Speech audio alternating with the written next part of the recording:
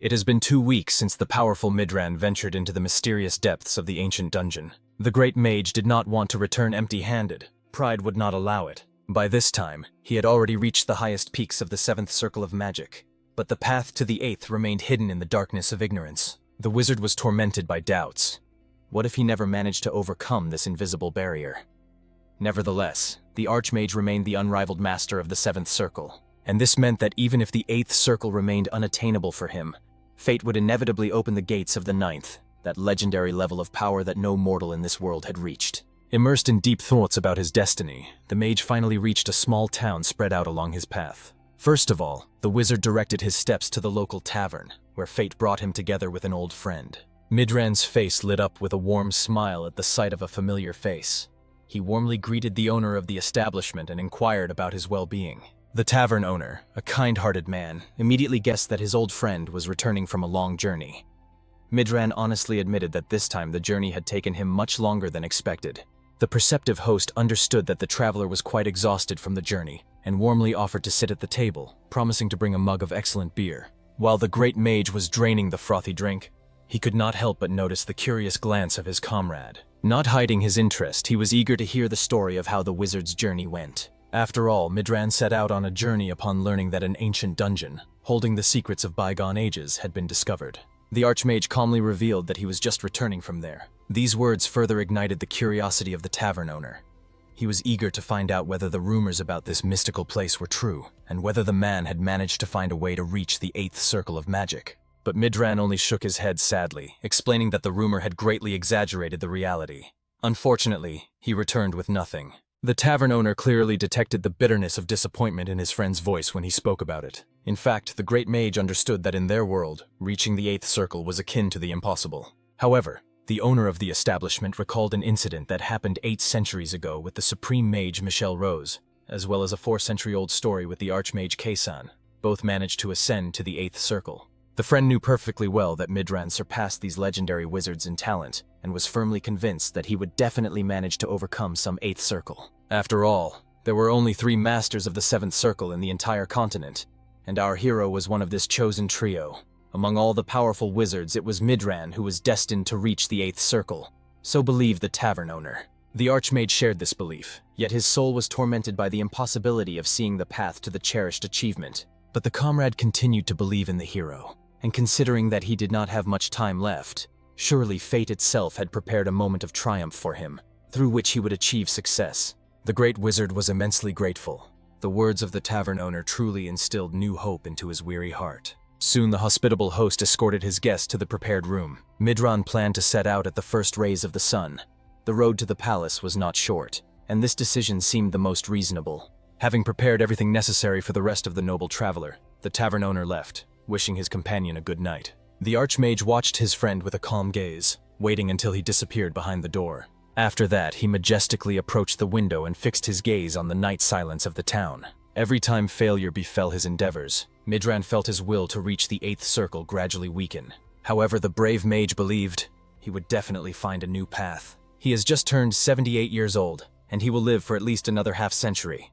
This time should be more than enough to accomplish all his grand plans. In the end, the archmage sank into a serene sleep, allowing his exhausted body to rest fully. However, suddenly some mysterious energy began to swirl around his bed. She was warm and radiant, which caused an involuntary smile to illuminate the face of the sleeping wizard. A certain invisible observer marveled at how soundly and peacefully the great mage was resting. When he awakens, he will face great surprise, for his face will look completely different. Perhaps this will push the hero to reach the coveted 8th circle, or it may make such a mission completely impossible. Soon the elder opened his eyes again. To his amazement, he felt unusually refreshed. It seemed all the heaviness and sorrow had completely dissolved into nothingness. However, unexpectedly, the man saw an unfamiliar woman right above him. The lady rejoiced that the young man had finally regained consciousness. Obviously frightened, Midran immediately recoiled from this person, not understanding who this mysterious woman was. However, she immediately ran away, calling out in a calm voice for the hero to wake up. The archmage clearly had no idea who this lady was. Looking around, he also did not recognize the surrounding environment.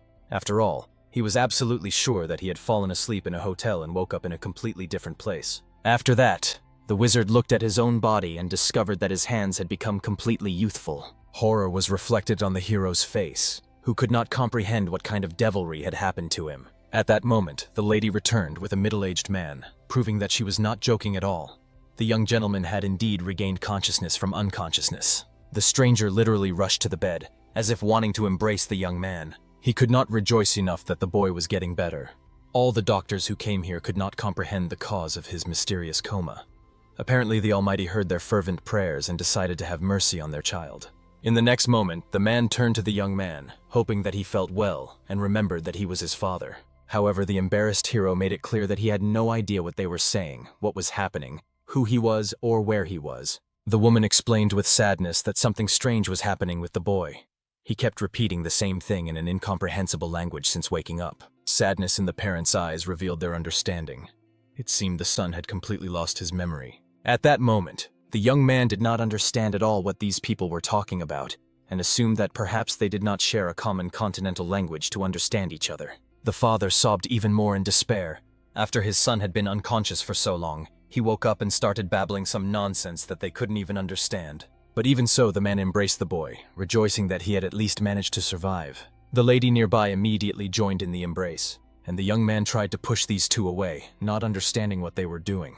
He already warned with a threat in his voice that if they did not immediately back off from him, he would use his magical art. Only then did Midran realize with horror that all his mana had vanished without a trace. He did not feel any magical energy in his body at all. This meant that the power he had been accumulating all his life dissolved into nothingness, as if it had never existed. The great mage was overcome with such despair that he let out a heart-wrenching cry. His scream spread and echoed throughout the entire city where they were. Soon the young man tried to calm down and regain his composure, but still had no slightest clues to understand what had happened to him. He definitely fell asleep in the tavern, but woke up in a completely different place. If he had been affected by dark magic, as a seventh circle wizard, he would definitely have felt it.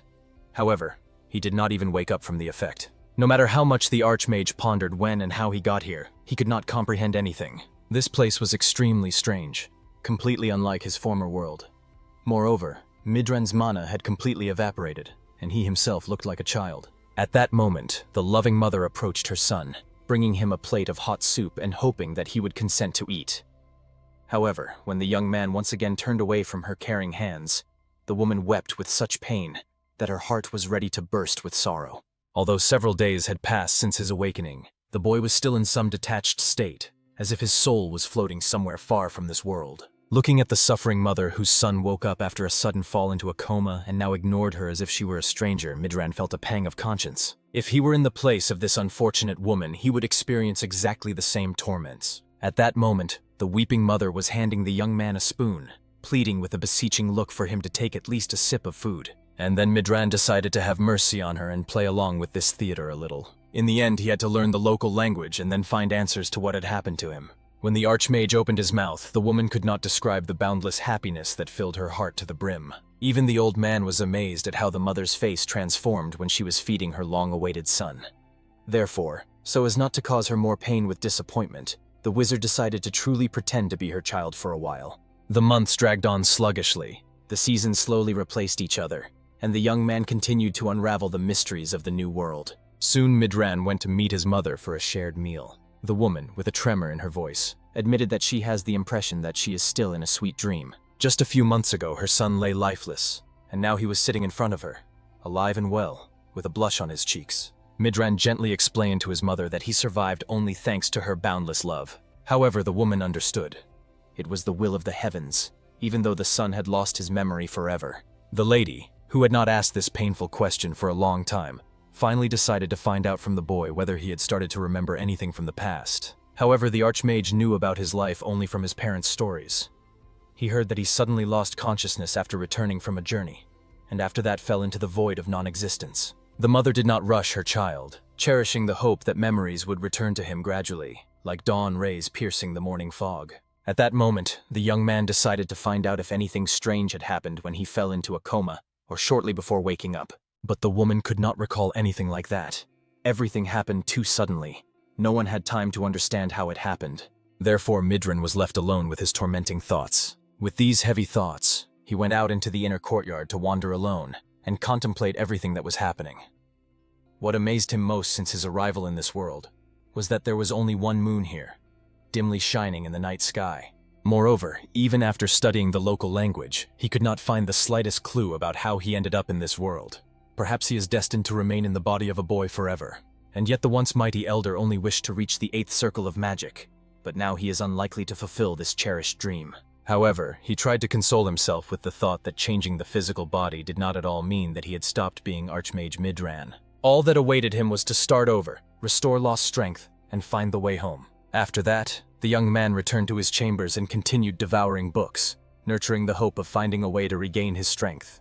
He also often spent evenings in the company of his adoptive parents, and he even began to enjoy the communication with the local servants and the other inhabitants of the house. So slowly and imperceptibly, along with the succession of seasons, the years passed. In an instant, the servant rushed to the young master's chambers to inform him that his father was looking for him. From his room, the grown-up young man immediately looked out, alarmed by such news.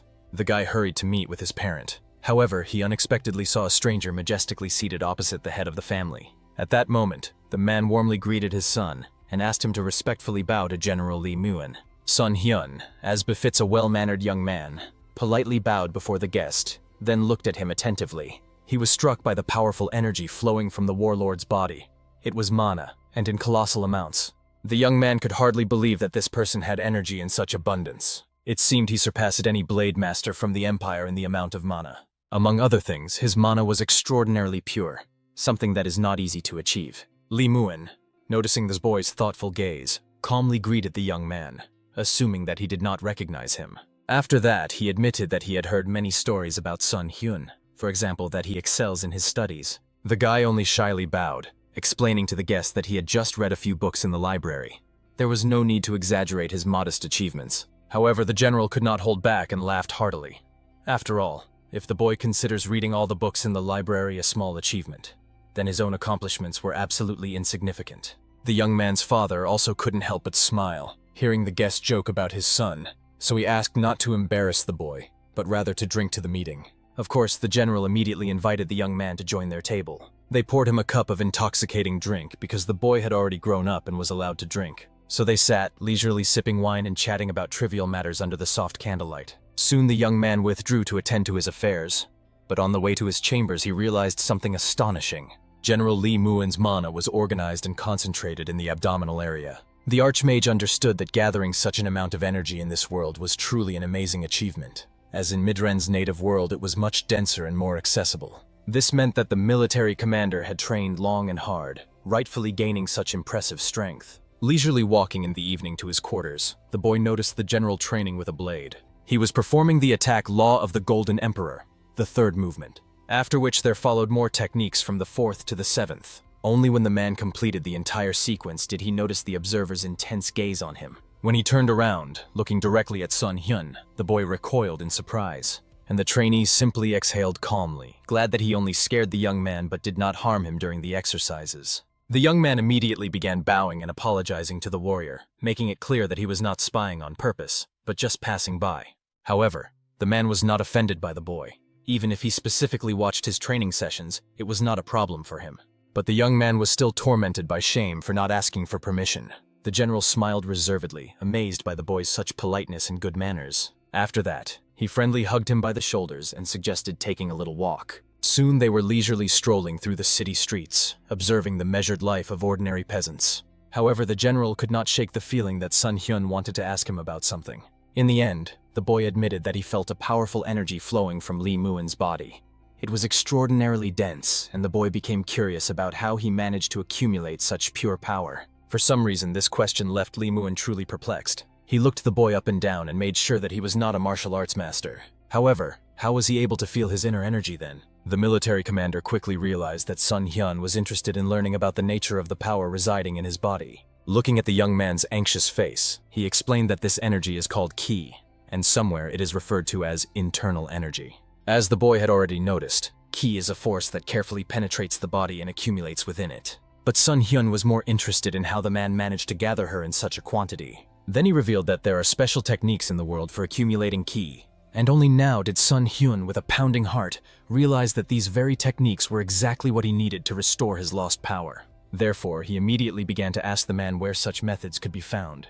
The general could not help but be stirred by such fervent interest. It seemed to him that the boy wished to become a master of martial arts. However, he hastened to justify himself, saying that he was merely a scientist, and this was solely for educational purposes. Trusting the sincerity of the young man, the general revealed that all these techniques are kept in the strictest secrecy. They were a true treasure for any practitioner. Li Muan could give the boy some advice, but how well he absorbs it will depend on himself. However, such help could not but delight the hero to the depths of his soul. From excitement and delight, he almost jumped on the spot, which made Li Muan smile kindly. After that, the two of them leisurely followed to the estate, while the military leader continued to ask the boy if he wished to join him and embark on the path of a martial arts master. Some time passed, and the young man was already in his chambers, reflecting on the general's words. He claimed that mana could be stored not only in the heart, but also systematically collected and accumulated in other parts of the body. From the perspective of continental magic, it resembled more the methods of knights, and also reminded of a miniature version of a dragon's heart.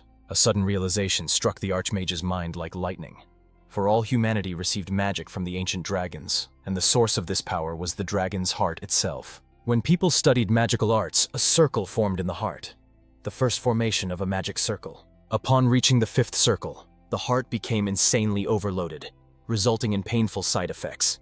It was precisely because of this that many mages failed to reach the seventh circle. However, dragons did not have one heart, they had two. In addition to the ordinary heart that pumped blood, there was the dragon heart, which accumulated energy within itself. And now Midran realized the truth that his mind had forged. People, just like dragons, can accumulate mana in another vessel. That means the pure mana he felt from the general was equal in power to the 8th or even 9th circle of magic. If meridians are used, a person can form an analog to a dragon's heart. The Archmage realized with a thrill in his soul. This very enlightenment he had been striving to achieve throughout all his 80 years of life. And that means, in this new incarnation, he will definitely conquer the cherished peaks of power. In the end, the world continued to live its own course while the young heir secluded himself for deep meditation. He was to receive the energy of nature, channel it through the meridians, and then convert it into pure mana. After that, the young man looked over the books lying next to him. They were treatises sent to him by General Li Muan. Thanks to them, he managed to accumulate some precious mana. The first book, The Method of Creating the Foundation, taught how to gather internal ki, strengthening the body through practice. He also had an unknown treatise on various martial arts. For now, the young man focused on accumulating energy, as it seemed the most practical. After that, he went out onto the terrace to breathe in the fresh air. Looking at the clear sky, Midran realized that there was not enough mana in this world. But at the same time, this circumstance turned out to be even favorable. To accumulate the necessary amount of mana, he had to activate 6 magic circles. However, right now he could awaken only 1. However, the Archmage had already walked this thorny path in his past life, so repeating it would not be so difficult. At that moment, Sun Hyun looked at the servant standing nearby him with surprise. He was trembling all over like an aspen leaf. It seemed as if the man was pierced by fierce cold, although the young man himself felt no chill. For this reason, he immediately called Jung Sam to himself. The faithful servant immediately responded to the young master's call, eager to find out why he had summoned him. The boy looked at this trembling man with bewilderment and decided to find out why he was shaking and whether he was really cold. However, it turned out that the reason was not the cold at all. After that, the elderly servant began rummaging through the folds of his clothing and showed the young master a small stone, because of which his whole body was trembling. The young man began to admire the little stone, which resembled a small coin in size. After that, he politely asked Jang Sama for permission to take a closer look at him. However, as soon as the stone was in the hands of the young mage, he immediately realized that it was a very unusual mineral. A huge amount of mana was concentrated in this stone. Moreover, the energy of the stone was strikingly different from those that could be found on the former Midran continent, but he definitely felt a powerful force within himself. It turned out that Jang Sam took it from a miner near the volcanic caves. This little stone was called the Spirit Stone. If a person places it next to themselves during training, the effectiveness of the practice will increase by 1.5 times. However, Sun Hyun became extremely curious. Why did Jang Sam himself need this stone? Then the servant explained to the young master that his friend was a miner, who found this mineral near volcanic caves and decided to give the stone to him. The young man immediately asked his uncle to persuade his friend to get another stone like that for him. Hearing the man's agreement, he returned the precious mineral to him with boundless gratitude. Watching Jung Sama walk away on his business, the young man fervently hoped that he could obtain a similar stone, for with it he would be able to create a magic circle much faster. Several more days passed after that, but there was still no news from friend Jang Sama. However, soon the servant brought exactly the same stone, resting on a scarlet velvet cushion. Moreover, This mineral was significantly larger than the one the servant had.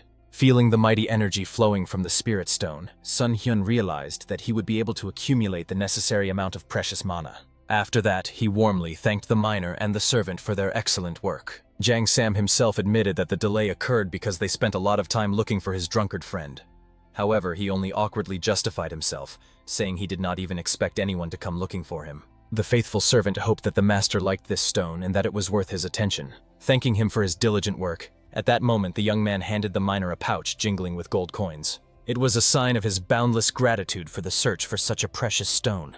He asked the man to accept this money. He extended his calloused hands with trembling gratitude, blessing the gentleman for everything. The generous reward was also given by the hero to his loyal servant. Jang Sam, of course, tried to explain that he had not done anything special, but Sun Hyun understood.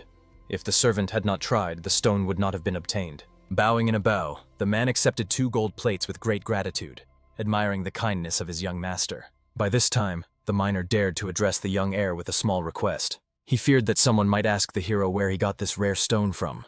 However, the commoner really did not want the boy to talk about it. Sun Hyun immediately understood everything from the expression on his face, so he solemnly promised the man to keep it in the strictest confidence. In the end, both peasants were satisfied with the completed deal and also received a generous reward. After that, the 2 friends left, no longer disturbing the young gentleman. The boy was looking at the magic stone, thanks to which he would be able to fully concentrate on the training. He did not know whether he should practice seclusion just like people engaged in martial arts or not, since in books he had only read that practitioners need special nutrition. And in the treatise on training warriors, a closed room for those perfecting themselves was mentioned. Therefore, the hero decided to try this method first. For this reason, he went to his father to consult with him. Of course, the latter was quite surprised to hear that his son planned to seclude himself for spiritual practices. However, the young man delicately explained that he only needed to spend 3 years in solitude. Of course, the head of the family immediately understood that his son planned to undergo martial arts master training. The puzzle began to come together, considering that not long ago Sun Hyun asked the general for books on martial arts. But the boy asked his father not to worry about anything.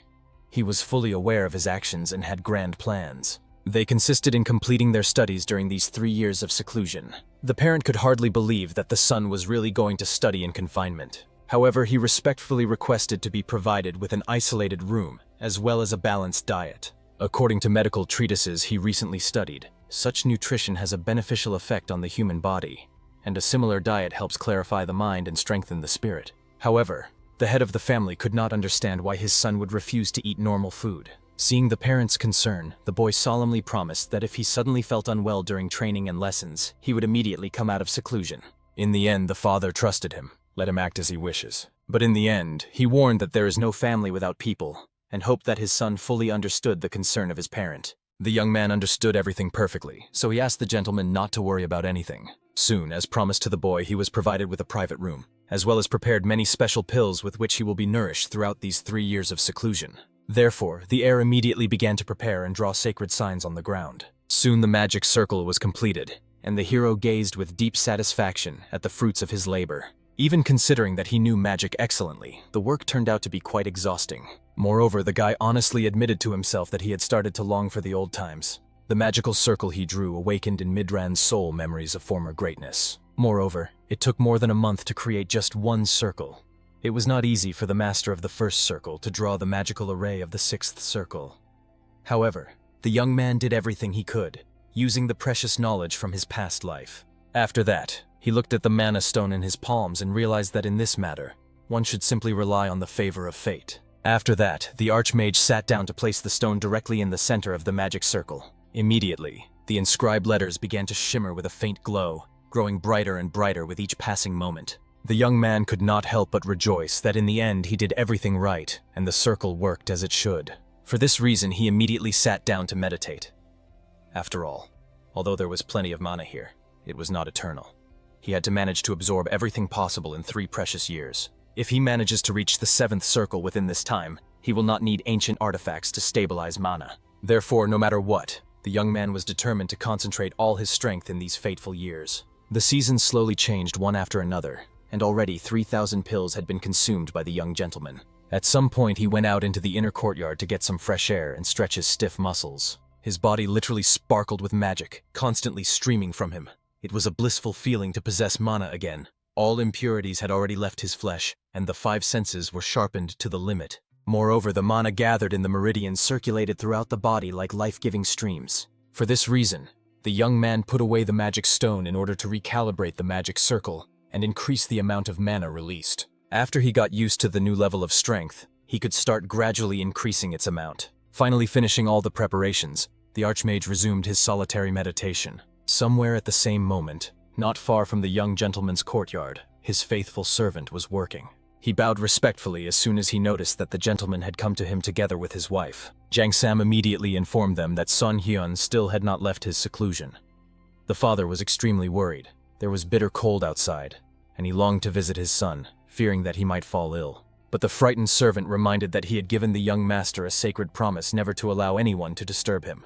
Of course, the lady was immensely upset that she would not be able to see her child, and the servant awkwardly apologized for not being able to break his given word. At that moment, the woman looked questioningly at her husband, not knowing what would be best for them to do, stay or leave. However, the man made his wife understand that seclusion was their son's choice, in which they could not interfere. Of course, he understood the longing of a woman who had not seen her child for more than 2 years.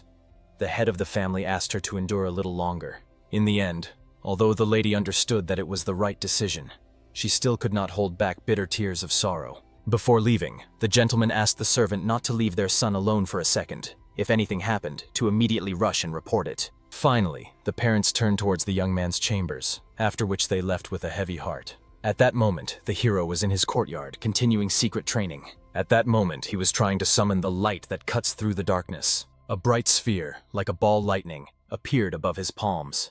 It was the magic of the first circle, and it worked flawlessly and steadily. Moreover, the guy noticed that he had become so powerful during this time that his mana was not even spent on such a spell. Then he tried to use the spell Magic Bullet, which was already equivalent to the second circle. And then he launched this cluster of magical light into the nearest tree. The projectile left a deep dent on the barrel. The result exceeded even the boy's wildest expectations, but he still saw that the power of the second circle's spells was still insufficient. However, Midran forced himself not to be discouraged about this. The reason the spell's power decreased was that the mana in the atmosphere did not resonate with its energy. Then the young man decided to try spatial teleportation magic, and immediately from the spot where he stood, he moved nearby, just a couple of meters to the left. But even so, it was a very impressive result. Since the Archmage could now cast 2 spells simultaneously, it meant that he had reached the coveted 6th circle, and in the remaining half-year he had to restore his former power. He rejoiced at the realization that the 7th circle was no longer far off. To reach it, he had to learn to maintain 3 spells simultaneously. The main thing in this matter was not to rush, for the wizard already understood that he would inevitably regain his power and multiply it step by step, and this meant he would become the one who would achieve the greatness and power of legendary dragons. And while he was saying these words, he did not notice how he released energy that lifted all the dust accumulated over 3 years of seclusion from the ground. In the end, winter ended, and finally the blessed spring arrived, transitioning into hot summer. Jang Sam was sitting near the master's residence and briefly dozed off from fatigue. When he heard approaching footsteps, he woke up from sleep and immediately saw that the gentleman had finally finished his long training. Even the master himself was immensely happy. After all, he saw his uncle, whom he had not seen for a whole 3 years. Soon the joyful news of the son's return reached his father, and the son immediately appeared before the master, bowing in a bow and confessing to his parents that he missed them very much. The father was more eager to know if everything was all right with the boy, how his health was, and how he was feeling. Moreover, having calmed down, he noticed that his son looked better than ever before. In 3 years of seclusion, he changed a lot and grew considerably. Suddenly, a general joined them from the next room, glad that the young man had finally come out of his secluded training. Sun Hyun definitely did not expect to meet General Lee Muin immediately after the training ended. However, suddenly at the sight of the young man, Lee Muin was literally stunned. He was extremely curious about what the boy had been doing all these 3 years. Even the heir's father did not understand what the general was talking about, as his son claimed that he had been studying sciences all this time. But the seriously minded military leader saw that this was by no means simple training. He demanded that the boy tell the whole truth. The young man, of course, assumed that the general would definitely feel something, some changes in his body. Not understanding what had so worried his friend, the father kept casting puzzled glances at him. At this time, Lee Muin himself explained, it seems the young man's training was related to the books that the general had given him. This means that the heir studied martial arts throughout all 3 years of seclusion. Even the young man's father did not expect this news. The boy himself hurriedly tried to explain in fear that although the book he was given was useful to him, he did not use it as a reference. Therefore, he did not study martial arts in the usual sense. Li Muan was extremely dissatisfied with the boy's lie, for he clearly felt his inner energy. The boy could not claim that he had not mastered the techniques from that treatise. In the end, everyone was eager for the heir to finally reveal the truth to them. But the wise archmage understood. It would be easier to demonstrate his abilities than to explain them in words. For this reason, the entire company moved to the inner courtyard near the residence. Without delay, the Lord of the Elements began to circulate his energy, which gathered in his palms in a swirling stream. After that, he demonstrated the wind cutter technique. A dazzling disc rushed towards the perennial tree, cutting its trunk into 3 parts. The fallen debris crashed to the ground with a roar. The parents and the military commander stood with their mouths agape, stunned by what they saw. For a long time, they could not take their eyes off what that boy had done to the poor tree. After which, the struck Li Muan looked up at the youth fearfully, eager to understand who had taught him such an unprecedented skill. But obviously, the young mage reminded that he had been in seclusion and had no mentors. Then the stunned military commander explained that in his long life, he had never seen such techniques before. He could not even imagine that something like this was possible. It was not surprising. After all, in this world, the concept of magic did not even exist. For the locals, his art seemed something incomprehensible. At that moment, the experienced warrior realized that their powers were fundamentally different from those of this youth. But despite this, the general eagerly wanted to arrange a sparring match with the heir. Of course, the anxious parent tried to explain to the military commander that his child had never studied martial arts. A master cannot fight a simple student. And even the general himself realized that he had momentarily lost himself, gazing at such amazing technology. He apologized for his frivolity. At the same time, the curious wizard decided to ask these two about which sparring they were talking about. The military leader explained that the duel is a kind of competition, where martial arts masters compete and study each other's skills. However, they were in different weight categories and could not fight seriously. But unexpectedly, the young sorcerer himself insisted on this sparring. Obviously, the boy's father was tormented by doubts. He reminded his son that he had not studied martial arts, and that was true. But the archmage was extremely curious to try out his newly acquired powers, so he asked his parent for permission. Looking at the worried expression on the man's face, the youth understood. There is no magic in this world, which means that to test what he is capable of, he must fight the local masters. Therefore, the wizard asked the military commander to fight with him and guide him onto the true path. Li Muan could not object. He was also extremely interested in learning more about the boy's abilities. To his surprise, the father finally gave his blessing, only asking to be extremely careful and not to harm his child. That was their decision. Both the experienced warrior and the young mage were immensely grateful for the parental permission. Soon the opponents were already standing opposite each other. The general held his trusty blade in his hands as he reminded the youth that the purpose of the sparring was not victory, but the recognition of one's own flaws. The boy had to see his mistakes and try to correct them. Also, the use of any deadly techniques was prohibited in the duel. When both warriors were ready, the moment of the fight came. The commander decided to give the boy an advantage by allowing him to attack first. He was, honestly speaking, amazed.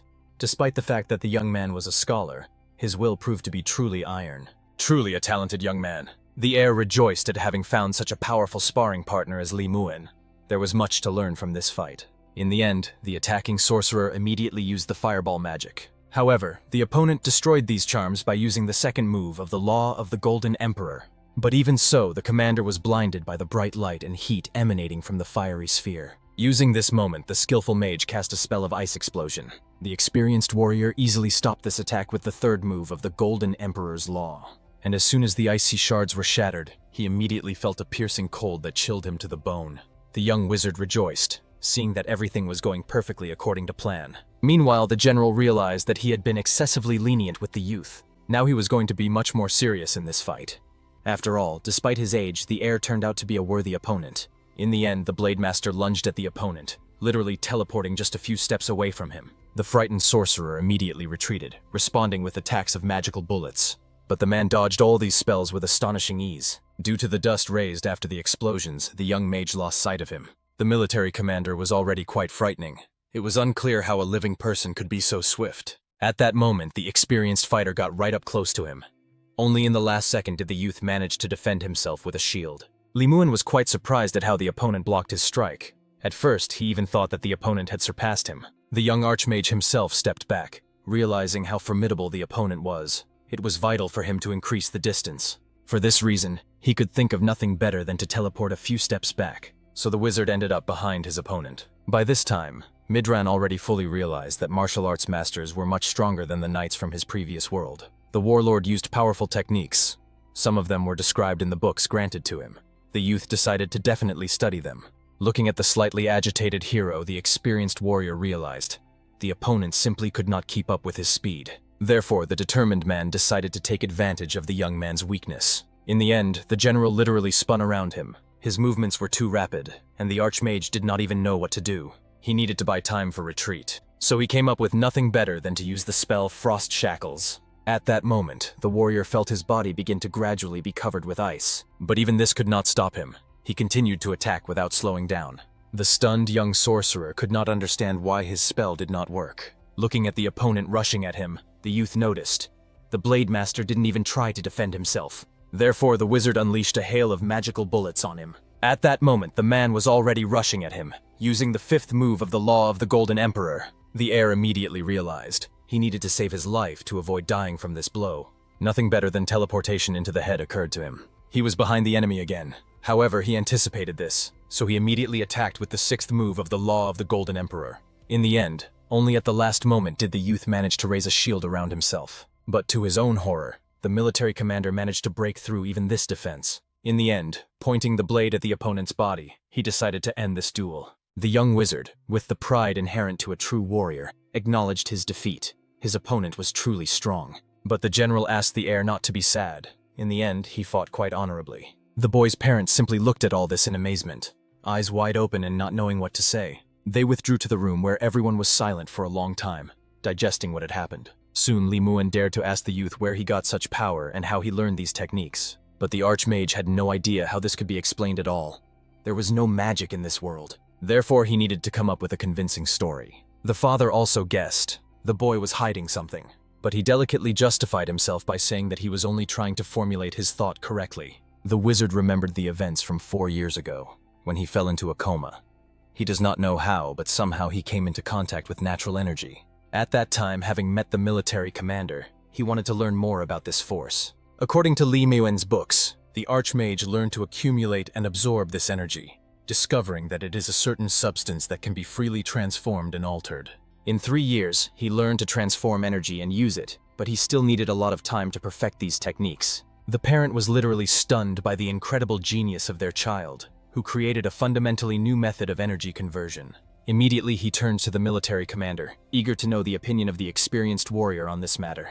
And Li Muan also considered it a remarkable achievement, worthy of legends. Therefore, now both men admired the talents of the young master of the elements, as if witnessing the birth of a new star on the horizon. After a brief reverent silence, the general admitted that he was tormented by bad premonitions. After that, he decided to find out from the boy if he had heard of the mysterious Shinsensel or Dosel. As expected, the youth listened attentively to these mysterious words for the first time. Then Li Muan grimly explained that these were the names of 2 ancient techniques by which one could conquer nature itself. The art, invented by the heir, ominously resembled these cursed methods. After all, Shinsengumi and Dosel are teachings created by Taoists who dared to challenge the heavens themselves, dreaming of becoming deities. And in the hero's soul, there was a jolt. These mystics literally pursued the main goal of magic. The young sorcerer asked with a pounding heart if there are still people practicing Taoism outside of martial arts. As far as the military commander knew, there were almost none left.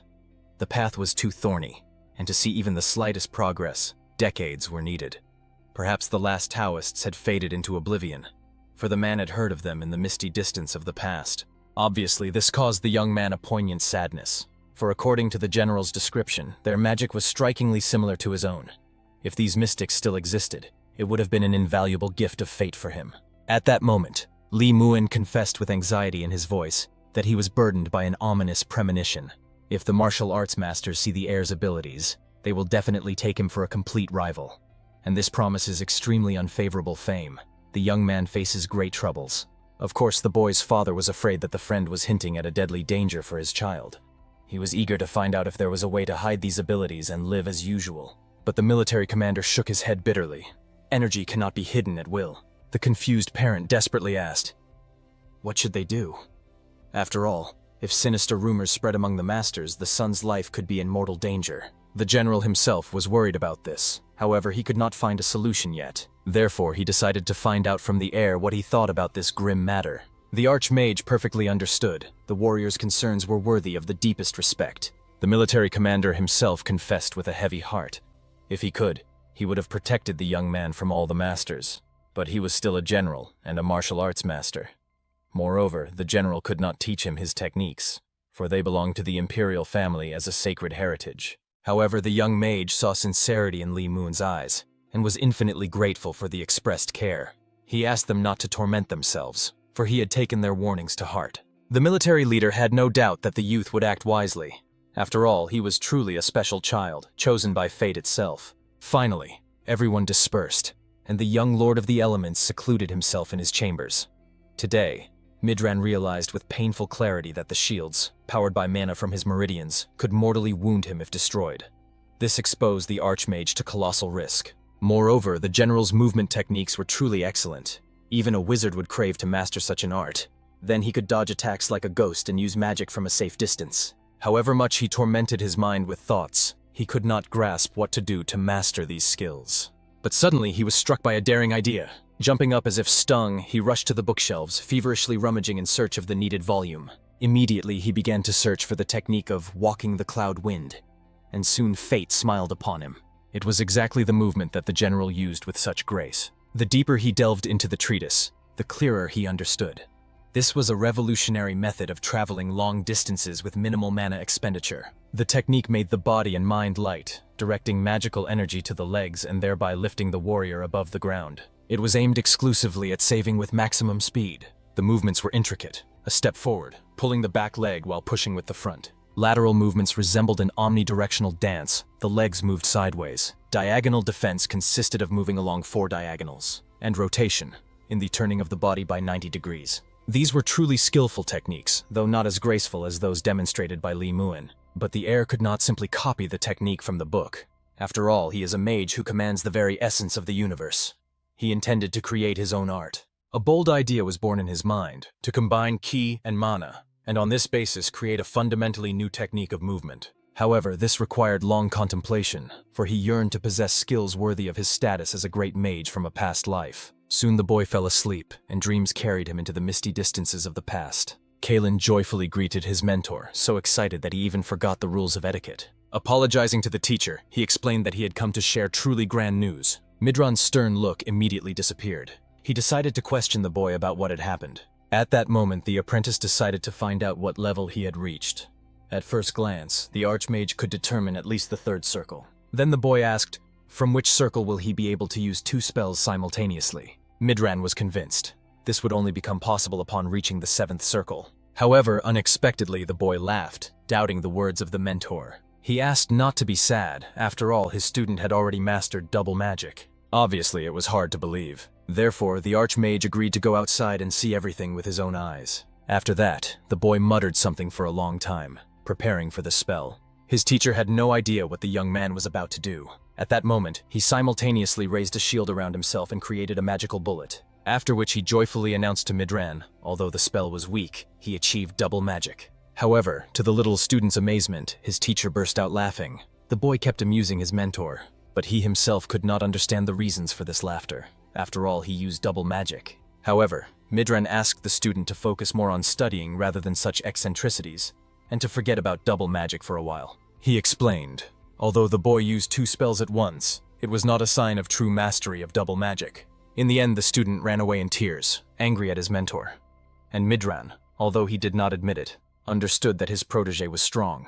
After all, even though he cheated, he still dared to cast 2 spells with only the 3rd level. Remembering this boy, the current heir even felt a little sad. After all, this little Kalen always created something amazing. His teacher was curious about how the boy was developing. However, suddenly, remembering that student, a brilliant idea struck the young man's mind like lightning. The method that Kalen used could be applied to walking technique. After that, he began to delve even deeper into the book, realizing he could combine the technique of cloud steps with the magic of teleportation. The martial arts masters he will face will not act the same way, so he must prepare for any surprises and never let the situation get out of control. He must always remain the calm ruler of circumstances. The most important thing is the perfection of movement technique. If he hesitates even for a moment, it will be the end for him. Therefore, the Archmage needed to go beyond ordinary thinking and create something revolutionary. Soon, having perfected the technique on paper, the young genius went to the training ground. He was eager to hone the art to perfection. He had several prepared options for using foot techniques. The first, when the enemy attacks from the front, the warrior takes a step and the ghost ends up behind his back. This is exactly what he has just managed to do with the training puppet standing before him. The second technique was the complete opposite of the first. Rapidly moving forward, the warrior suddenly shifted backward, like a ghost deceiving the enemy's sight. The third option was a skillful distraction of the enemy. Making a deceptive step to the left, the fighter instantly teleported to the right, disappearing from the enemy's field of vision. The fourth method repeated the essence of the third, but in the opposite direction, creating even more confusion among the enemy ranks. Having tried all these moves, the noble young man decided that it was time to improve his skills in a real battle. However, practicing such a dangerous skill was strictly prohibited, so the young warrior needed to identify all the flaws of these techniques in safe conditions. Still, Midran could not help but feel proud of himself. He managed to unite energy and magic into one. The young master decided to call this the method of energy control. At that very moment, the father joined the heir on the training ground. Looking at the straw doll, the man realized his son had been diligently training in martial arts. The young fighter honestly admitted that he was dissatisfied with his progress, so he decided to train a little more. The wise father only gently asked his heir not to overwork himself, for it does not matter what heights he reaches in his life, his parents will always be proud of their offspring. Still, the head of the family decided to raise the delicate topic of his son's age. The young man had turned 21. Their family had served the imperial court as judges for generations. Sun Hyun clearly understood what the parent was leading to. He wanted the heir to follow the sacred traditions of their family. The young man had to pass the exam and continue his father's work. After all, the honorable gentleman was no longer at the age to look for a replacement. If the young man refuses, their ancient family will simply be destroyed. Understanding the full weight of responsibility, the noble offspring agreed to listen to the wise words of the parent. Leaving, the man felt boundless gratitude to his son for not abandoning the family in such a difficult hour. In fact, although Sun Hyun did not show it, he was extremely upset that he had completely forgotten about the upcoming exam in 6 months and did not know how to manage everything at once. Since then, early in the morning, the young warrior dedicated time to training to refine his footwork technique. And from noon until late evening, he sat over ancient tomes, preparing for the fateful exam. Thus, the months passed one after another. One day, the heir decided to train in the nearby thicket, using foot techniques. He crept up to the mighty tree and used a fire arrow on it, and then exactly the same water balloon, in order to cool the burning bark. At the moment, the young master was quite satisfied with the progress he had made over the past months. Returning in the evening to the ancestral estate, the hero went to the traditional tea party with his honorable parents. After that, he turned to the mother with a request to tell them something. By this time, 3 months remained until the crucial exam, and the parents had no doubt about their offspring's diligence. The head of the family knew that the young man practiced every day and every night. He was absolutely sure that the heir would definitely cope with the assigned task. After that, the parents decided to find out what their precious son wanted to talk about. He calmly explained that the next day he would like to go to Beijing. The worried mother absolutely did not understand why her offspring was in such a hurry. But the wise head of the family was already accustomed to the fact that Sun Hyun had his own perspective on any situation. Still, he was interested in the reason for such an early departure to the imperial capital. The reason was simple. The noble young man had not left his parental home for a whole 10 years. He was about to embark on a great journey, so he wanted to set out early and experience the full beauty of this world. And indeed, remembering this, the parents realized their heir had not left the house for a very long time.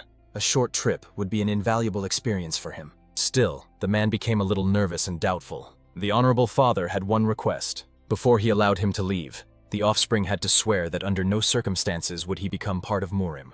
Perhaps it was foolish to ask such a thing from a son who knew nothing about the alliance. Swearing an oath, the young man asked his parent not to worry about anything, as he did not intend to cause anyone any trouble. The caring mother could only ask her precious son to take care of himself with motherly concern.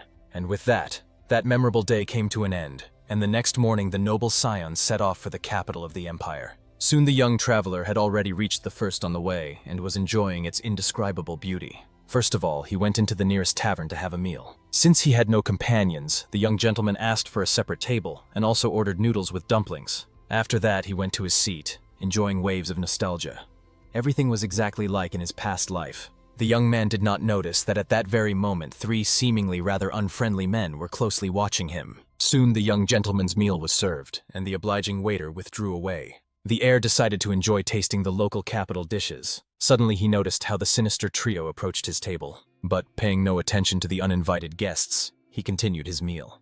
Of course, the scoundrels were extremely outraged that the brave offspring ignored them as if he had completely lost all fear. Sun Hyun, as if nothing had happened, inquired about the reason why these men approached him. They were insanely surprised by the audacity of this young man, after which they maliciously made it clear that they really did not approach him just like that. Looking at these little people, the noble young man understood.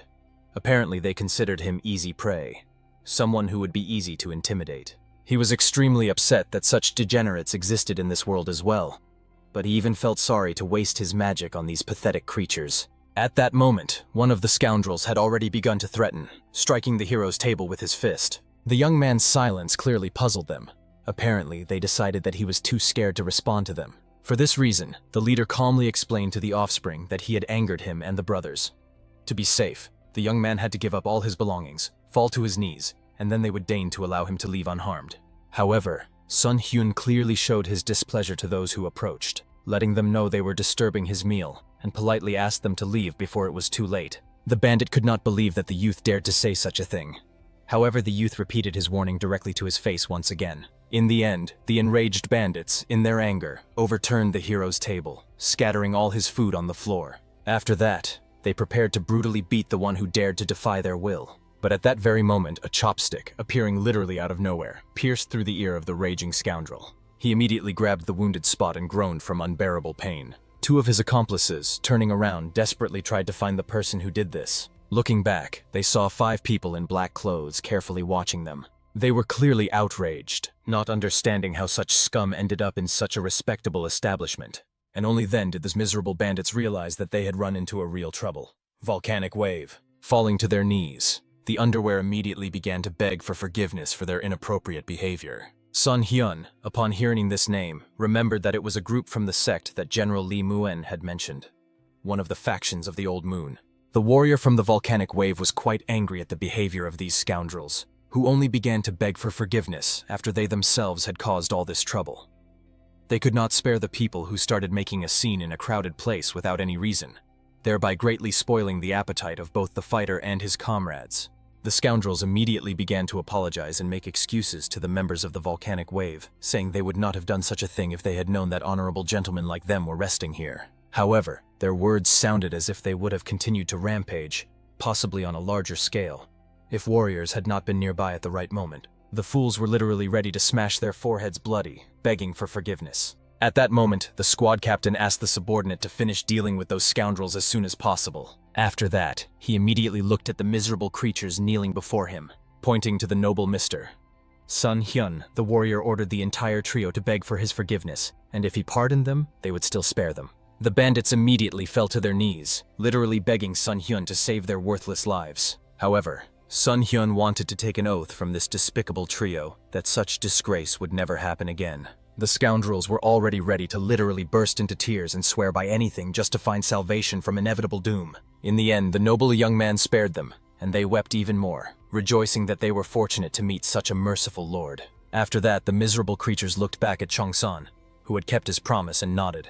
Having received permission to flee, the cowardly trio immediately stomped their feet towards the exit, rejoicing that today they managed to avoid a terrible end. The gazes of all 5 warriors turned towards the young lord, who remained standing in place, bewildered.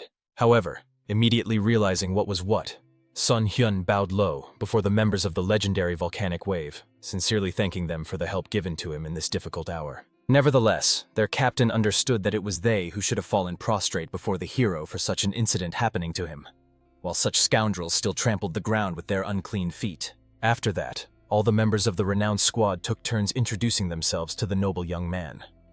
The first was Kim Johnson. Next is a young warrior named Binyan, as well as the brother of one of the aforementioned fighters, Kim Jong. After that, the young lady Yoon Solvi introduced herself. The offspring was even a little embarrassed, gazing at the otherworldly beauty of this girl. At that moment, the squad leader realized that Sun Hyun had hardly tasted any food due to the shameful incident, so he invited him to join their worthy company. Of course, out of innate politeness, the young gentleman tried to refuse, but the captain insisted. In the end, the heir agreed to sit with them at the table, hoping it would not seem presumptuous on his part. After that, the entire group of 6 people was already sitting, enjoying the food, and cheerfully chatting about something. The leader, looking at Sun Hyun's attire, understood that the noble gentleman was apparently heading somewhere.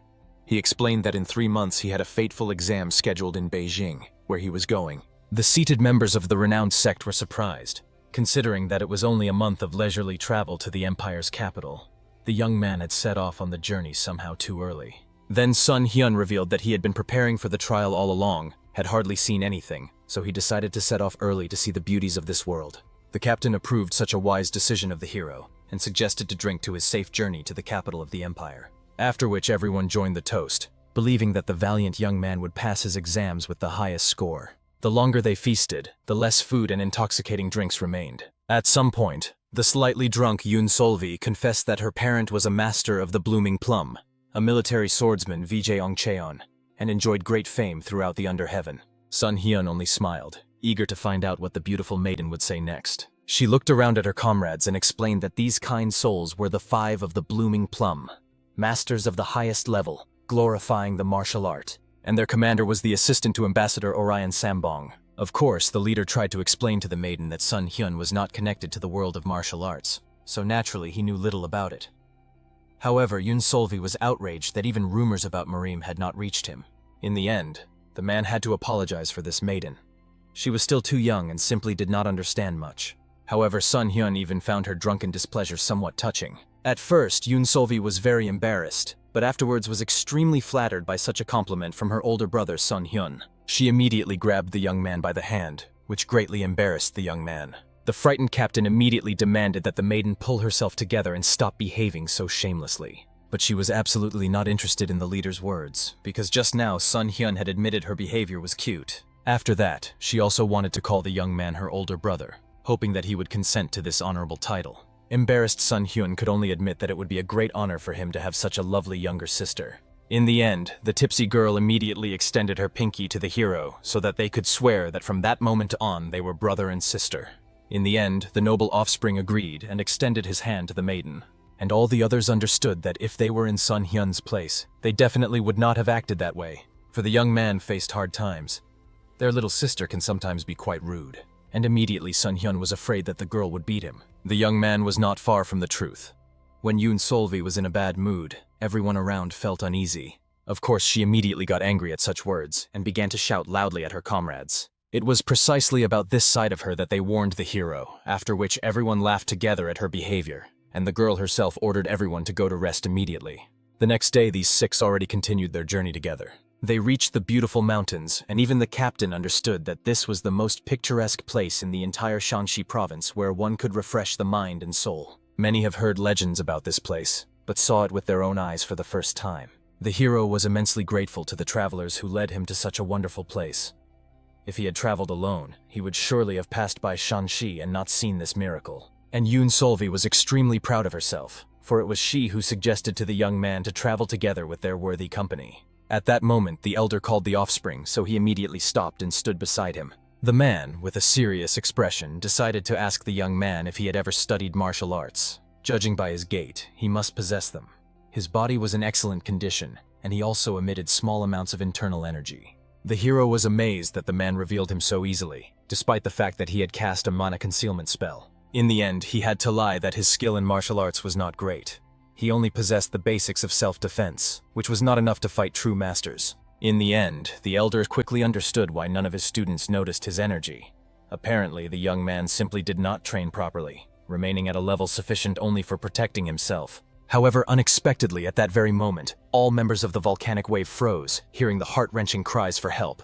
Everyone immediately rushed forward, and then the girl's screams began to get closer. Some audacious old man was entertaining himself with the lady, literally tearing her garment into tiny shreds. Obviously, the scoundrel quickly heard the approach of hurried footsteps. The elder immediately recognized the old man Nangsa, who had long been considered deceased. He only laughed at the leader, reminding him that he was 80 years old, which meant he was not going to die anytime soon.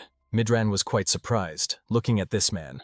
Although he kept insisting that he was 80 years old, the offspring would not have looked more than 40. As if seeing his silent question, Yoon Solvi explained that this old pervert maintained his youth by drawing life force from young girls with his unique method of absorbing sounds. The hero barely had time to ask anything, when Nangsa warned that he would allow them to quietly leave right now.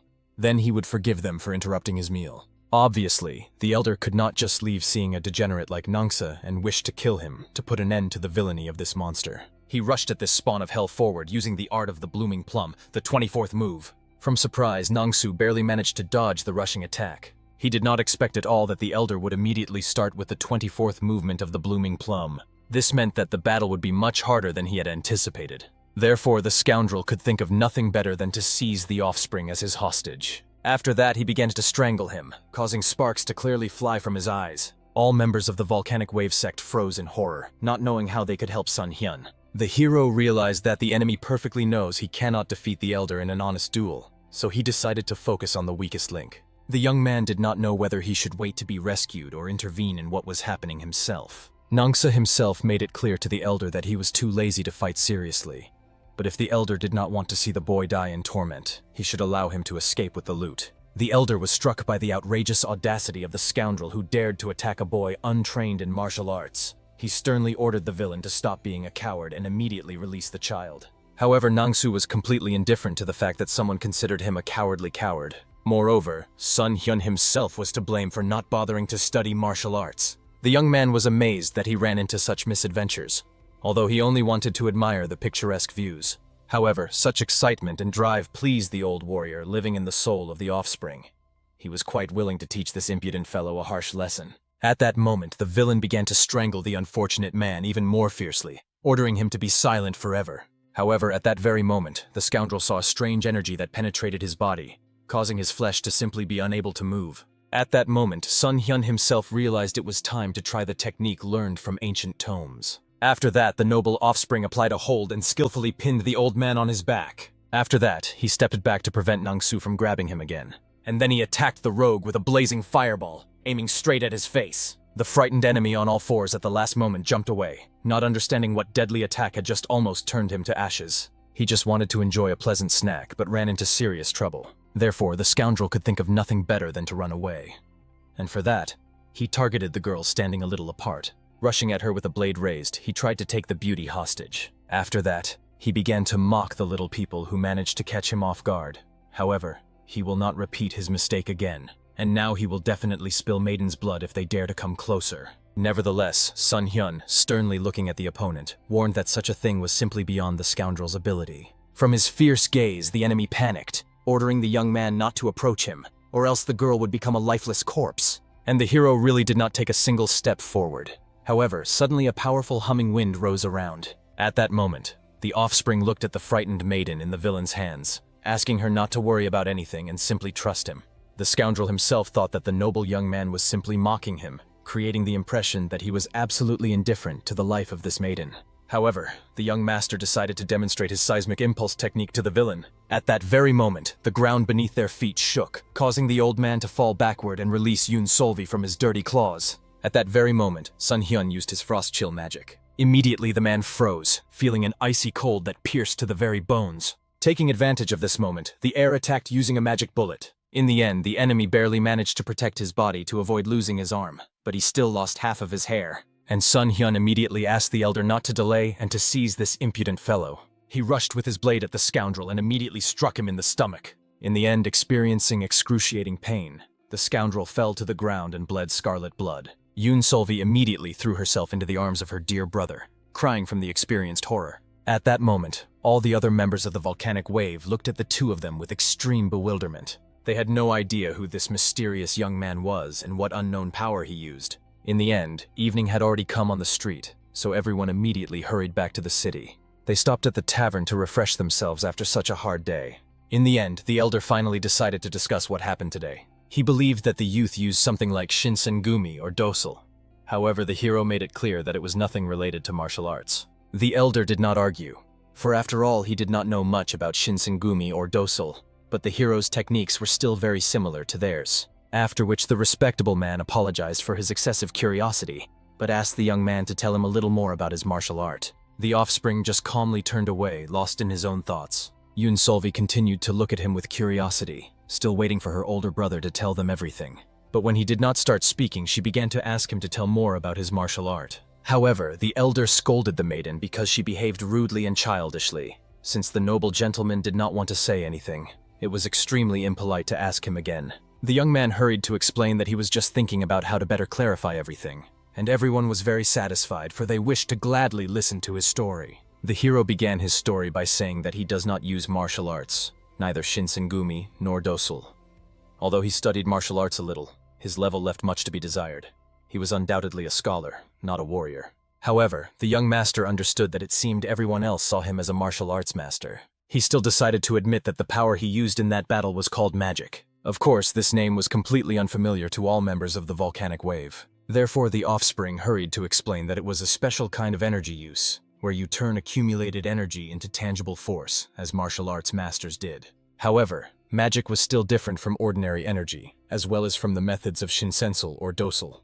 It can be said that sorcery was similar to using natural energy in martial arts. Sun Hyun also heard that martial arts are mainly used in conjunction with physical strength. Magic, however, does not use physical strength or nature, but interacts with natural power, transforming it. The heir tried to come up with some comparison in order to explain everything in even more detail. They could take swords made of iron. Obviously, they are all made from the same metal. However, they can be used differently depending on the place and the owner. It turns out that martial arts, the art of swordsmanship, shinsengumi or dosal, and magic, all of them are connected with the use of natural energy, but they do so in completely different ways. Magic was also a kind of science. One could say it was the science of tangible energy transformation. Of course, the elder was amazed. He would never have believed that it was possible to convert natural energy not into physical strength, but to use the very properties of this energy after transformation. However, after seeing it with his own eyes, there was no doubt left. Yoon Solvi asked the young man to stop trying to explain everything with words and to show them something instead, just not something as large scale as during the battle. It was an excellent idea. After that, he asked everyone to carefully look at the glass he was holding in his hands. Raising his palm above it, the young wizard cast the invisibility spell. And in the end, with a bright glow, the object truly disappeared. Yoon Solvi immediately reached out her hands to the place where the vessel had just been, not understanding where it had gone. However, unexpectedly, the liquid inside it spilled. She immediately recoiled, not understanding what she had done wrong or what had happened at all. And Sun Hyun calmly made it clear that this was the magic that had been used. He used the technique of controlling light in the atmosphere. Thanks to this light, they could see everything around. They saw this glass thanks to the light reflected from it. Obviously, since they saw nothing but light reflected from the object, to make it invisible, it is necessary to make it stop reflecting it. This is exactly what Sun Hyun did. He made the light pass through the glass instead of reflecting off it, which is why it became invisible. Yoon Solvi immediately admired such amazing magic, while the other warriors were curious to find out how the youth had learned it. The heir immediately understood that everyone was interested in who his teacher was and where he studied magic. However, the noble offspring made it clear that he had not been taught by anyone. Perhaps he was the only one in the world who used magic at all. And immediately all members of the legendary volcanic wave realized with reverent awe. Before them sat the creator of his own martial art. However, there still remained a mysterious question. What strange words did the young master pronounce when he used magic? The heir asked them to consider it a foreign language, a new dialect that he invented specifically for witchcraft, as these words seemed to him the most suitable. After this explanation, the serious elder decided to find out from the youth how he came to use magic. And then the hero revealed that he came from an ancient line of officials who served at the imperial court generation after generation. One day, the young man noticed a mighty power emanating from his father's friend who was visiting them. From that very day, the noble heir began to study this mysterious energy, and after long efforts managed to master this power. But the elder obviously noticed that Sun Hyun, apparently, also possessed martial arts skills. Although it looked unusual, he moved like a true master. And the young wizard made the curious man understand that he had learned these skills from martial arts books, which were given to him by that very friend of the parent.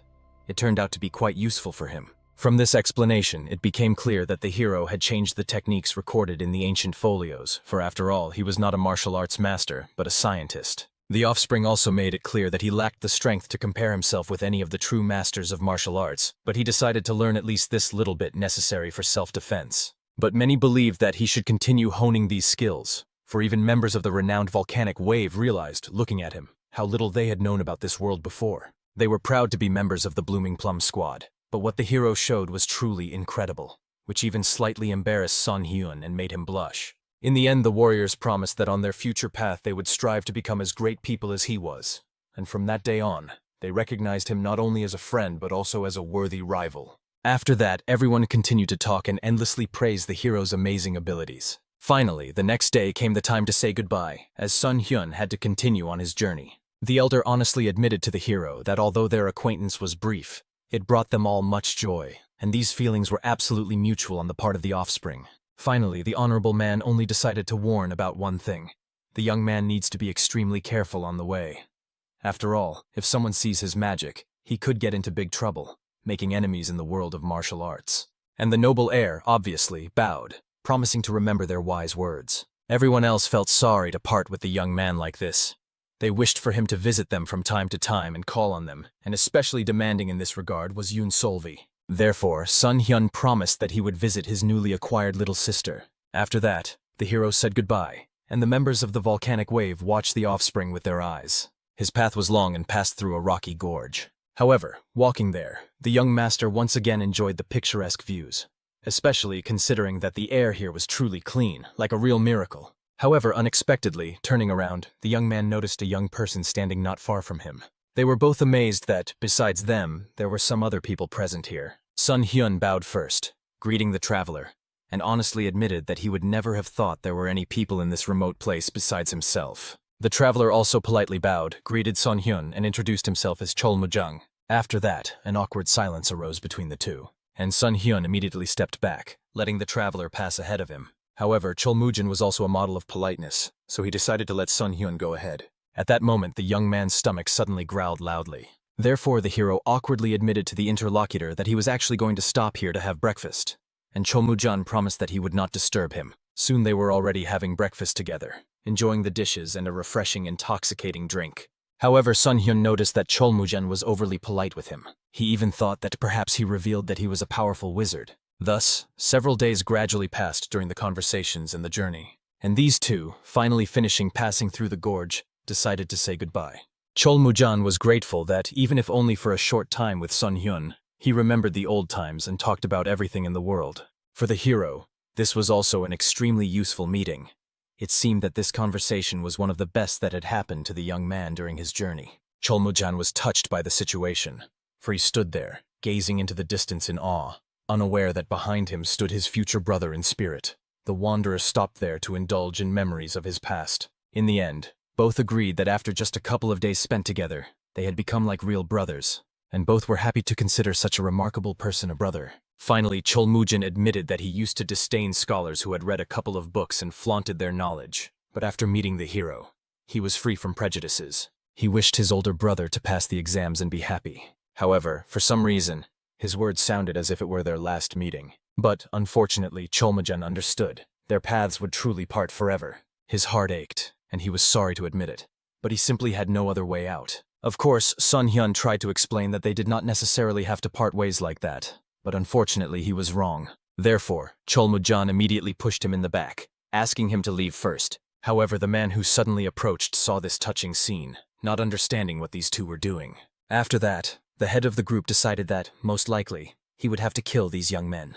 Also joined was the accomplice of this scoundrel, who asked which of the young men wished to be the first to give his life. And immediately Chol Mujan recognized his mortal enemies, and warned that their feud concerned only the two of them, begging to leave Sun Hyun alone. However, the scoundrel decided that he had the right to control the life of this youth himself, considering that the priest's assistant ordered him to get rid of Chol Mujan without leaving any witnesses. Chol Mujan did not understand how these two, serving the priest, could fall so low and become some kind of hired killers. However, the fact was that their master would soon become the head of the church, so both of them, being servants of the priest, decided to begin serving him fully right now. Of course, Chol Mujan made it clear that they would not survive after they kill the current head of the church. But they were not worried about it at all, because soon the current leader would be dead, unless he could express his dissatisfaction when they meet in the afterlife. By this moment, Chol Mujan fully realized that these scoundrels were not going to leave Sun Hyun alone. Chol Mujan promised to hold them back to allow the hero to escape. However, the noble young man asked his brother not to worry about him, but instead to focus on his own battle. However, Chol Mujan tried to reason with his brother, making it clear that these were not just ordinary warriors, but the true elite army of the church. The leader ordered his fighters to escort the senior servant on his final journey with all honors. And immediately a multitude of soldiers rushed to attack Chol Mujan, and at the same time aimed at Sun Hyun. Chol Mujan immediately rushed into a deadly fight, wanting to protect his spiritual brother. He chopped down these warriors one by one, leaving them on the ground bleeding scarlet blood. And of course, many were amazed that he continued to resist, even though he was just an ordinary servant. After that, the man loudly addressed the warriors, ordering them to form the formation of the Bloody Honor. Immediately, the fighters gathered, literally surrounding Cholmujin from all sides. And the young warrior knew perfectly well that this formation literally cleaves the heavens and sheds blood. And when it is used by the elite troops of the church, no one can escape. But Cholmujin knew one way he could escape from here, although it was dangerous. However, unexpectedly his thoughts were interrupted by a hero who kept peeking here and there, watching his brother's battle. At that moment, noticing Sun Hyun constantly getting under the army's feet, the priest's bodyguard immediately ordered the soldiers to take care of the boy. And immediately 3 of them drew their blades and headed towards the young man. And Cholmujin shouted loudly, demanding that those scoundrels not even dare to touch Sun Hyun. But everyone clearly understood that before trying to stand up for their friend, the warrior would do well to take care of himself. And Cholmujin was fully aware. If things continued like this, he would not be able to save the offspring. He had no choice. He would have to use the art of the sword of heavenly blood. At that moment, the opponents rushed at him and eventually even managed to wound him, taking advantage of a brief moment of confusion. The man recoiled as scarlet blood began to flow from his side. But even so, he did not get distracted for a moment, beginning to gather the energy pulsating in his body. After that, with warlike cries, he raised his sword to the very sky, using the art of the sword of heavenly blood. The first move, World of Darkness. At once, a beam of energy shot up into the sky, where storm clouds began to gather. This greatly distracted the fighters, who immediately turned their gaze to the sky. At that moment, Cholmujin took advantage of this to activate the blood breath of the abyss, striking all existence, the second movement. In the end, a whole hailstorm fell from the sky, resembling a shot from a gun with buckshot. He immediately amazed all the warriors present in the area. Even the bodyguard and his accomplice were shocked that Cholmujin mastered the art of the sword of heavenly blood, which only a priest can learn. But even so, they could not allow him to leave alive, so they ordered an immediate attack on Cholmujin. Because obviously his heavenly blood sword art was still imperfect, they had a chance to kill him. However, the young man continued to fight back, this time using the third movement of heavenly blood. But still, due to focusing on attacks, he became slower, which caused him to miss a couple more hits. At that moment, his cry of pain was heard by the hero. Looking back, the offspring saw that, losing blood, Cholmujin began to gradually weaken. At that moment, the church's army surrounding him warned that if the boy did not struggle, they would grant him a painless death. And the noble young man realized that it seemed he would have to work again. After that, he instantly turned around and used ice arrows on the 3 of them. Obviously, people who had never heard of such attacks immediately fell for them and dropped dead. The others, struck by the power of this brat, immediately rushed at him to seize him. However, not losing his composure, Sun Hyun attacked them with fireballs. In the end, the bodies of these 2 were incinerated and scattered across the sky like ashes. At that moment, the young man managed to break free, joining Cholmujin's fight and using the waterball attack. Like a tsunami wave, he literally swept away all the fighters surrounding his brother from all sides. Cholmujin admitted to Sun Hyun that he would not be able to protect him and that he needed to escape. However, the hero did not need any defense. He had a couple of ways to deal with the enemies. Cholmujin believed that these were nothing more than tricks that could not save his life. Therefore, Sun Hyun quickly explained that he used magic. But even so, the brother insisted that the young man should not waste his strength, as these fighters were completely unlike the usual bandits he had encountered before. However, the brother did not need to worry about this either, because Sun Hyun was not an ordinary sorcerer at all. He was worthy of the title of Great Wizard, and considering this world, he was truly one of a kind.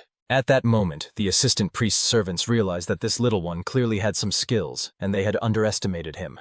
Therefore, it was interesting to see how they would handle building the blood honor. At that moment, Sun Hyun was smugly praising himself, saying that there is no place where his magic is powerless. But now the enemies began to attack. The young man barely managed to dodge again and again.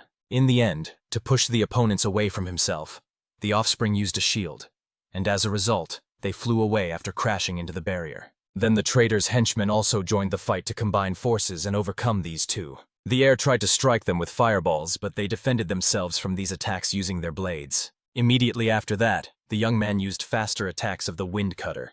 This attack struck the hand of the priest's bodyguard, causing the severed hand to fall to the ground. His comrades, seeing this, swore to take revenge and, approaching the youth, used fourfold severance. But at that very moment, Sun Hyun gathered all his strength to raise a shield that withstood the attack. But even despite the amount of effort exerted, the shield trembled under the enemy's power. Sun Hyun did not expect the man to be so strong. It became clear, if he doesn't come up with something right now, they will die. At that very moment, the shield shattered into the tiniest fragments. In the end, Both Sun Hyun and Chol Mujin rolled backward in a tumble. It became clear.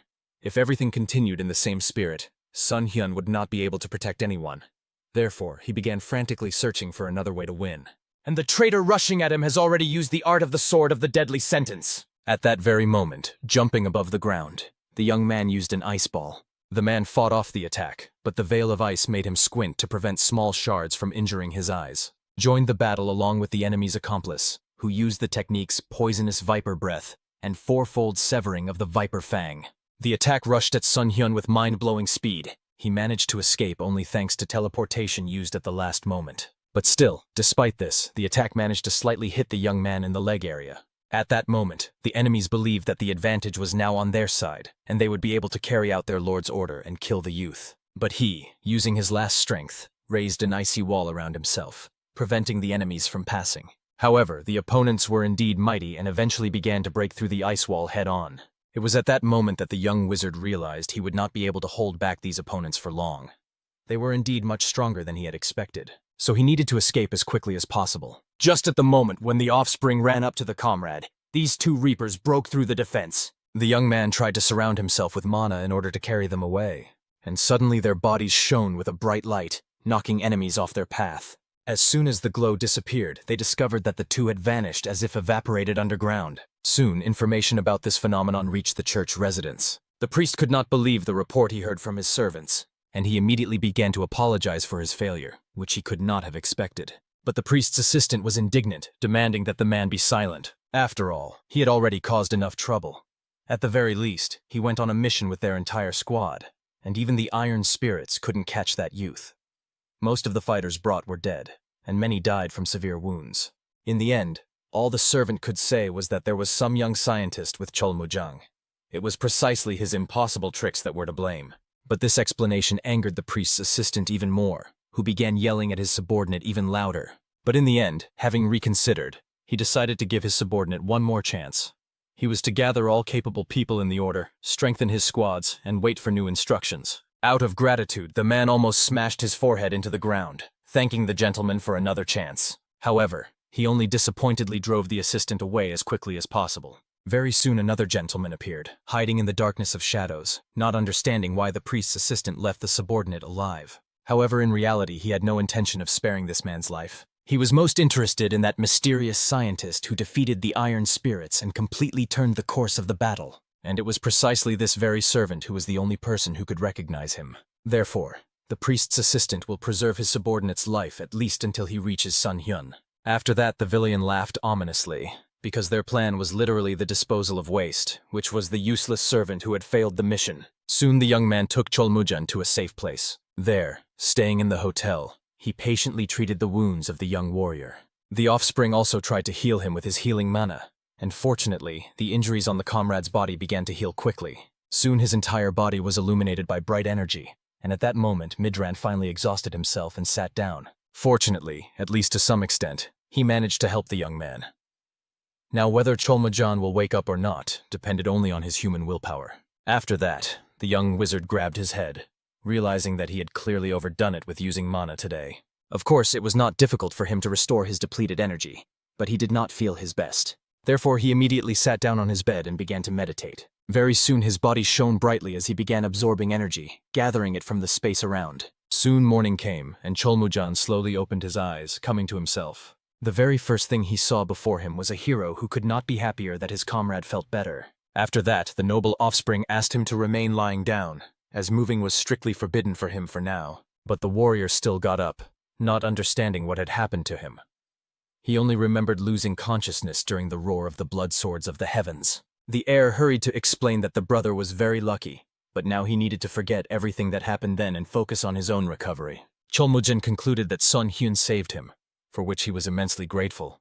However, Sun Hyun suggested they skip such an embarrassing stage of his awakening. Moreover, since Chol Mujang had finally come to his senses, Sun Hyun decided to step out for a while, asking his brother to stay here alone. And finally, he asked Chol Mujang to lend him his blade for a short while. Of course, he was extremely curious why the savior suddenly needed him. Therefore, the young man hurried to explain that he could not say anything specific yet, but when he returns, he will tell everything honestly.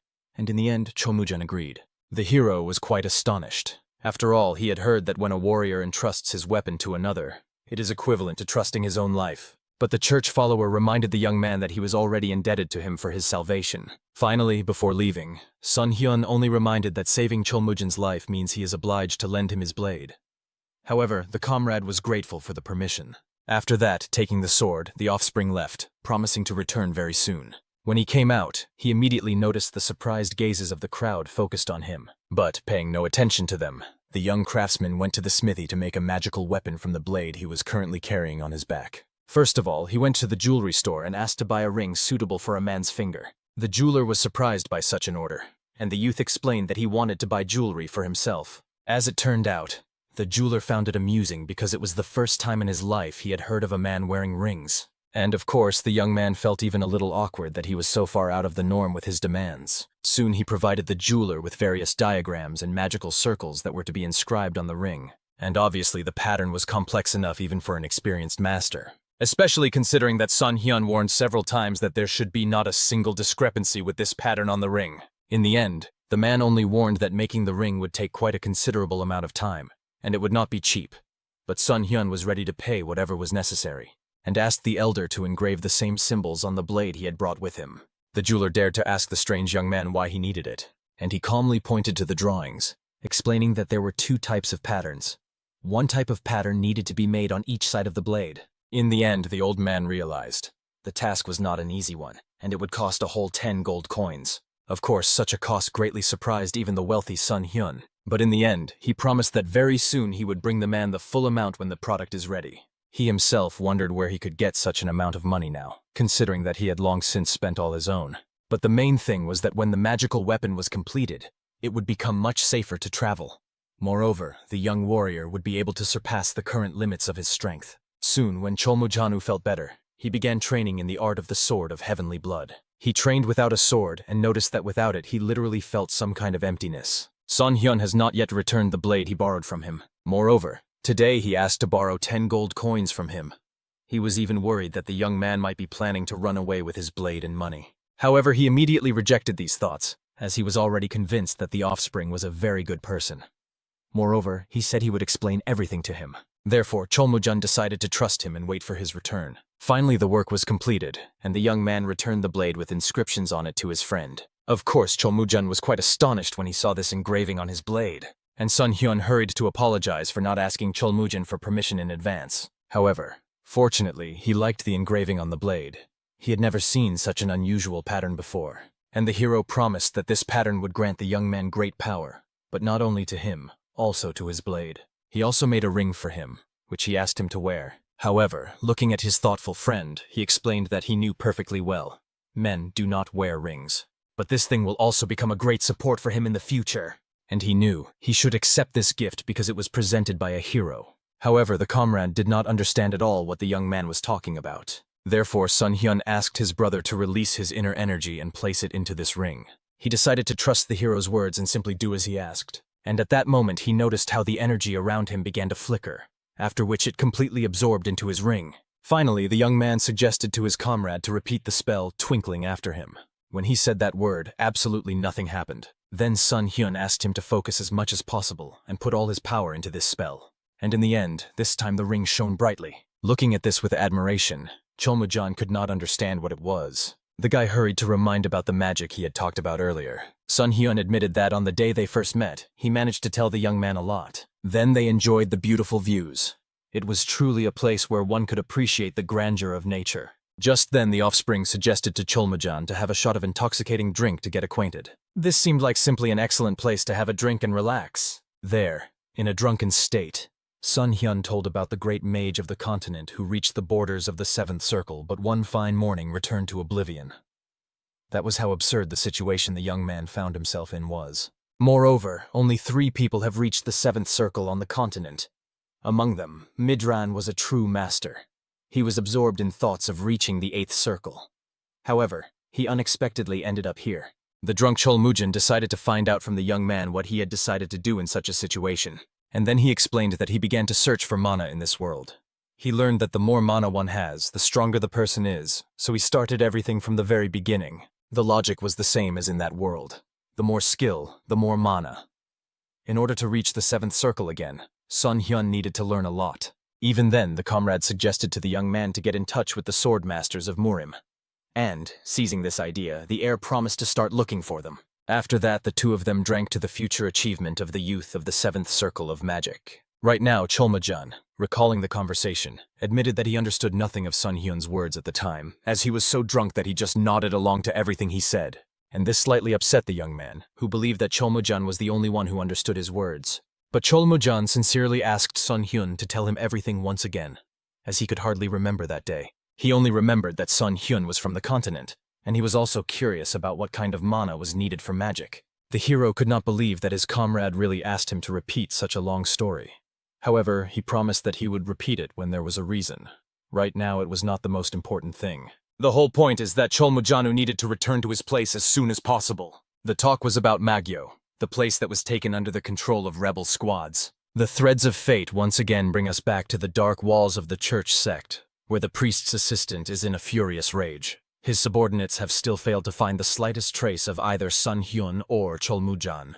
An entire eternity has passed since then, as if time itself mocks their futile efforts, and they have not found even a ghostly hint of the fugitive's whereabouts. The servants bowed their heads guiltily before the angry lord, trembling as they explained that they had turned over every stone in the places where the wounded Cholmujan might have taken refuge to heal from the wounds inflicted by the demonic squad. However, all their searches proved futile, as if the earth had swallowed the fugitives without a trace. The interested assistant priest demanded a more detailed report, and the subordinate recounted that the mysterious swordmaster who fought alongside the young man managed to restore Cholmujan's breathing using pranayama. However, Cholmujan's wounds were so terrible that he could barely move, let alone run. The traitor had even more agonizing questions. Why, despite the pitiful condition of this guy, was it still impossible to find him? The priest's assistant expressed suspicion that Cholmujan might have already given his soul to God. This seemed logical, considering the number and severity of the injuries he had sustained. But the traitor only went mad from such naive words of the empty-headed servant. Cholmujan was not such a weakling to simply take and die. Immediately the slave bowed, lowering his gaze to the ground from the soul-chilling horror after the Lord's stern words. The gentleman made it clear that the enemy's wounds are not as deep as they think, so he will surely be able to come here on his own 2 feet, thirsting for revenge. The servant wisely noted that if Cholmujan had not been so seriously wounded, he should have already appeared here to receive his due. For this reason, the priest's assistant ordered a report on the condition of the guards at the forks leading to their stronghold. It turned out that the best warriors and demonic squads were already stationed on every path. Not even a fly could approach them without permission. The priest's assistant was pleased that at least his subordinates had handled this with dignity. They promised that even if something suddenly goes wrong and the enemy manages to break through the guard, they have mighty warriors who can behead that unfortunate one. Finally, before saying goodbye, the Reaper ordered the servant not to let him down anymore, and to try his best. After that, he sent the man away, watching him with a displeased look. Only when he left did the priest's assistant call over the mighty warrior, Commander Chi Ma. Loud footsteps immediately echoed through the chambers as the formidable warrior approached from the far part of the room. Approaching closer, he calmly declared that he was ready to carry out any command. The order was simple and cruel. If Cholmujan and that scientist who interfered with their plans suddenly appeared, the commander must personally slit their throats.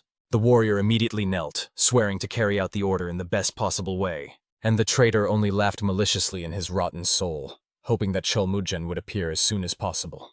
After all, he had already lived too long in this world, and this time fate must cut his life short. The events return once again to the modest hotel where 2 comrades stayed. Sun Hyun continued placing stones on the huge map as if planning something grand. Seeing this, Cholmujan was very reluctant to distract him, although the young man reminded him that it was time to set off. But they were still at the hotel, which worried Cholmujan, considering that even if they left right now, the journey would take a full 2 days. However, Sun Hyun simply asked to trust him, and smiled restrainedly, beckoning his comrade closer to him. After that, the sage extended his hand to the young man, asking him to grasp it. This way they would reach their goal much faster. As soon as they held hands, Sun Hyun led Cholmujan to the map so that he could also stand next to him. After that, the scientist began to recite the spell, explaining to the young man that thanks to the blue mana crystals, a person can teleport to any place they wish. In the end, he used teleportation magic, and the entire room shone with a dazzling light. The young men themselves seemed to be in some kind of oblivion, rushing through the endless void among millions of stars. However, only a moment passed, and they were already at their destination. Sun Hyun asked Cholmujan with a smile if he had handled the journey well, while the young man struggled with the approaching nausea. However, very soon he looked back, and from the shock even the nausea instantly disappeared. A majestic purple temple towered before him. Cholmujan had no idea how they could have ended up in this place so quickly. He asked Sun Hyun to explain. Was it a dream? After all, a moment ago they were in the tavern. Therefore, the sage hastened to calm his agitated companion, explaining that they had merely distorted space. Obviously for Cholmujan, who knows nothing about magic, this explanation gave nothing. Then Sun Hyun calmly explained in simple words that they had teleported. The scientist used eternal jades, which he laid out on the map, thanks to which they moved from one set of coordinates to another. Only then did the young man realize. It turned out that magic was much more multifaceted than he had imagined. It was curious what else the magical arts were capable of creating. However, now was not the time to ask about it. At that moment, Cholmujan saw two knights approaching them. The guards immediately respectfully greeted the leader and smiled joyfully, expressing delight at meeting him. Cholmujan praised the warriors for their excellent work, asking if anything unusual had happened within the school walls today. It turned out that after the young man left for the capital, nothing out of the ordinary happened. Everything was as usual. This could calm the leader, as the rebellion against the school had still not been suppressed. After saying goodbye to the guards, he asked the sentries to continue doing their job, and he himself went into the school walls. Passing through the main gate, they found themselves in the middle of a majestic gorge where this martial arts academy was located. Sun Hyun looked around, unable to hide his admiration. This fortress was truly enormous and incredibly beautiful. The young man hurried to explain that Magyo was one of the two largest mountain ranges of Murim, and their school was located right here. Sun Hyun noted that these walls looked even more majestic than the capital of the royal empire. Of course, it was not as luxurious here, but the grandeur and powerful energy of this place were simply incredible. Noticing how his companion kept admiring the landscapes, Cholmujan asked him to hurry. After all, they needed to continue their journey. Especially since, now that they had arrived here, the young warrior wished to introduce the master of this educational institution to his savior. And indeed, it would be extremely rude to come here and not greet the head of the academy. At that moment, one of the warriors hurried fearfully to the leader. While Cholmujan was glad that his friend was safe and sound, he began to apologize for the great sin he had committed. He realized too late that the man, Ku Yansu, had sent demonic squads to Cholmujan. In a hurry, the master sent the children to help, but it was already too late. All this time he did not know whether Cholmujan was wounded or, worse, dead. Cholmujan made it clear that he was perfectly fine. He understood that by children the man meant the squad of heavenly spirits sent to help him. Of course, the young warrior was immensely grateful that the comrades sent the young fighters to help him, but he was completely safe, so the friend should not blame himself for anything. However, the mentor trembled with rage, barely restraining himself, for he could not even imagine that Kuyansu would openly cause such chaos. But Cholmujan perfectly understood that this villain was simply too strong and overconfident. After a long silence, the teacher noticed the man standing next to the gentleman. Surely he was the mysterious guy who used strange martial arts. What was striking was that the master was aware of this. It turned out that informants had reported to him, although he did not have precise information. Then, smiling, Cholmujan made it clear that the person before them was his comrade, so he asked to treat him with respect and understanding. At that very moment, after the performance, the young man respectfully bowed, stating his name. The assistant also bowed, expressing boundless gratitude for the immense help given to their leader. However, the wise Sun Hyun hastened to calm the agitated mentor, making it clear that he was only doing what was his duty. At that moment, the teacher was already about to leave when suddenly Cholmujan stopped him with an authoritative gesture. The young warrior wished for this venerable man to know the truth. The art his comrade possessed was not ordinary combat techniques. It was called magic, an ancient and mysterious power. Of course, the mentor had no idea what such magic was, and Cholmujan himself understood this very superficially, so he simply asked to remember it as a formality. After these words, the two comrades followed into the most sacred walls of the Holy Academy. As soon as the massive gates opened before them, the air seemed to thicken from an invisible pressure. It became clear. Under this ancient roof dwell the owners of the richest mana reserves, whose power permeates every stone. Before their eyes appeared a gray-haired elder, seated on a majestic pedestal like a living deity. Looking at him, the hero felt a thrill he had never experienced even on the continent teeming with talented warriors. This patriarch had such mighty energy that the guy did not even feel from the very monarch of the empire. He could not even imagine the true limits of this master's power. Bowing respectfully, Cholmujan reported to the teacher about the completion of his journey to the capital and his arrival with a courtesy visit. The wise elder clearly understood that his student had worked hard recently, so he wished to find out if anything had happened during the trip. Of course, Cholmujan made it clear to the mentor that everything went very well, and the gray-bearded patriarch hoped that the young man managed to highlight many things for himself and learn a lot during his absence. The bowed student reverently indicated that he still continues to comprehend and study the countless secrets of martial arts. Only then did the wise elder pay attention to the stranger standing next to his pupil. He respectfully bowed, greeting the teacher and introducing himself. Cholmujan then explained that this young man was his older brother, whom he had met in the capital city. Of course, the gray-haired patriarch could not help but be surprised that his disciple had found a brother in arms during his absence. After that, he calmly but piercingly looked at the young man standing before him. From such a penetrating gaze, even Sun Hyun got goosebumps, as if an ancient dragon was assessing his very soul. The whole point is that the master immediately felt this young man had achieved a lot at his age. The old man's first thought was that the stranger was surely a warrior of extraordinary talent. Sun Hyun was stunned by such a conclusion. He could not even imagine the true abilities of the person before him, but the sage had already seen through his essence. This made it clear that he was even more outstanding than the hero had suspected. In the end, the scientist had to apologize for the misunderstanding and humbly make it clear that he was not a warrior in the usual sense. However, this did not upset the old man at all, for as ancient wisdom says, all currents gather into one river. This term was often used by the people of Murim, meaning all types of martial arts operate on a single principle. However, unexpectedly at this sacred moment, another person dressed in black robes appeared in the chambers. It was the mentor's secret informant, who immediately approached and whispered something into the Lord's ear. Of course, Sun Hyun was extremely surprised by such an appearance, but from Cholmujan's impassive expression, it was clear that this was quite a common occurrence within the walls of the academy. But suddenly these two heard loud shouts outside. The guards reported that the leader wished to greet His Majesty. When the massive gates opened, before them stood the very assistant priest, a sinister figure in dark robes. However, the traitor had not taken more than a couple of steps when he froze in shock, unable to believe his own eyes. He clearly saw how Cholmujan and Sun Hyun, standing before the patriarch as if nothing had happened, were looking at him. At that moment, Cholmujan smirked, for he knew perfectly well that it was this very man who was behind the attempt on his life. And the priest's assistant was quite amazed at the audacity of the boy who dared to smirk at him with such defiance. However, the villain tried to contain the storm of rage, swearing in his soul that he would definitely take revenge on this daring young man. After that, he fixed his gaze on Sun Hyun, the very same mysterious scientist. The stranger emitted a kind of disturbing energy that even made the hardened traitor uneasy. Approaching closer, the priest's assistant respectfully bowed, greeting His Majesty. The gray-haired patriarch wished to know the reason why the man had come to them at such an untimely hour. However, the villain only glanced back meaningfully over his shoulder, looking at the two young men who had fixed their blazing gazes on him. Realizing the hint, His Majesty graciously let the guys go. Leaving, Cholmujan smirked again, realizing that very soon he would tear off that Kuyansu's false mask and reveal his true face to everyone. Sun Hyun, however, did not feel such confidence. It has been 20 long years since he ended up in this world. However, the scientist was too overconfident about the skill he had achieved in Murim.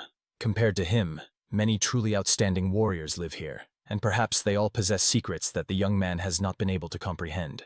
Meanwhile, as soon as the priest's assistant returned to his gloomy chambers, he immediately began throwing at the servants everything he could get his hands on, almost strangling them for such a disgraceful failure.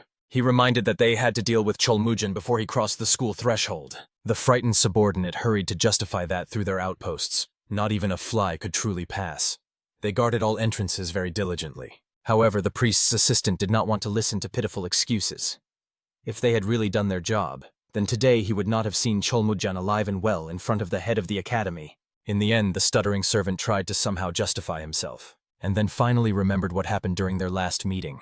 More precisely, how the enemies managed to make a daring escape. He hurried to explain to the gentleman that a certain strangeness had occurred last time as well, which no one could explain. However, the traitor was not interested in listening to any excuses. When the man tried to babble something again, the angry ruler ordered him to get out. In the end, under the angry gaze of the leader, the servant had no choice but to obediently bow and hastily leave the chambers, escaping from physical punishment. Then the priest's assistant turned to Commander Chima, clearly disappointed that he had failed to catch the enemies. However, the warrior made the master understand that the words of the commander of the demonic squad were true. Not a single living soul had indeed passed by them. Then the painful question arose. How did these two manage to get inside the academy walls so quickly? And unfortunately, Commander Chima had no explanations regarding this matter. For this reason, the leader hastily closed the topic but made it clear. If the demon squad starts a sudden civil war, they will have to face the squad of heavenly spirits. Therefore, all group members must stay alert and not let anyone relax. That was the current order to the commander. However, one of the traitors decided to ask the priest's assistant what he planned to do with the demonic squad. But the leader considered them nothing more than pure trash, and made it clear that he intended to get rid of them by sending them to the front lines during the upcoming civil war. The eavesdropping captain could not believe that all this time they had risked their lives and been loyal to the master, only to be treated so cruelly. Before this, the demonic squad always completed missions perfectly. But just for one mistake, they wanted to throw them in the trash. The man could not allow such a thing to happen. Therefore, he swore to himself that no matter what it cost, he would not let the loyal demonic squad die just like that in the upcoming massacre. Soon Cholmujan, Sun Hyun, and the loyal musketeer Sun met in a secret place to discuss everything that had happened. Everyone was well aware that their wise ruler surely knew perfectly well what had occurred, and that his assistant was planning to stir up trouble in the academy. However, the patriarch said absolutely nothing to them. This upset everyone present, as one word from the gentleman would have been enough to finally put an end to this commotion once and for all. Listening to the comrades' conversation, Sun Hyun respectfully asked for permission to say a word. He perfectly understood that he was a foreigner, and did not know all the intricacies of local customs and intrigues. But Sun Hyun believed that their ruler knew and understood everything. Being such a majestic sovereign, he surely had his own secret squad of spies. It turned out the sage was right. The gentleman really did have a spy network hidden from everyone. The man was quite curious to find out how the hero learned about it, and he awkwardly and skillfully explained that it was only his assumption. The young warrior made it clear to his comrade that Sun Hyun's knowledge was by no means a problem. After that, he decided to ask why the mentor, knowing about the ongoing intrigues, simply remained silent. The scientist suspected that there were two solid reasons for this. First, if the turmoil that Cholmujan and the noble musketeer thought about happens, it will become an excellent opportunity to clearly identify those who oppose their policy. Truly, neither Cholmujan nor the valiant musketeer even dreamed of such a reason. And the second reason was much simpler, and lay in the very nature of upbringing. As is known, the formidable lion does not protect its cubs from dangers. On the contrary, he nurtures only those who survive the deadly struggle, wherever fate may throw them. By treating his offspring in such a harsh way, the king of beasts tries to raise the true ruler of the jungle. Therefore, the hero believed that their Sifu was watching how Cholmujan would resolve the situation in order to ultimately make him a worthy heir to the throne. Obviously, such information was so unexpected that everyone needed to properly contemplate it. With the onset of the evening coolness, the young man withdrew to take a walk around the sacred grounds of the school in contemplation. Cholmujan also decided to stay alone with his thoughts in order to comprehend what he had heard. The noble musketeer acted in the same way. Sun understood perfectly. Although Sun Hyun's face was unknown to anyone, he truly possessed outstanding skills. Moreover, he possessed an extraordinary power called magic, which throws enemies into confusion. He was pleased that Cholmujan had such an unparalleled companion. With him, the current situation might be resolved favorably. Cholmujan was trying to comprehend that the master had remained silent all this time, despite knowing about the intrigues unfolding. It was all because he wished to nurture a mighty man from him. The mentor wanted the young man to attain true mastery, becoming his worthy heir, or intended to make him his follower. Despite all this, aware of his teacher's iron determination, the young warrior vowed never to disappoint him in life. He would overcome all the challenges before him much better than the master could expect. At this time, Sun Hyun realized that he had greatly underestimated the fighters of this place. When he fought last time against the demonic squad, he understood that their martial skill was much more incredible than expected.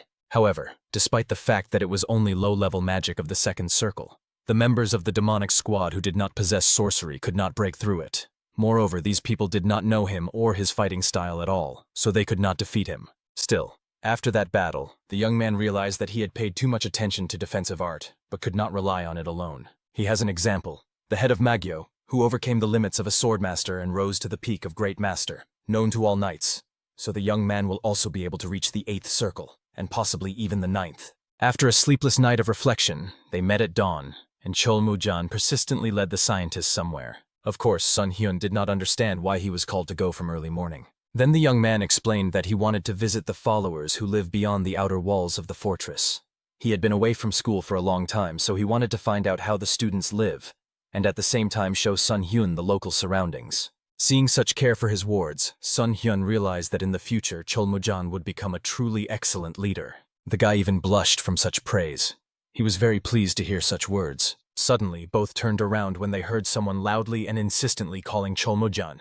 It was a young maiden who was rushing towards him at full speed with a scorching gaze. The hero even slightly opened his mouth in amazement, looking at such an angry beauty. At that moment, Cholmujin politely greeted his sister with a feigned smile on his lips. But she became even more furious, demanding that Cholmujin not even dare to show joy at meeting her.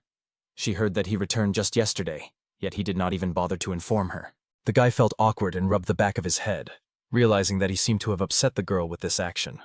Maybe she missed him a lot? But she only stomped to her feet angrily. A young man should be more serious. After all, he can't so easily dodge her fury.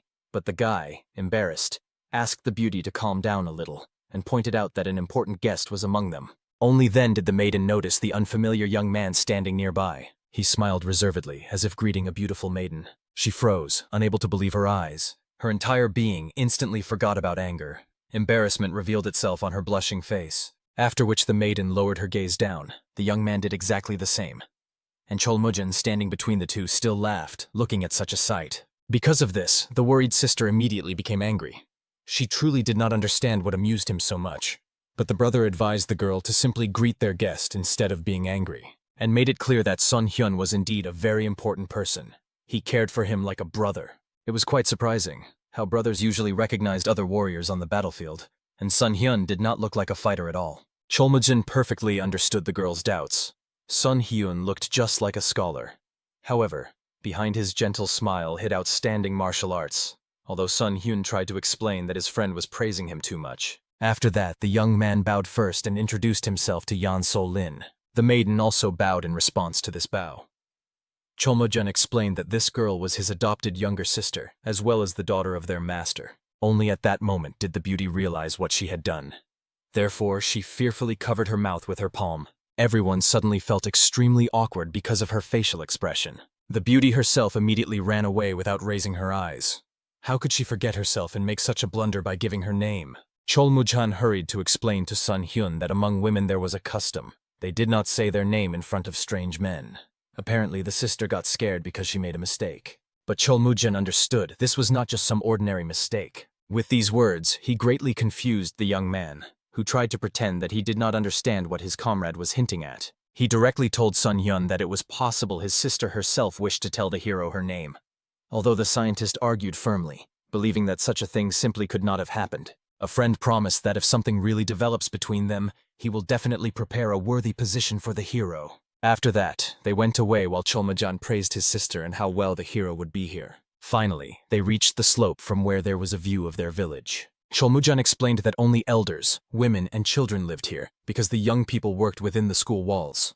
The hero was confident. He could protect these people. He was strong enough for it. The man understood himself. Even if he lost his life, he must save the lives of those people who relied on his protection. While they were talking, they saw that the children ran up the hill, happily playing with sticks. Suddenly, one of them immediately jumped behind Cholmujin's back, as if trying to hide from the pursuers. And the three chasers began to resent, reminding this coward that hiding behind the backs of the elders was cowardly. The younger prankster only laughed at his pursuers, making it clear that he had his own cunning strategy. Moreover, the little boy had heard a wise saying. If there is not enough strength in tactics, one should retreat to preserve oneself for future victories. Unable to endure such a sight, Cholmujin and Sun Hyun laughed, looking at such a clever boy. At that moment, a middle-aged woman suddenly ran up the slope, immediately sternly ordering the pranksters to stay in place and not move from that spot. All three with sticks in their hands immediately ran away, squealing as if from fierce fear. The boy, who had been hiding behind his older brother all this time, even hiccuped from fright. After that, he pressed even closer to his back, hoping that the formidable lady would not notice him. The approaching woman immediately bowed respectfully before the young warrior, apologizing for the unworthy behavior of her sons, who were still at that tender age when the mind is clouded by childish amusements. After that, she snapped at the boy discontentedly, demanding that he immediately come out of hiding and go home with her to get a well-deserved scolding. At that very moment, a gray-bearded elder was passing by, having heard loud cries. The venerable man decided to find out what had happened in their peaceful village. The woman spoke about her embarrassment. The boy was causing trouble for their respected gentleman. Only then did the arriving elder realize what an important person was before them. He immediately fell to his knees, respectfully greeting the leader, and apologized for his great sin. They did not recognize him right away and did not pay proper honors. For such an insult, he even asked to execute them to atone for such grave transgressions.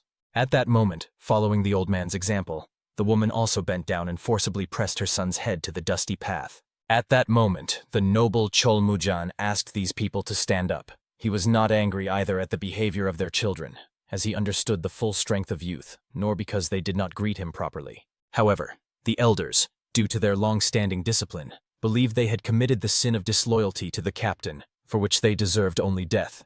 Therefore, the respected elders began to beg the young master to forgive their daughter and grandson, and for them, the old men, it would be better to have their throats cut for such audacity.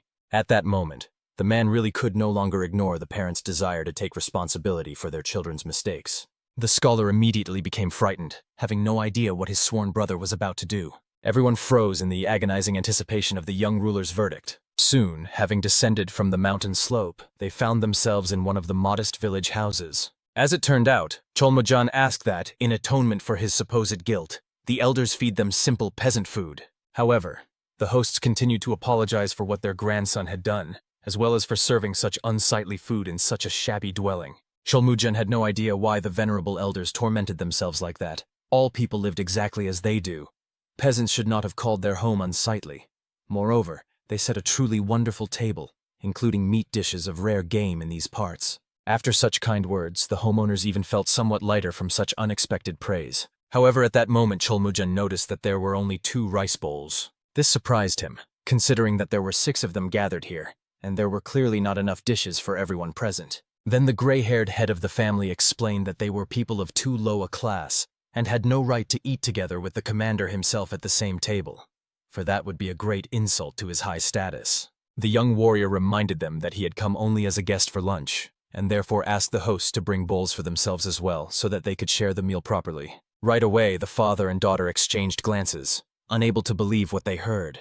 Could such a noble lord really wish to eat with commoners? Cholmujan once again addressed the woman, reminding her that he was completely serious in his words. In the end, the peasant woman received permission from her parent and immediately left to bring food for themselves as well. And the venerable old man apologized for the inconvenience caused and decided to accept Cholmujan's invitation by joining their meal. At that time, the guy made it clear that food tastes much better when enjoyed together in the good company of like-minded people. So everyone continued to enjoy simple but hearty food while leisurely having a conversation about life. And the wise son Hyun carefully observed the behavior of his adopted brother. He could not help but be proud of the young man who, despite his warlike nature, was at the same time so gentle and sensitive to the needs of ordinary people. After a hearty lunch, it was time to continue their journey through the sacred territory, and the next moment they found themselves in a vast training ground. Son Hyun was amazed by its size. It was truly gigantic.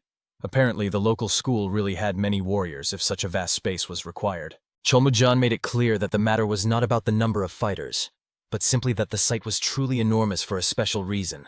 And Son Hyun thought, it seemed to him an excessive waste to build such a huge site if there were not enough warriors. Wasn't that an excessive waste of space? Therefore, his comrade explained that besides practicing martial arts, the local warriors had an even more important goal. They lived constantly preparing for war. In case a great turmoil breaks out, they will move here all the people engaged in farming outside the school to protect them from enemy hordes. And then the hero realized, this was truly the most sensible use of all this land. The wise foresight of the mentors allowed turning the training ground into a refuge for peaceful residents. Suddenly, 2 young men approached them from behind, who recognized Cholmujan even from the back. And he, turning around, immediately politely greeted the guards defenders of this place. They only smirked slyly, carefully examining the young commander. Then the young man, pretending not to notice anything suspicious, decided to find out what business these 2 had come for. The guards calmly explained that they were going to inspect the outer walls of the school for a safety check. Moreover, the guards became wary upon seeing the stranger, as they had never seen this person before. They believed it was unwise to recklessly let outsiders inside whose intentions were unknown. Cholmujan understood perfectly well. Everyone already knew that he had a sworn brother, which meant these 2 came specifically to provoke a conflict and test his patience. Still, avoiding trouble, he once again explained the hero's identity to these fools. However, the guard demanded that Cholmujan explain from whom the stranger received the invitation, and what was the reason for his presence here. The furious guy reminded that the one standing next to him is his brother-in-arms, and apparently, these 2 were either stupid or deaf for not hearing him the first time. The guards made it clear that this gentleman was dear only to Cholmujan, and had nothing to do with them. All of this sounded and looked as if these 2 were openly provoking a confrontation. At that moment, the guards reproached Cholmujan for his words being too harsh for their modest ears. After that, the two approached each other, scorching their opponents with fierce glances. Sun Hyun was clearly upset. He felt awkward because the quarrel was flaring up precisely because of him. And Cholmujan was furious that for some time these miserable guards dared to contradict him and show disobedience. The guard calmly explained that he had previously addressed Cholmujan with respect, only because of his high status at the school. And only then did the young man finally realize that these two were trying to openly go against him. This was basically not surprising, considering that only the strongest survive in this harsh place. The guard was about to slit Cholmujan's throat and reveal his true location to the head of the school. The young warrior was quite struck by the audacity of this mercenary. In the end, the brute lunged at Cholmujan, using the bloody demonic hand, a forbidden dark arts technique. Seeing the rapid approach of the enemy, Sun Hyun could not hesitate. He immediately used the attribute of blazing fire, creating a wall barrier against the approaching demonic creature. In the end, a wall of fire instantly separated the fleeing traitor from the hero's sworn brother. Both attackers were frightened when they saw the flame burst forth as if from nowhere, after which the guards jumped away from Sun Hyun as if stung by an angry bee. For both clearly understood, before them stood the very mysterious man about whom various disturbing rumors circulated. By this time, the scholar finally dispelled the attribute of fire, hoping that it would cool the enemy's ardor a little. After that, he calmly apologized to the gentleman who had gotten very heated because of him, so he suggested they just calm down and have a peaceful conversation. After that, he politely introduced himself, stating his name. The guardian was even more enraged that Sun Hyun, some pathetic scholar, thought he had the right to interfere in their conversation. They couldn't believe he directed his strange power at the very members of the school, as if courting a swift demise. Of course, the sage tried to explain that he only wished to resolve the brewing conflict peacefully. However, the guard lunged at him with a drawn blade, believing that Sun Hyun was the source of all troubles. It was better to get rid of this troublemaker once and for all. Cholmujan immediately drew his weapon and rushed to help his sworn brother. At that moment, the second guard was already pointing the tip straight at his face. After that, he reminded the young commander that according to local customs at such a time, a simple observation is appropriate. He should not have interfered in the duel of honor. Moreover, a rather amusing spectacle was happening right now, which they could simply watch from a safe distance. Obviously, the emboldened captain immediately ordered the second defender to get out of the way. He quickly realized that the young man was completely serious in his intentions. It seemed he wanted to ruin their entertainment because time was pressing. Cholmujan had no choice but to use brute force, and he attacked the enemy with the art of the heavenly bloodsword with the first move, a swift and merciless strike. The defender believed that the young man was simply digging his own grave with his own hands, and decided to easily dodge the attack using the art of the sword of icy blood and cold, a technique capable of freezing even the fiery blood of the enemy. In the end, these two fiercely defended themselves against all the deadly attacks flying at each other. Cholmujan did not expect such resistance from the guard. Although he was only 8th in the school's hierarchy, he had not earned his position as a defender for nothing. His swordsmanship was very precise and accurate, as if carved by years of training. The guard was frightened by Cholmujan's true power. He thought him an ordinary rookie, but the young warrior's skills were by no means bad. Although, of course, the youth still could not match him in strength. Meanwhile, the stout comrade was already attacking the scientist with his sword raised. But the young man avoided all strikes with astonishing precision, using his cloud-walking technique, an art that allows one to glide across the battlefield like a ghost.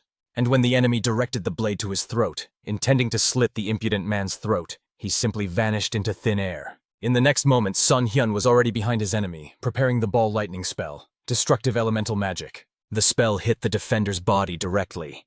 He immediately trembled from the strike of heavenly lightning and loudly screamed from unbearable pain. His flesh began to smoke from the burns received, emitting the smell of burnt meat. However, the warrior could still stand on his feet, which meant he was even more enraged by these magical tricks. He swore that today, no matter what, he would smash the scoundrel's cursed head off his shoulders. At that moment, they heard the familiar voice of the priest's assistant, who did not understand what these two defenders were doing on the sacred ground. After that, the traitor calmly entered the platform, apologizing to Cholmujan for the unfortunate misunderstanding. Apparently, he poorly managed his subordinates since they allowed such an incident to happen. The liar also apologized to the hero for his regrettable inattentiveness to the school's guests. Of course, out of politeness, Cholmujan took the blame upon himself, but carefully watched the expression on the face of the arriving villain. The corners of the latter's lips only indicated that he was having a deadly fun watching their fight. At that moment, without hiding his malicious satisfaction, the man burst out laughing, once again offering his hypocritical apologies. After all, he felt very guilty. which was obviously a blatant lie on his part. After that, the traitor ordered his 2 soldiers to immediately apologize to Lords Cholmujan and Sun Hyun for such disgraceful behavior. In the end, both warriors realized rather grimly that they simply had no other choice. Both bowed, offering apologies to both the school captain and the learned gentleman. There was no choice but to accept these apologies in order not to ignite drama here and now in front of everyone present. After that, Cholmujan preferred to say goodbye to the priest's assistant, since they had already examined everything, and it was time for them to leave this place. The traitor only smirked, understanding the busyness of the two, so he calmly allowed them to leave peacefully. While they were leaving the training ground, everyone watched them with contemptuous and hostile looks. When they were alone, the defenders decided to ask their leader why he had prevented them from finishing the job, since he himself had ordered them to get rid of those 2 as soon as the right opportunity arose. And in this situation, it would not have been a problem for them at all. The priest's assistant made it clear that if the hunt is too easy, there is no interest or excitement in it. Today they just had some fun, and the real thrill of the hunt will come the moment they slit these 2's throats in a secluded place. Soon the young men returned to the chambers to discuss many things in private. At that moment, the angry Mrs. Yan So-lin suddenly burst into the older brother's room. To her surprise, she noticed that her brother was not alone. He was peacefully sipping wine, sitting at the table with the hero. The young man himself did not understand what had happened to his younger sister, since she appeared at such a late hour with such an appearance. In the end, the girl, blushing with embarrassment, immediately apologized for her inappropriate behavior. After all, she thought that her older brother was here alone. Sun Hyun, immediately feeling the awkwardness of the situation, decided to leave for a short while, giving the 2 of them the opportunity to talk face to face. To his surprise, both Cholmujan and Yan So-lin firmly forbade him from going anywhere. After that, the brother and sister exchanged puzzled glances, and the embarrassed girl immediately turned away, hiding the blush on her cheeks. Immediately understanding the true feelings of his sister, Cholmujan decided to encourage the 2 by suggesting they drink together since they had gathered here as 3. Yan So-lin hesitated for some time. She did not know if it would be right on her part. One glance at the young gentleman's awkward smile was enough for all her doubts to vanish without a trace in an instant. At that moment, Sun Hyun tried to hint to Cholmujan that it was already late at night and time to go home. But his brother found it too obvious an excuse and even thought that Sun Hyun simply did not want to drink with his sister. Embarrassed by such a crazy assumption, the scientist immediately hurried to explain that this was not what he meant at all. He would never dare even think of such disrespect. Therefore, cunningly smiling, Cholmujan insisted that they still drink, as originally planned. After that, he turns to his sister, pointing to the place where she could sit at their modest table. The embarrassed lady reminded that she still had not given her consent to such liberty. Then Cholmujan asked her to leave since she still hadn't decided whether she wanted to spend time with them or not. Immediately after this categorical ultimatum, the girl swiftly flew to the table and simply sat down nearby. Her older brother barely held back from laughing out loud at her naive behavior. After that, he filled his sister's cup with alcohol and decided to ask why she had burst in here so angrily. And as it turned out, the beauty heard about what happened during the day at the training ground. Obviously, it was about the attack by those 2 defenders. Yan So-lin knew perfectly well that the priest's assistant had been plotting something wrong lately. Because of this, the people close to him began to create obstacles for Cholmujan and Sun Hyun and start quarrels with them over any reason. Both guys awkwardly fell silent at her words, which upset the girl even more. This only made the young lady even angrier, who hotly reminded that she was no longer a child. She felt that a strange atmosphere reigned within the school walls and demanded that her older brother stop hiding anything from her. Of course, Cholmujan justified himself by saying that he never intended to hide anything from his sister. She reminded that she was the daughter of the head of the academy. She must be aware of what is happening within the sacred walls. Therefore, the beauty decided to directly find out whether Kuyansu plans to organize a rebellion against the legitimate authority. In the end, under her piercing gaze, Cholmujan finally laid everything out as if from the heart. Yan So-lin finally realized that her suspicions were justified. The traitor was indeed plotting a rebellion. That is why he was so hostile towards her brother and his guest. Of course, the guy asked that the younger sister not raise panic prematurely, as they could not be certain of anything and should not make hasty conclusions from fragmentary information. The girl was just boiling with anger because those 2 kept trying to calm her down. In the end, the young man had to explain. Although it seems to him that Kuyansu is making some dark plans, for now he is trying to be completely sure of it. Therefore, the young warrior asked the girl not to take any action on her own. Of course, as soon as the young man figures everything out, he will definitely tell her the whole truth. In the end, the beauty demanded that Cholmujan give her a solemn promise, and he agreed, reminding the girl that she was no longer a child, which means that if anything happened, he would truly tell her everything.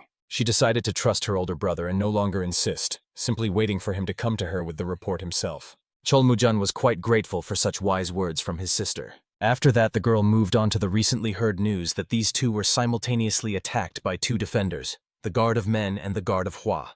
But it seems they were able to withstand both of them. Cholmujun hurried to report that thanks to Sun Hyun, who held back Man's defender, the commander himself was able to take on the fight with Hua's defender. Of course, Yan Sol-lin was beside herself with amazement. She even stood up at the news she heard about the young master's power. Cholmujun reminded that he had already told his sister. His sworn brother was much more powerful than he appeared. According to the guy, Sun Hyun was even stronger than himself, which could not help but make the little sister drop her jaw all the way to the floor in shock. Sun Hyun tried to explain to the beauty that her brother was slightly exaggerating his abilities. However, Cholmujun reminded that not everyone could stand against the defender of mine, who was a very rough and dangerous warrior, in an honest duel. The scholar could not help but admit that that man's swordsmanship was truly very cruel and merciless. However, thanks to this brief confrontation, he learned a lot in martial arts. Yan Sol-lin was also listening to their conversation, still slightly opening her mouth in surprise at this revelation, realizing that Sun Hyun, despite being a scholar, actually knew how to fight. Cholmujun smiled and corrected his sister. He not only knew how to defend himself, he was truly powerful in martial arts. After that, with a sly smirk, the guy casually recalled the words of his sister, which she had been repeating to him since childhood. After that, he told the hero that Yan Sol-lin wanted to marry a man who would be stronger than Cholmujun himself. In the end, such a person was already found, so the brother hinted that all that was left was to set the date of the wedding celebration.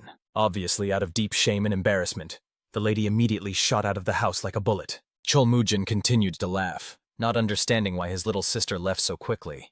Even the embarrassed Sun Hyun finally asked the guy to stop with such jokes. It turned out the girl hid behind the nearest pillar and awkwardly covered her face with her palms, trying to endure all this shame alone. Only by morning did our two friends decide to go to bed after each of them had drained several pitchers of wine. However, unexpectedly, the musketeer's son ran in to wake them up with an urgent report. A guy with a very serious hangover from yesterday's alcohol asked the musketeer to be a little quieter and explain what important thing had happened.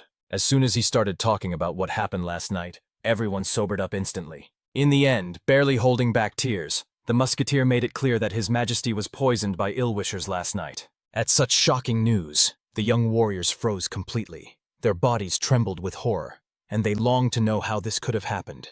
The whole matter was again because of the damned Kuyansu. They did not expect him to act so swiftly and decisively, but Sun Hyun felt with every fiber of his soul that something was wrong here. A restless feeling of suspicion had settled in his heart. Around this time, Kuyansu planned to gather absolutely all his close and trusted associates to discuss the final details of the conspiracy. The traitor finally realized that he was ready to bring his treacherous plan, which he had been preparing for many years, to reality. But no one knew that in the morning, after the news, the man was seriously indignant in his office. He did not understand who dared to poison the head of the school at all for just a little longer, and they would have finally completed their great work. Therefore, the angry conspirator ordered an immediate report on who was responsible for the incident. The assistant hurried to inform the leader that it was definitely not done by their side. On the contrary, they thought it might have been a trick by the priest himself. After these words, the man calmed down, ready to listen to his subordinate until the end. He made it clear that all this time none of them had used against the leader the powder of 10 dizzying scents, as well as the poison in powder, which had neither color nor smell. Perhaps the leader understood this and hid somewhere in a safe place, and the statement that he was poisoned was simply a clever excuse for his disappearance.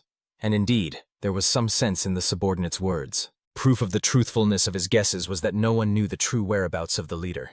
It is only known that he left together with Kwanman Usa and Kwanman Chwasa. There is a possibility that the leader had long planned to escape, or perhaps he has already neutralized the poisons they planted. To the subordinate's surprise, Kuyansu believed that the words about the boss having found out everything sounded illogical. If he had known about their actions, he would not have sat idly by all this time. Perhaps he fled after realizing that his body contained a large dose of a colorless and odorless powdered poison. The patriarch left his supporters at the school for protection. And indeed, the subordinates did not even think about it. In any case, the leader will need quite a lot of time to neutralize all the poison in the body. Therefore, the assistant believed that they should seize the opportunity to attack the main school building, and only after the head, who had recovered from the poison, returned, could they engage in a decisive battle with him. It was also known that Cholmujun had not taken any action yet, which worried the traitor.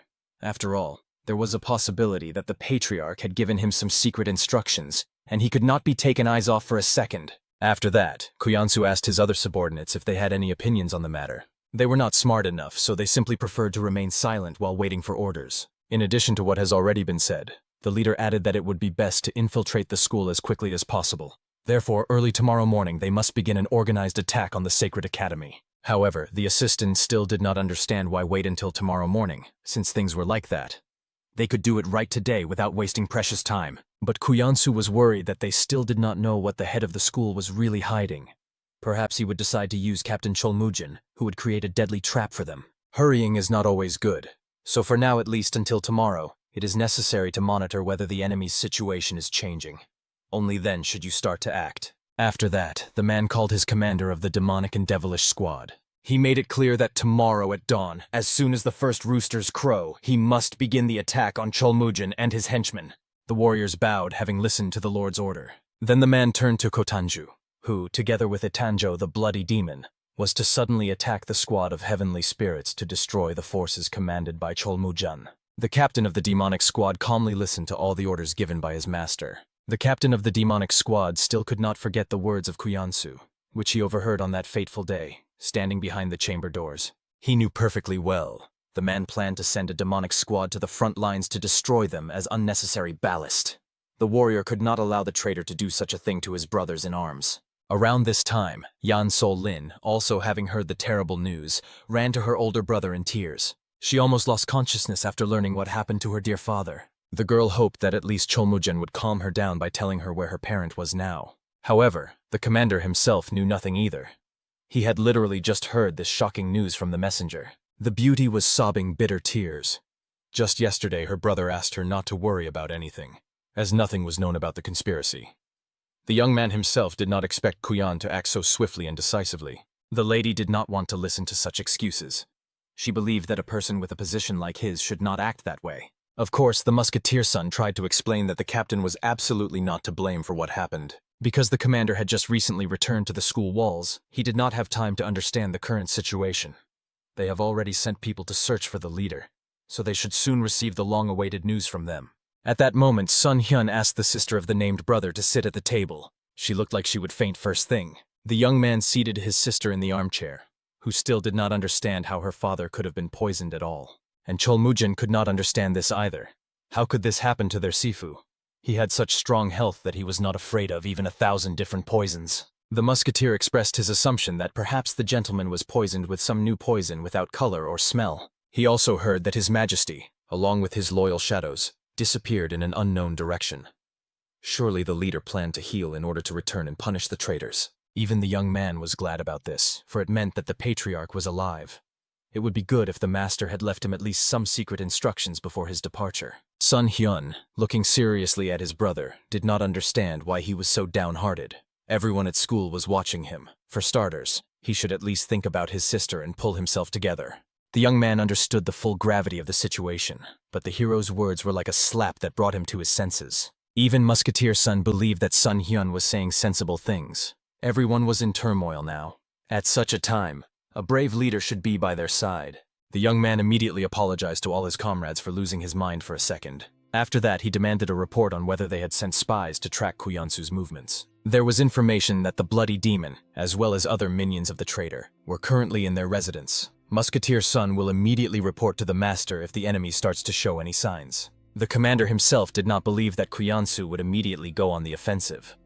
He was good at devising tricks. He preferred to use his head rather than his fists. It is highly likely that the villain will shift the poisoning incident onto a third party, and, under the pretext of controlling the situation, will become His Majesty's deputy, because this method will allow him to seize all power in the academy without shedding blood. Sun Hyun, hearing this, understood. They needed to think about the reverse situation as well. The traitor's accomplices also looked suspicious. No one knows. Maybe they are planning to seize the school by force, and then wait for the leader's return to deal with him. In the end, they understood that above all they should monitor the movements of the people of Kuyansu and the defenders maintaining neutrality. Cholmujin asked his sister to stay in the chambers, as she still had not recovered from the shock. By this moment, having gathered determination, the girl wiped away her tears, understanding that she needed to be strong in such a critical situation. Sun Hyun respectfully asked the lady to first entrust this matter to his brother, as it could actually be disadvantageous for them to move in a large group. Obviously, it was very difficult for the young lady to accept such an answer. Apologizing, Cholmujan asked the beauty to trust him once again. After all, they will stop the traitors at all costs and save their Sifu. The lady decided to give her brother one last chance, if he can truly swear that he will do what he promises. The young man made a solemn promise that even if he had to part with life, he would complete this task, as befits a true commander. After that, Cholmujan turned to Sun Hyun with a request to take care of his sister. He asked him not to worry about anything. The girl would be under his reliable protection. After that, the musketeer Sun, together with Cholmujan, went away to attend to their urgent matters. The hero, having waited for their departure, immediately looked at the young lady standing next to him. But she trembled with horror and fear. She even began biting her nails from nervous shock. It became obvious. The girl is really very upset. If she experiences even the slightest shock, she will definitely collapse from nervous exhaustion. Therefore, the learned man preferred to put her to sleep. Of course, he used sleep magic. In such a state, a person definitely would not be able to fall asleep on their own. In the end, the girl instantly fell asleep standing up, causing her to start falling to the ground.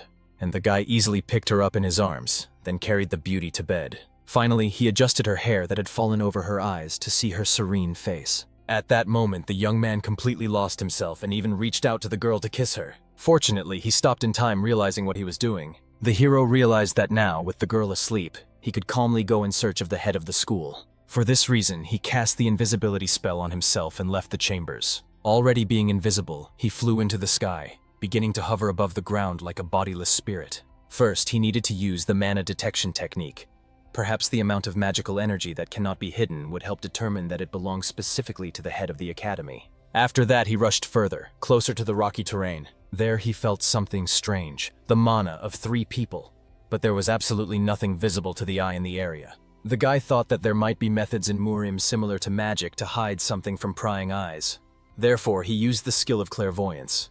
With this ability, he tried to see what was hidden from the human eye. Just then he saw the leader meditating in a hidden cave.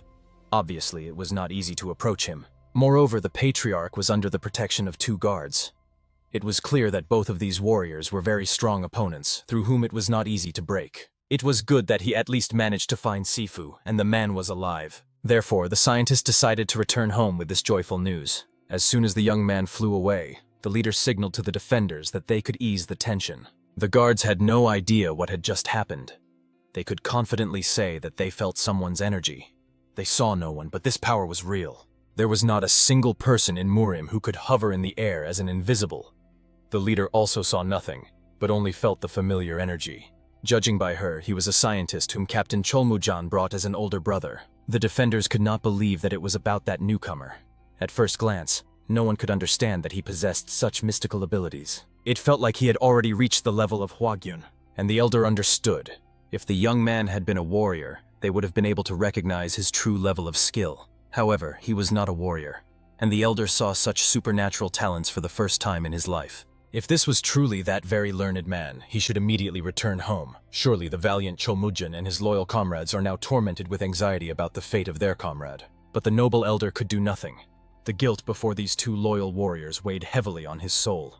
Yet the young Cholmujan had to face all the trials alone if he truly wished to become the worthy successor of the great master. After these reflections, the venerable mentor decided to restore his strength a little and bring the flow of his inner energy into order. When the valiant musketeer's son and brother Cholmujan returned, the noble Sun Hyun was already beside the lady. The young man was eager to learn how their thorough investigation was progressing, and so far everything was going surprisingly smoothly. And the brave musketeer revealed that after the defenders, who had remained neutral, heard the sorrowful news about the poisoning of the leader, they agreed to assist the captain. However, the young warrior was most interested in whether anything could be heard about the treacherous plans of the traitor. And as the wise musketeer assumed, the villains would not shed blood in vain.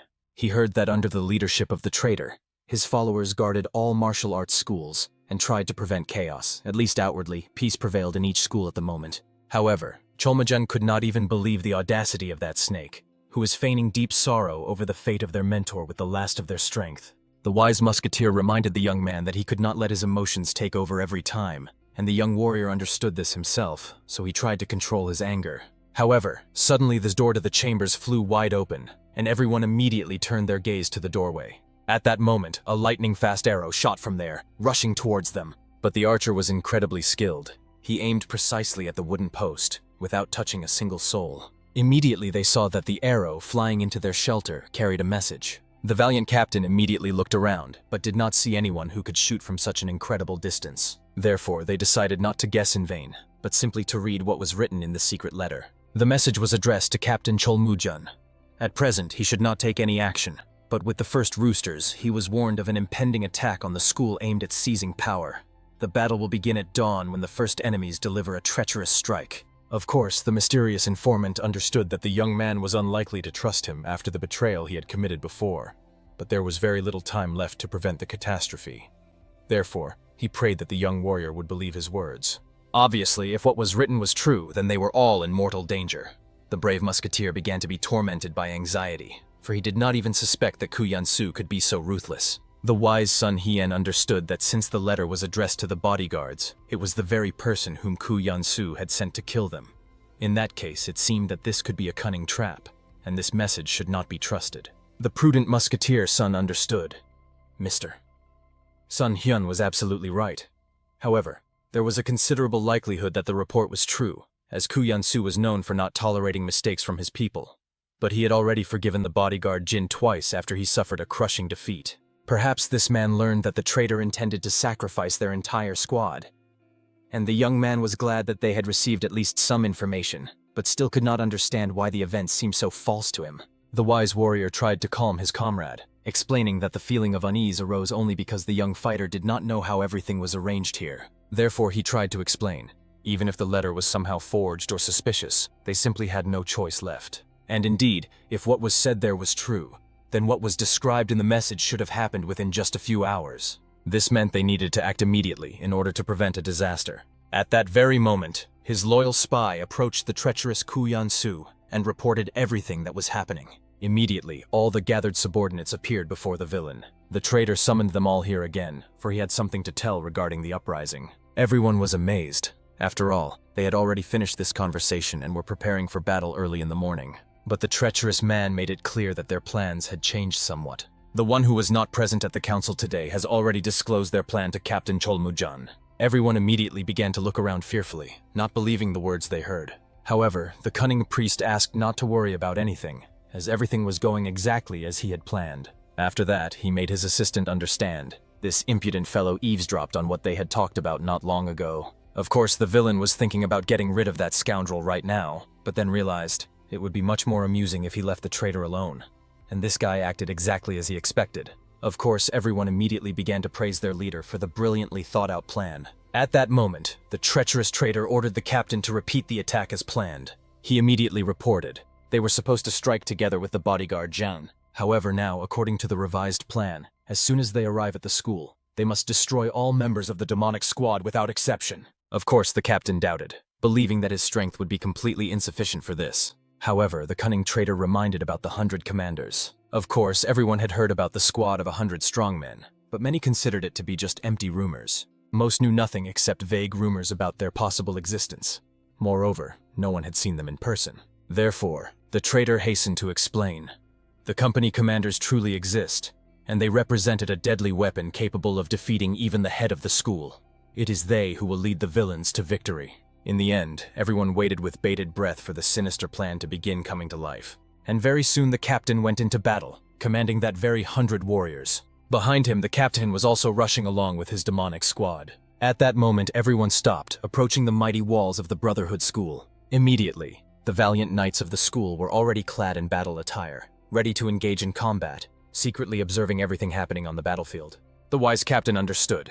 Today will be the last day for the traitors. They hardly knew that they would be warned about the attack and that the defenders would be waiting for them. Therefore, having waited until the enemy came closer, the man ordered to immediately engage in battle. In the end, the gates flew wide open, arrows whistled through the air, and the valiant warriors immediately rushed into battle with swords and spears at the ready. However, unexpectedly, the captain of the demonic squad noticed that at this moment 100 mighty fighters were rushing straight towards him. He was not mistaken. They really turned around and attacked his men, clearly surpassing them in strength and skill. Obviously, the captain had no idea what had happened at all, and what kind of disaster had befallen them. But at that moment, the leader of the 100 soldiers had already pounced on the traitor, making it clear that the treacherous leader already knew that he would decide to turn away from them. Only in the last second did the man manage to defend himself from the crushing attack with his blade. At that moment he looked around and noticed that part of these 100 warriors had swooped on their rear, literally soaring through the air, after which they also attacked the members of the squad led by the commander. However, the defenders tried not to panic, as the number of enemies only slightly exceeded theirs, but the strength of the opponents was simply indescribable. One person could take the lives of 3 or 5 warriors in an instant. Obviously, no one expected that they possessed such monstrous power. At that moment, the leader of the 100 wished to punish the traitor for daring to turn away from the leader. It should have been understood immediately. After such treachery, he would not survive. However, while fending off devastating blows, the treacherous traitor made it clear that he was not doing this out of personal animosity. He was simply willing to do anything to protect his squad. But his pitiful excuses did not interest the opponent at all. He was ready to strike down the traitor without any ceremony. Unfortunately, so that no one else would hear the shameful name Traitors of the Demonic Squad. At that time, the valiant Cholmujan stood with his loyal followers in the chambers of his house. The young warrior suspected that by this moment the decisive battle should have already begun. The brave musketeer reported that a few minutes ago he received a message. The bloody slaughter has begun. Although the fighters managed to cope with the enemy, they could not sit idly and wait for the outcome. Everyone wanted to hurry to help and finish this matter quickly by starting a total attack on the treacherous Kuyansu. Looking at the determination of his valiant warriors, the noble Cholmujan was very grateful for their loyalty. After that, all the brave fighters immediately rushed to help the other comrades. However, the young captain froze in place in an instant, almost collapsing from shock. They were already being awaited on the street by the sinister Kuyansu, not understanding where this gang was rushing to. Everyone was amazed by the enemy's audacity, who pretended not to understand what was going on, and the treacherous man only laughed, claiming that their youth have too quick a temper. Cholmujan was deeply offended by such behavior of the traitor. He promised that very soon the smile would fade from his vile face. However, the cunning Kuyansu saw no reason why he could not laugh any longer. At that moment, one of the fighters wanted to warn that the enemy's treacherous plan had already been uncovered, but immediately he saw the beaten and severely wounded members of the squad. Falling to his knees, the warrior reported that the enemies already knew about their plan, so they could not fight properly and came to beg for reinforcements. In confusion, the young hero did not even know how to gather his thoughts. He could not understand when they were figured out and what to do now. The sinister Kuyansu decided to explain to the young man what he had already expected. His bodyguard, who once betrayed the master himself, would betray him too. It was quite easy to predict. At that moment, behind the treacherous man appeared his 100 commanders, the strongest fighters. The villain warned the young man that it was time to take the head of Cholmujan, the last one who could oppose him. At that moment, everyone froze in anticipation of what would happen next. And obviously, reverently spreading his arms, the treacherous Kuyansu ordered his fighters to kill everyone present here. In an instant, they all rushed forward, attacking their opponents. The warriors who survived and could stand immediately rushed to their leader to protect him. In the end, a fierce battle broke out. However, very soon the ordinary fighters on the side of justice began to fall dead. The young man, watching what was happening on the battlefield, understood. If he resisted any more, then only new deaths would fall on his shoulders. He had already lost. Therefore, he loudly addressed the ominous Kuyans. The young warrior clearly understood that the man's target was his head, so he suggested they fight one-on-one. Of course, all his comrades were excited by such a silly proposal. At the same time, the treacherous Kuyansu made it clear that a one-on-one battle was not advantageous for him. But the valiant Cholmujan begged him to agree. After all, his people were not to blame for his actions. They were all like family to him. However, this only further provoked the sinister Kuyansu, who was eager to see them all go down into a mass grave. The noble Cholmujan really had to beg for the villain to fulfill his request. In the end, after the captain began to plead, the cunning Kuyansu still decided to agree to his deal. It sounded like this: if his army surrenders, then the villain will spare their lives. If not, he will cut off the young man's head. However, the comrades immediately protested, making it clear that they would fight with their captain to the very end. They are not cowards ready to surrender, so they rushed into battle, although they understood that it would end in death for them. And the valiant Cholmujan joined them, respecting the comrades' decision to go all the way to the end. At that moment, one of the 100 fighters rushed at the captain, who became his prey. After that, he began to circle around the young man, attacking him from all sides. Very soon, when they realized the strength of the enemy, 3 more guys joined the fight. However, they wielded not only blades, but also throwing weapons. At some point, one of them, in the form of a butterfly, wounded his arm and leg. At first, the young man ignored these minor scratches and rushed into battle again. But in the next moment, his body froze and his head spun heavily. Then his body staggered. He realized that these guys had used poison. At this time, in the young man's house, the noble Sun Hien was staying with Madame Yan Sol Lin. He decided to ask the girl if she really didn't mind being alone for a while. The whole point is that the brother begged him to take care of the beauty, but the young man was worried about him. And the beautiful maiden understood everything, therefore she asked that Sun Hyun help him. The young warrior was very grateful to the lady, and asked her to wait here and not to go out under any circumstances. However, unexpectedly, right at the very exit, the guy heard the girl saying something unintelligible. Therefore, he turned around to ask the lady to repeat her words. The embarrassed beauty looked away, asking the gentleman scholar to be careful in this fight, and the young man smiled reservedly, promising to return very soon with good news. However, as soon as the guy entered the corridor, he immediately felt that something was wrong. He started running, feeling the weak energy he sensed from his brother. At that moment, the commander's subordinates rushed to him, trying to bring the guy to his senses. However, he asked them not to worry, he could still fight. After that, he decided to ask how his comrade was feeling.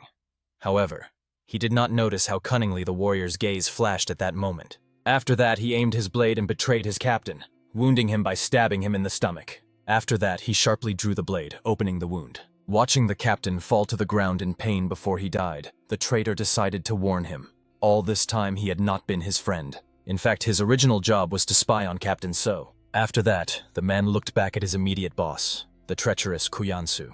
Having waited for his nod, he raised the blade to cut off the guy's head. But at that moment, the hero Sun Hyun arrived, who pushed him away with his attack. At that moment, all the friends hurried to the captain to help him. Everyone immediately lined up to protect him, while the noble Sun Hyun tried to bring him to his senses. Feeling his comrade's body, he saw that he had a severe abdominal injury. The weapon used on him was poisoned. The guy definitely wouldn't be able to hold on for long. They had to take him away as soon as possible. At that moment, the young man whispered something about the cave, the place he wanted to go. Therefore, he immediately called the musketeer Sun and the others. Sun Hyan asked them to help with the retreat. However, the valiant musketeer made it clear that they should not worry about them. He needed to immediately escape with Cholmujan. Of course, Sun Hyun tried to persuade. All that was necessary was to hold hands and make a big circle. However, for the musketeer Captain Sone, who knew nothing about magic, it seemed like nothing more than a joke. Therefore, he reminded them that they were not here to play games. However, the young man only became angry because of these words and immediately commandingly ordered them to come here and take his hands. For some reason, the seriousness of his voice made everyone change their minds. Very soon, all the comrades had linked hands with each other. The noble Sun Hyun asked the valiant Cholmujan to try with all his might to concentrate. He must think about the place they were supposed to reach. At that moment, the treacherous Kuyansu noticed that these guys were acting strangely, so he ordered his soldiers to immediately cut off their heads. At that moment, while they were holding hands, hundreds of soldiers had already swooped down on them. However, the wise Sun Hyun asked them to trust. They would be transported wherever Cholmujan wished, using teleportation. After that, he loudly pronounced the spell, and at the last moment they disappeared, leaving behind only a dazzling flash of light. Not only the fighters, but also the sinister Kuyansu remained standing in bewilderment. Everyone just froze, not knowing what to do now. After that, the treacherous villain approached his warriors, demanding that they reveal where those people had disappeared. Of course, they tried to explain to their lord that, as he could observe, the enemies simply vanished into thin air. But the cunning Kuyansu was angry, blaming these people for allowing the enemies to escape. In the end, he had no choice but to pull himself together in order to surround this area, as well as to watch Yan Sol Lin. She was very important to them, so they could forget that the whole plan had failed because of the girl. Everyone immediately bowed, following the master's order, while he was angry at those bastards who let the rebels escape. But since this happened, he had to rise to the rank of lord before the valiant Cholmujan appeared again. At that very moment, the young man appeared in one of the caves after the distortion of space. Everyone immediately started looking around, not believing what was happening. They demanded an explanation from the guy about how they got here. However, now it was not so important, and the wise hero asked them to help so that they could comfortably lay down the wounded Cholmujan. In the end, they laid him on the nearest stone they found in the cave. Musketeer Sun was very worried. They needed to heal the guy immediately. After all, if he was poisoned, they needed to find a way to extract the poison. But the noble Sun Hyan promised to take care of his wounds, and asked the others to watch the cave entrance and not disturb him. In the end, as the young man ordered, they all left, leaving them alone. And then, looking at his already half-dead friend, the wise Sun Hyan began to ponder how to rid his body of the poison. Nothing better than one of the magic spells came to his mind. It was a detoxification spell, after which the warrior's body shone brightly. Everyone watching from the side had no idea what kind of person Sun Hyun was at all.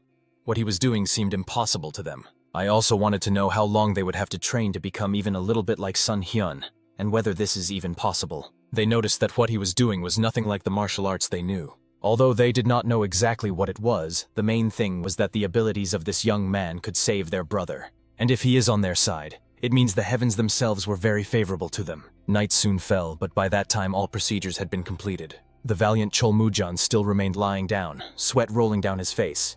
However, he still had not regained consciousness. At that moment, the musketeer noticed that Sun Hyun's face was too pale, and the young man admitted that brother Cholmujan's condition was worse than he had expected.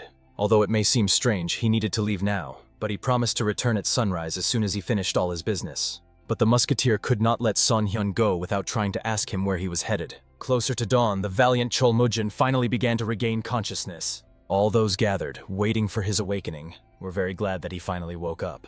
The young warrior immediately sat down to understand what had happened. However, the master asked him not to overexert himself.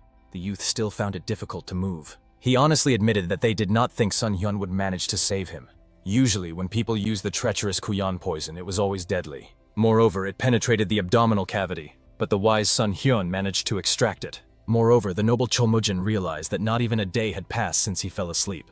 And of course, the guy could not believe that he woke up so early, thinking that even his injury was not that serious. However, the musketeer calmly made it clear that Sun Hyun once again demonstrated his mysterious abilities with which he healed him. The young warrior could not express his gratitude, realizing that his brother was saving his life once again. However, that was not all the musketeer wanted to tell about the boy. Just at that moment, the noble hero finally returned to the cave and was clearly pleased with the news that Cholmujanu was feeling better. Once again, the young man began to shower thanks for his rescue.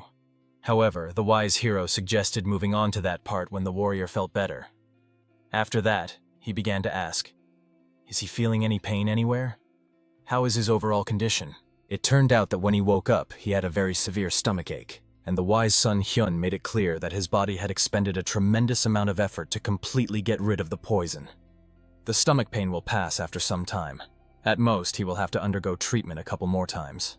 In the end, now that Sun Hyun had arrived here, the musketeer finally decided to begin his story. The valiant Cholmujan hastened to explain to the young man that the conversation concerned himself. Suddenly, the musketeer asked the noble captain to give the order, or at least somehow stop his brother. The fact is that Sun Hyun insisted that he would return to the lair alone at dawn, and obviously, Cholmujan himself already really did not like this news very much. The wise young man tried to explain the truth.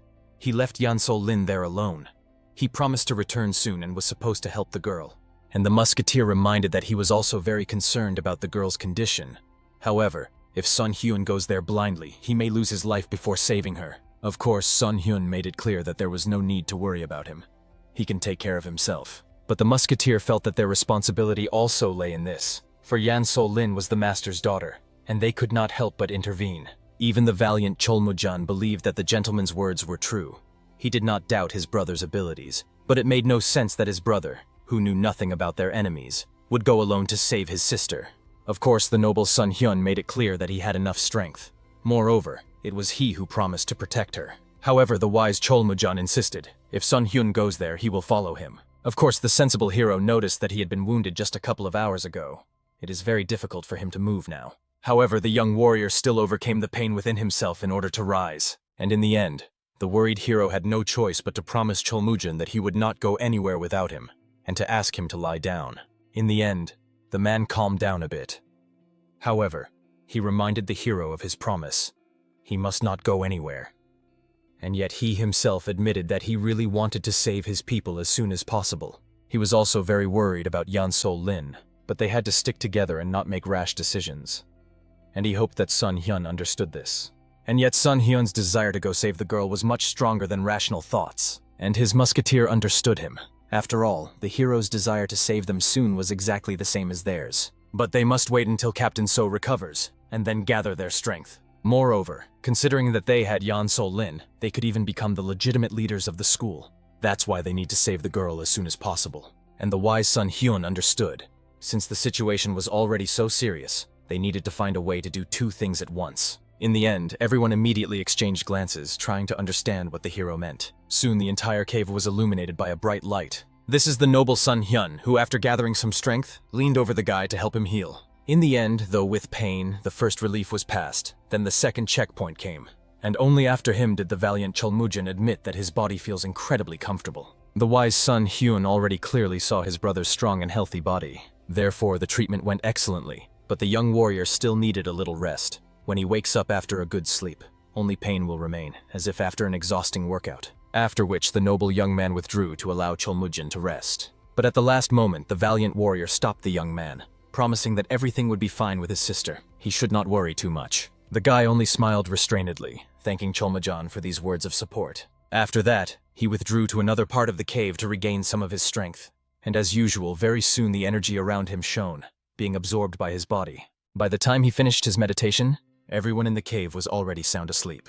The young man clearly understood that a lot of time had already passed. There was no time to delay. He wanted to go there before everyone woke up so that no one would stop him anymore. However, the young man had not taken a step out of the cave when he heard the voice of Cholmujin, reminding him of the boy's promise. He, of course, tried to pretend that he had not planned anything at all. However, everyone already suspected that the brother would not back down and would try to leave anyway, so they pretended to be asleep to stop him, believing that going there alone was too reckless. However, the wise son Hyun, sternly looking at the musketeer's son, decided to find out.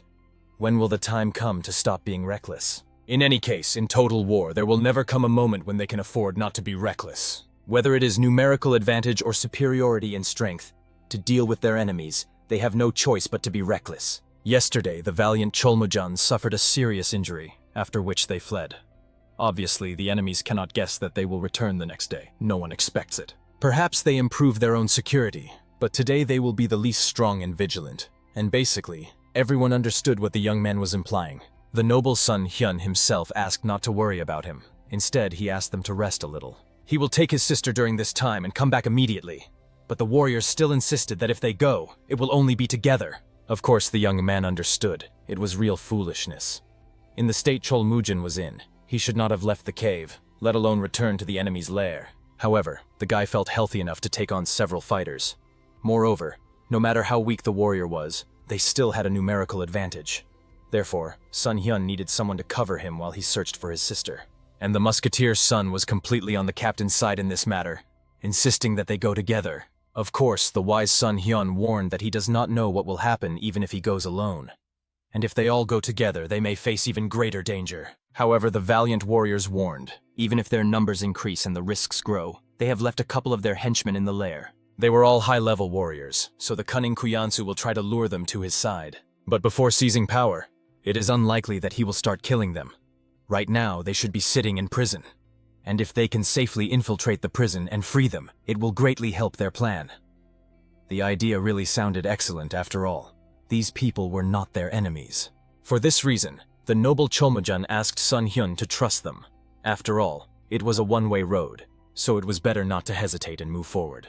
The young man simply had no strength left to argue with his friends, so he decided to trust them, and again asked them all to hold hands so that they would return to the lair from which they came yesterday. After that, the young man asked Cholmujin to think about the place they were supposed to reach. After all, they could literally move anywhere using the power of mana. After these words, the young man cast a teleportation spell. However, very soon, finding themselves within the school walls, they ended up way too close to each other. Scattering around the district, they tried to understand where they were and why it was so crowded here at all. Only later did they realize that they were in a prison cell. Initially, the wise son Hyun asked Cholmujin to think about the place where they should be. However, for some reason, they ended up behind bars. At that moment, realizing what was what, the knights immediately bowed, greeting their captain. Of course, they were quite surprised that the man was here. So many of them began to jostle to see everything with their own eyes. The valiant Cholmujin quickly asked them to calm down a bit and made it clear that he had come here to save them all. However, they saw no point in him coming here, since now he was in the dungeon just like all of them. Obviously, Cholmujin became worried, as the situation was indeed quite awkward. However, the wise son Hyun hastened to calm him down, after which he teleported behind the bars. He asked the prisoners not to worry, for he would soon open this door. But first he wanted to encourage them. After all, now together they would definitely be able to defeat the rebels of the treacherous Kuyansu. He believed that all these people were loyal to the master, which is why they ended up behind bars. But if any of them were afraid of death, they could have stayed in prison. However, he asked at least for the sake of his captain not to reveal to the enemies that he was here. But all the warriors considered themselves men of honor, not trash who would run away. Such words even insulted their honor. And the valiant Cholmujin was very grateful to the brothers and sisters, in whose honor he had no doubt. It was an extraordinary situation, so they all wanted to swear an oath of loyalty. The noble young man apologized to the fighters for offending them. He understood that at present they were all in a desperate situation. To begin with, it will help them a little even that, although their bodies feel discomfort, they must accept the power that he will send into their bodies. Everyone immediately exchanged puzzled glances, looking at their captain. When he waved his hand, they understood. Sun Hyun would not harm them. The young man himself made it clear that what he was creating he did with the help of his mana. It was a spell that increased agility and strength, as well as stone skin. In the end, the spell completely absorbed into the fighters' bodies, and they even glowed a little. The young man warned that now their skin had become tough. It would not be so easy to touch or pierce, and they would also become much faster and stronger. And indeed, when the warriors checked their bodies, they felt changes in them. However, the wise Sun Hyun warned that the effect of his magic does not last long, which means today's mission must be completed very quickly. If the warriors go outside, they will find a cover of thick fog that will hide them from the enemy's eyes and facilitate their actions. This will also not last long, so they need to do everything very quickly.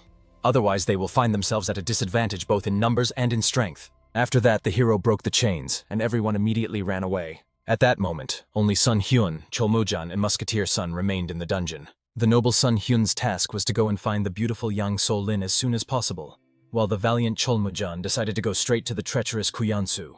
Of course, General Sun was very excited to hear such news. However, the guy made it clear that their ultimate goal was to kill the treacherous Kuyansu, so it was better to attack him immediately. He also asked that the Musketeer Sun not worry about anything. He was capable of defeating him, and the noble young man promised to help as soon as he freed the beautiful maiden from captivity. After that, the hero encouraged everyone, suggesting they all have a good drink once this fight finally ends. Somewhere at this moment, as agreed, fog rose in the sky.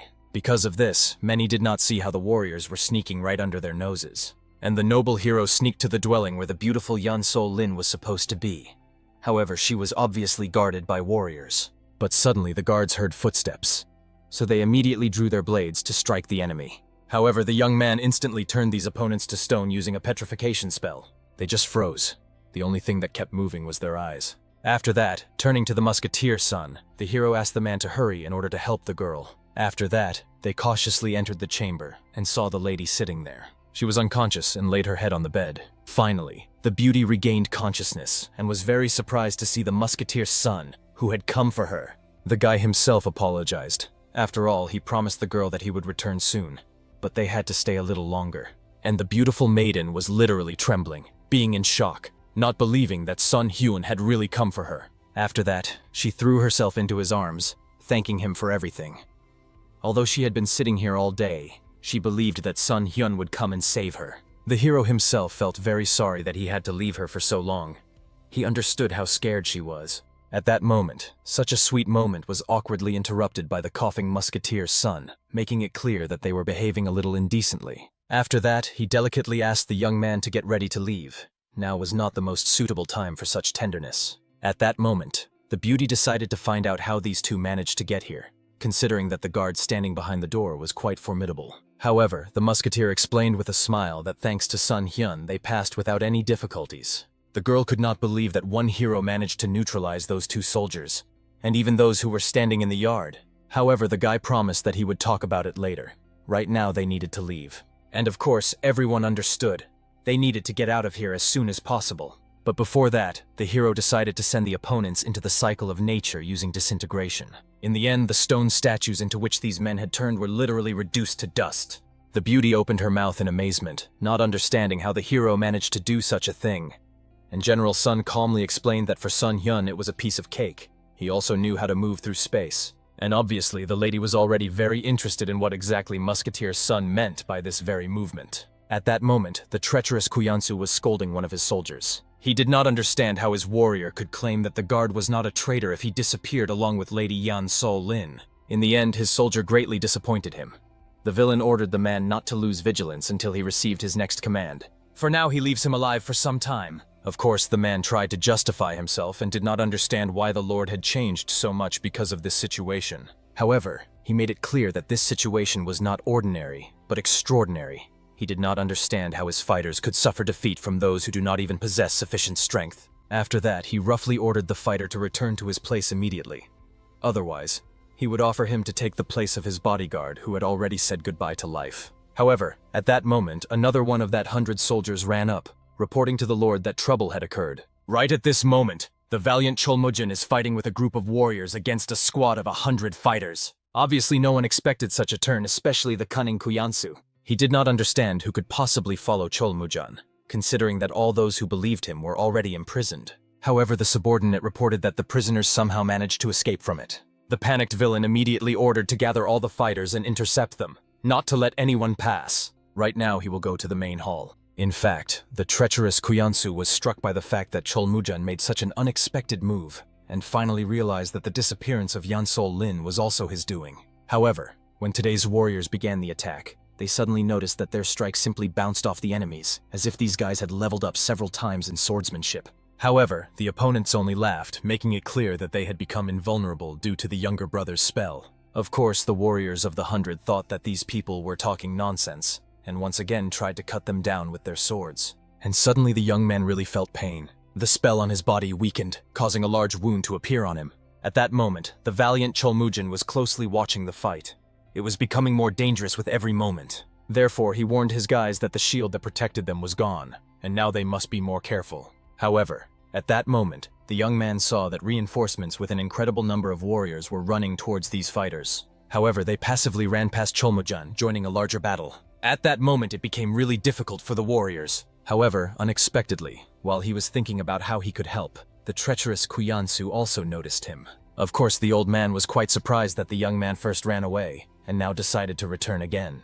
However, the guy made it clear that he did not come just like that, but for the man's head. The warrior himself was not against giving up this head, but before that, Cholmujin absolutely had to defeat all his subjects. After that, he instantly ordered them to start acting, and this time to definitely bring him Cholmujin's head on a platter. Loyal friends of Cholmujin immediately rushed to him to protect the captain. In the end, they began to fend off all these attacks. But the valiant Cholmujin realized that he could not allow this fight to drag on. If he cannot find a solution now, many of them will die again, and they will be destroyed. However, unexpectedly, the guy heard a painfully familiar voice. It was Sun Hyun who, joining them from the sky, enveloped the enemies with streams of fiery rain. In the end, every single warrior hit by this attack was pierced through and bleeding profusely fell to the ground. The young man, looking at this, smiled quite happily, after which he found a place where he could land. The valiant Cholmujin could not stop rejoicing that his brother had finally come to help him, while the treacherous Kuyansu and his assistants stood frozen in amazement, not understanding what kind of monster had created such a thing. Only later did they realize that it was the very scientist who uses strange spells, with which he defeated such a number of soldiers. The young man decided to make sure he was not late, and thank heavens he arrived on time. After that, he looked around, realizing that now they could confidently deal with the traitors. The valiant Cholmujin joyfully ordered everyone to gather their strength. They have a chance to destroy the rebels, and that is what they will do. The treacherous Kuyansu, having lost a huge part of his fighters, panicked and sent the remaining guys to stop the attack. They were confident they would definitely be able to protect the master, as in strength and number they far exceeded the enemies. At that moment, the panicked villain began to look around, not understanding where the bloody warriors had gone and why they still hadn't appeared. But suddenly he saw many fighters rushing towards them through the sky. The man could not help but rejoice that the reinforcements had finally arrived. Now Cholmujin would surely die in agony. Only then did the man notice something strange. When these guys joined the fight, they definitely were not bloodthirsty warriors, because they attacked their own. Even the valiant Cholmujin did not know who these strong men were, who dealt with enemies so quickly. At that moment, the young man heard familiar voices behind his back. These were the bodyguards of the current priest who came to their aid. After that, the two explained that everything was excellent with the master. He was currently watching the fight nearby. Cholmujin could not believe his luck that everything was fine with the man after all. The bodyguards of the leader themselves made it clear that their master had to perform sacred breathing techniques for some time in order to completely expel the destructive poison from his being. Now the trials are behind. Their valiant warriors will surely be able to deal with the horde of rebellious dogs. But obviously, Cholmujin was tormented by burning curiosity. Who were these mysterious defenders who stood up for them in the heat of battle? It turned out they were the guards of Mogyo, a secret organization subordinate only to the supreme ruler. Such a secretive brotherhood that even the deputy commander was unaware of their existence. Only now did the villain realize the terrible truth. These two bodyguards, together with the leader, had organized a secret society in Mogyo. This meant only one thing. All his long-standing plans would crumble to dust. But still, the scoundrel could not allow such an outcome. At least Cholmujin he had to take with him to the grave. At that moment, the assistant noticed that their leader intended to go out onto the battlefield, which filled his soul with anxiety. Soon the old villain rushed into battle against Cholmujun to finish him off once and for all. After all, it was the young warrior who longed for a one-on-one duel, and Cholmujun himself was burning with the desire to personally stab the traitor. The brother cried out fearfully, begging him not to rush to certain death. However, at that very moment, an enemy attacked him. The assistant, spinning in a deadly dance of the blade, made it clear, while his master aimed at Cholmujun's head, he must bring Sun Hyun's head and present it on a platter.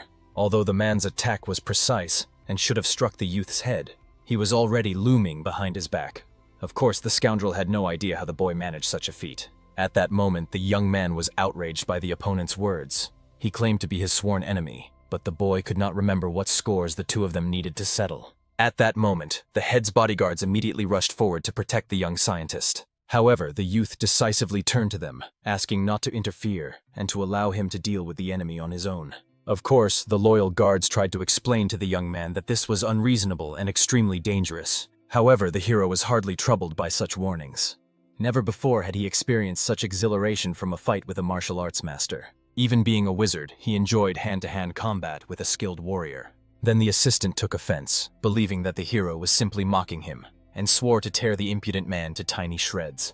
But as soon as the enemy attacked, the young man immediately used his technique, Cloud Step, moving diagonally. After this, he instantly used the flash spell, appearing behind the enemy. The enemy raised the blade above the youth's neck, believing that he was only capable of dodging and nothing more. At that moment, the enemy struck the hero's body.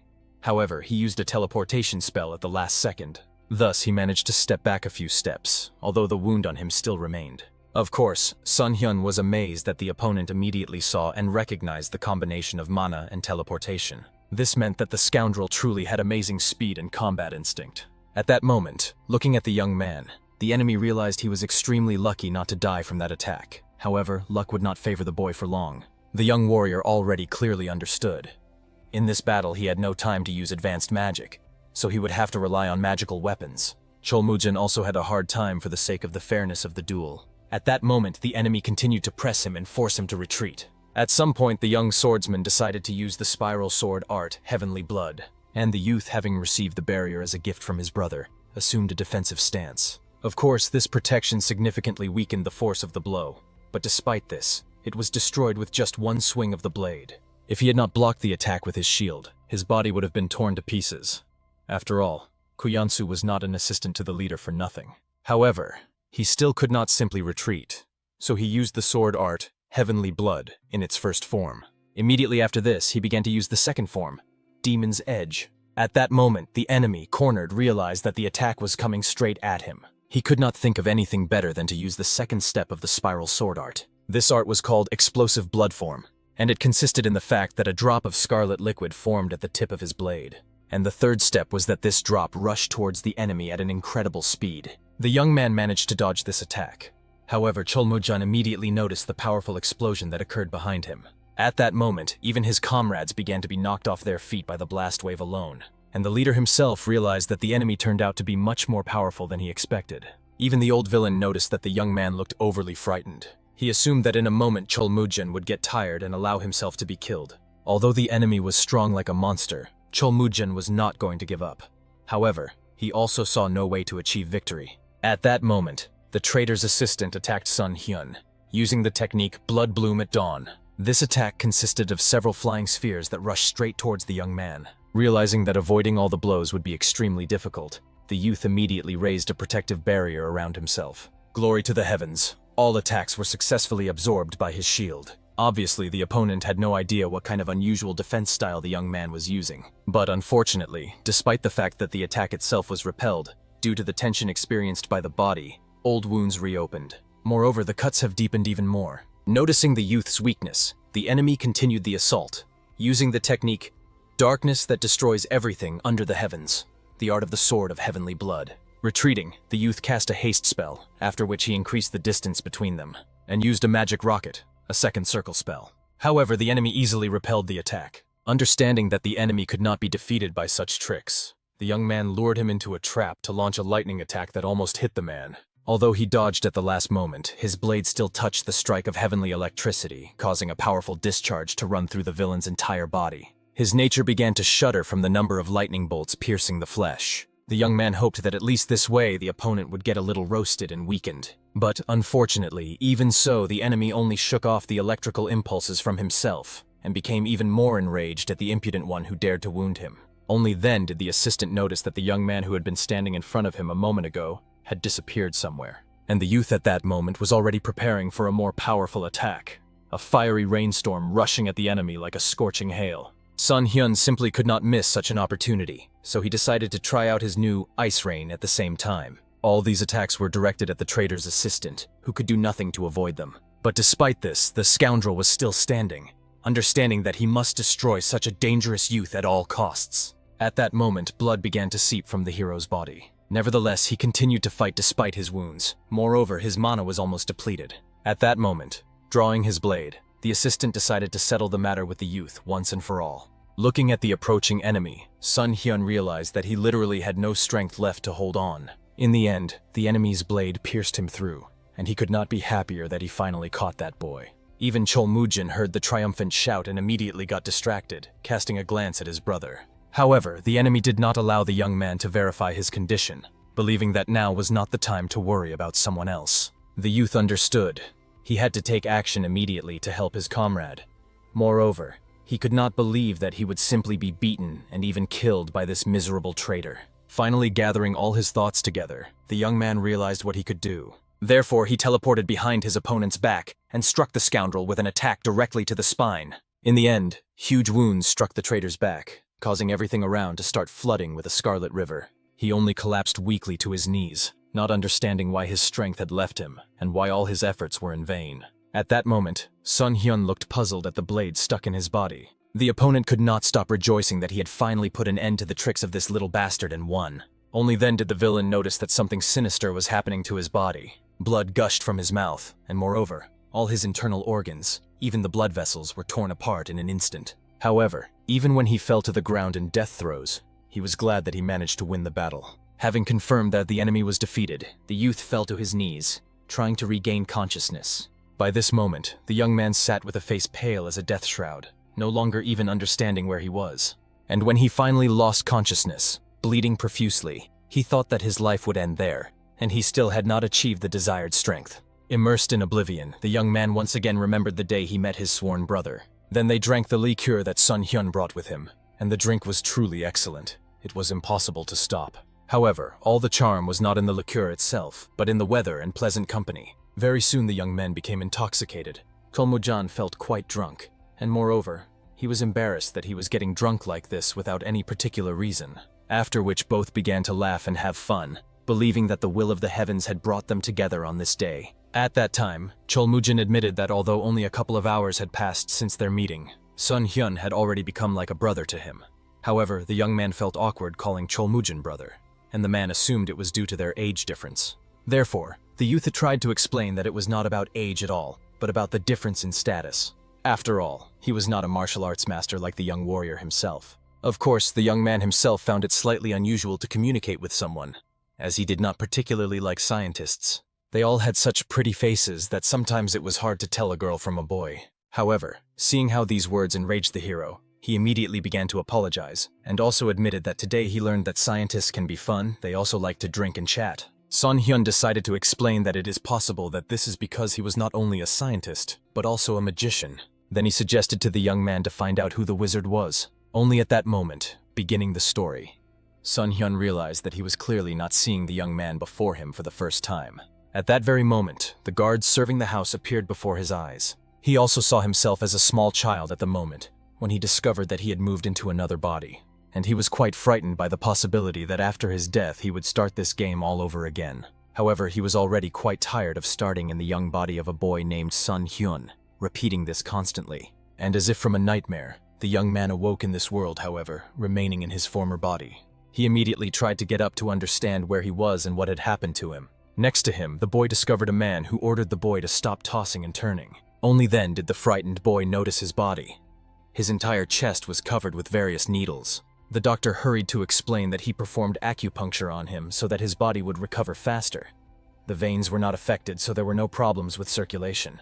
In the end, the young man had no choice but to listen to the doctor, calm down, and thank the elder for everything. However, he was only glad to do his job, and moreover to help such a worthy person. The youth absolutely did not understand why this old man suddenly thought so highly of him, and the doctor decided to explain to the young man how he came to this conclusion. The young man accumulated the purest energy in his dantian, and was very different from other people, as it is quite difficult to accumulate energy of such purity without working on strengthening the balance of one's body. Of course, the young man hurried to explain to the old man that he was not a martial arts master at all. However, the doctor did not claim this, but was still very impressed by the youth. After that, he hurried to pull out the needles that were sticking out of his body. At that very moment, Mrs. Yan Sol-lin entered, who brought the old man the medicine he had requested. Sun Hyun could not believe his luck when he saw the girl safe and sound, and she was also very glad that the youth had finally awakened. Only at that moment did the beauty realize that Sun Hyun was covered by only a single towel in the crotch area, causing her to cry out embarrassedly,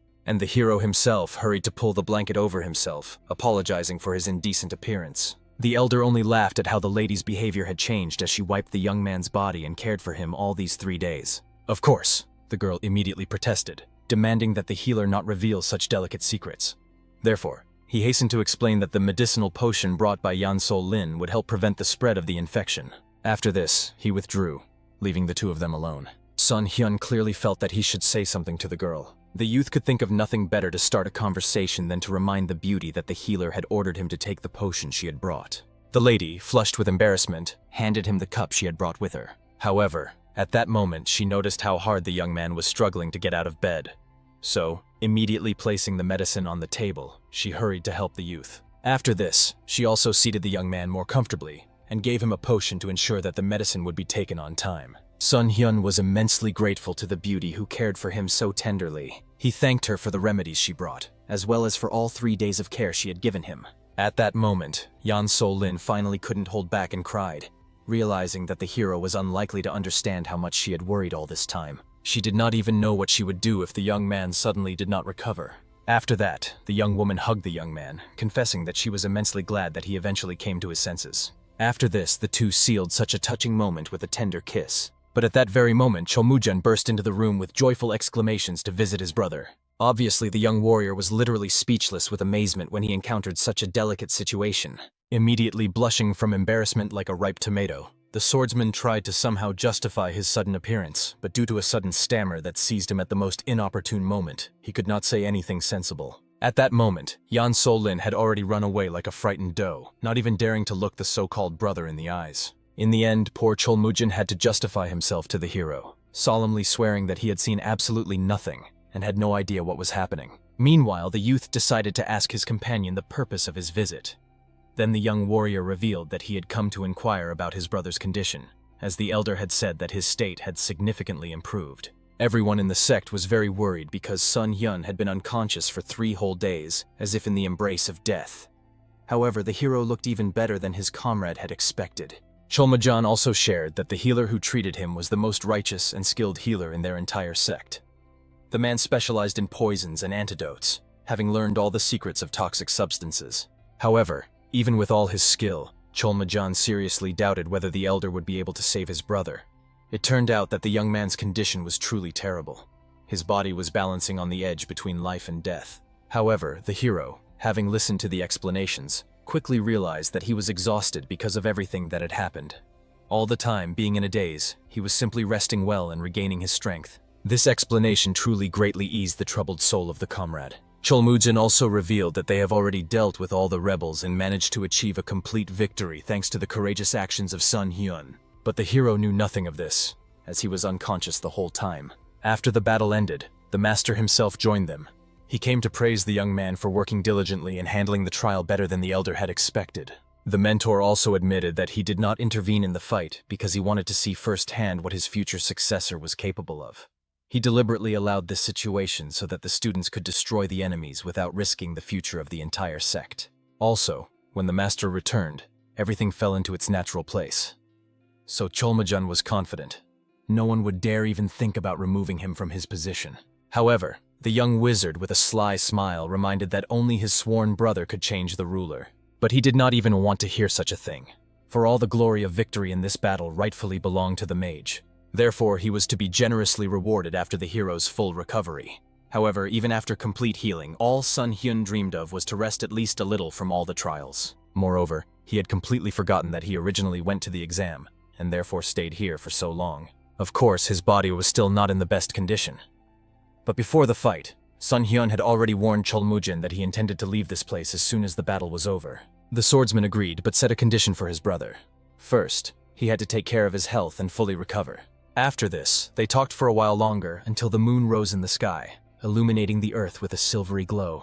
Then, having secluded himself in his healing chambers, the youth began to circulate internal energy. With the help of this ancient practice, he not only managed to restore mana, but also healed his wounds quite well. At dawn, the young man was already near the school walls, ready to depart. Of course, Cholmujin could not believe that his sworn brother, having just come to his senses a couple of hours ago, was already preparing to set off. However, the hero felt literally like a newborn, as he had fully recovered. He believed that acupuncture performed by the wise elder had helped him greatly, but Cholmujin still reminded his comrade that he couldn't regain consciousness for a whole 3 days. He shouldn't have rushed so much to go anywhere. Then Sun Hyun, with a mysterious smile, reminded his friend that the journey would not take him long. After all, he was a great wizard skilled in the art of teleportation. It was precisely for this reason that Cholmujin could not allow his comrade to simply disappear. The youth immediately felt guilty. He did not want his friend to worry so much about him. He came to his comrade only to calmly say goodbye before leaving. However, the warrior had many questions. For example, why does the young man want to leave without even saying goodbye to his beloved? Sun Hyun understood that he should have acted that way. However, for now, it was too awkward to do so after the recent incident. Moreover, he promised that he would not be gone for long. He would return to them again as soon as he finished his exams. But even in such a case, the commander understood. Everyone would be extremely upset by his sudden departure, especially his sister. Sun Hyun himself would very much like to say goodbye to everyone and have a farewell conversation. Therefore, the hero gave his sworn brother a magical scroll. Wherever Cholmujin was, he could open or tear it, and then instantly be transported to the center of Magio.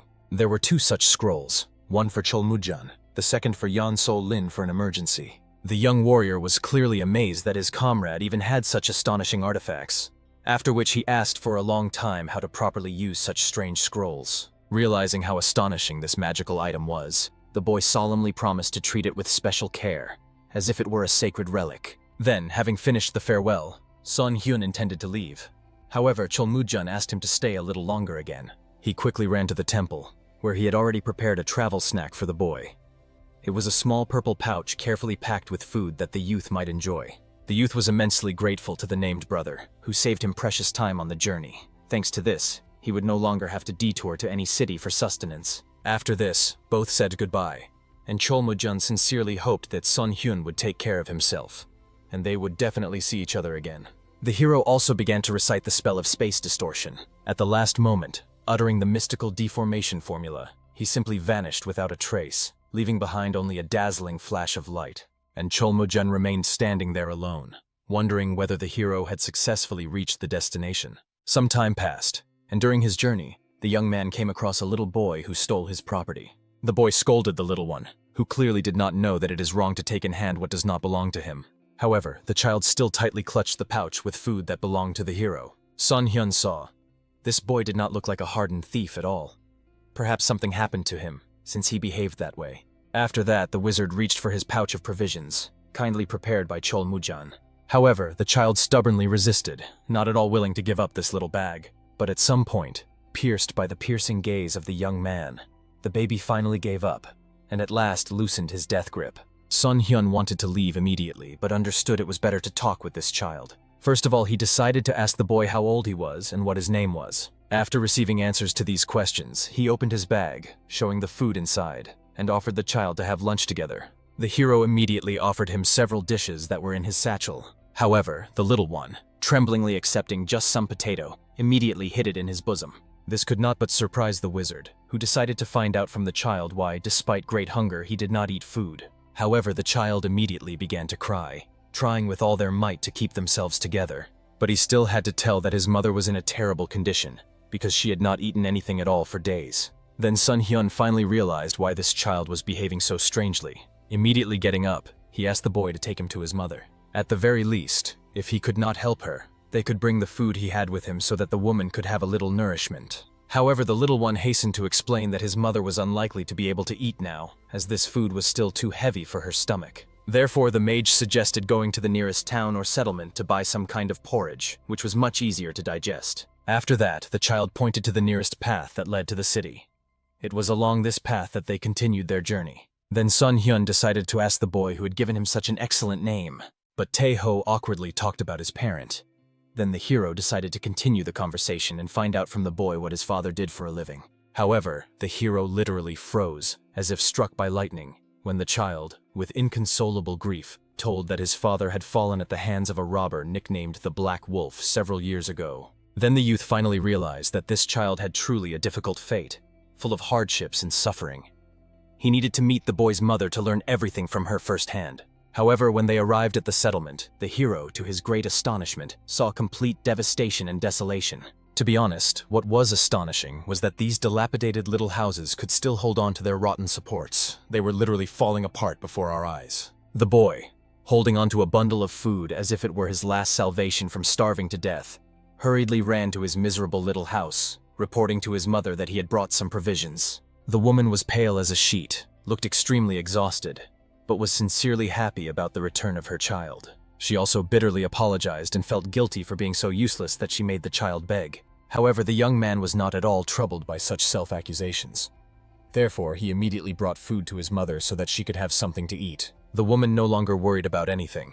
She looked at the hero, who had already entered their home, as the person who had given food to her son so they could survive. The weak mother could only gently lean over in bed to thank the gentleman who showed kindness to her child. However, Sun Hyun saw no point in thanking him for such a small thing, and asked her to try to eat as much food as possible before it cooled down.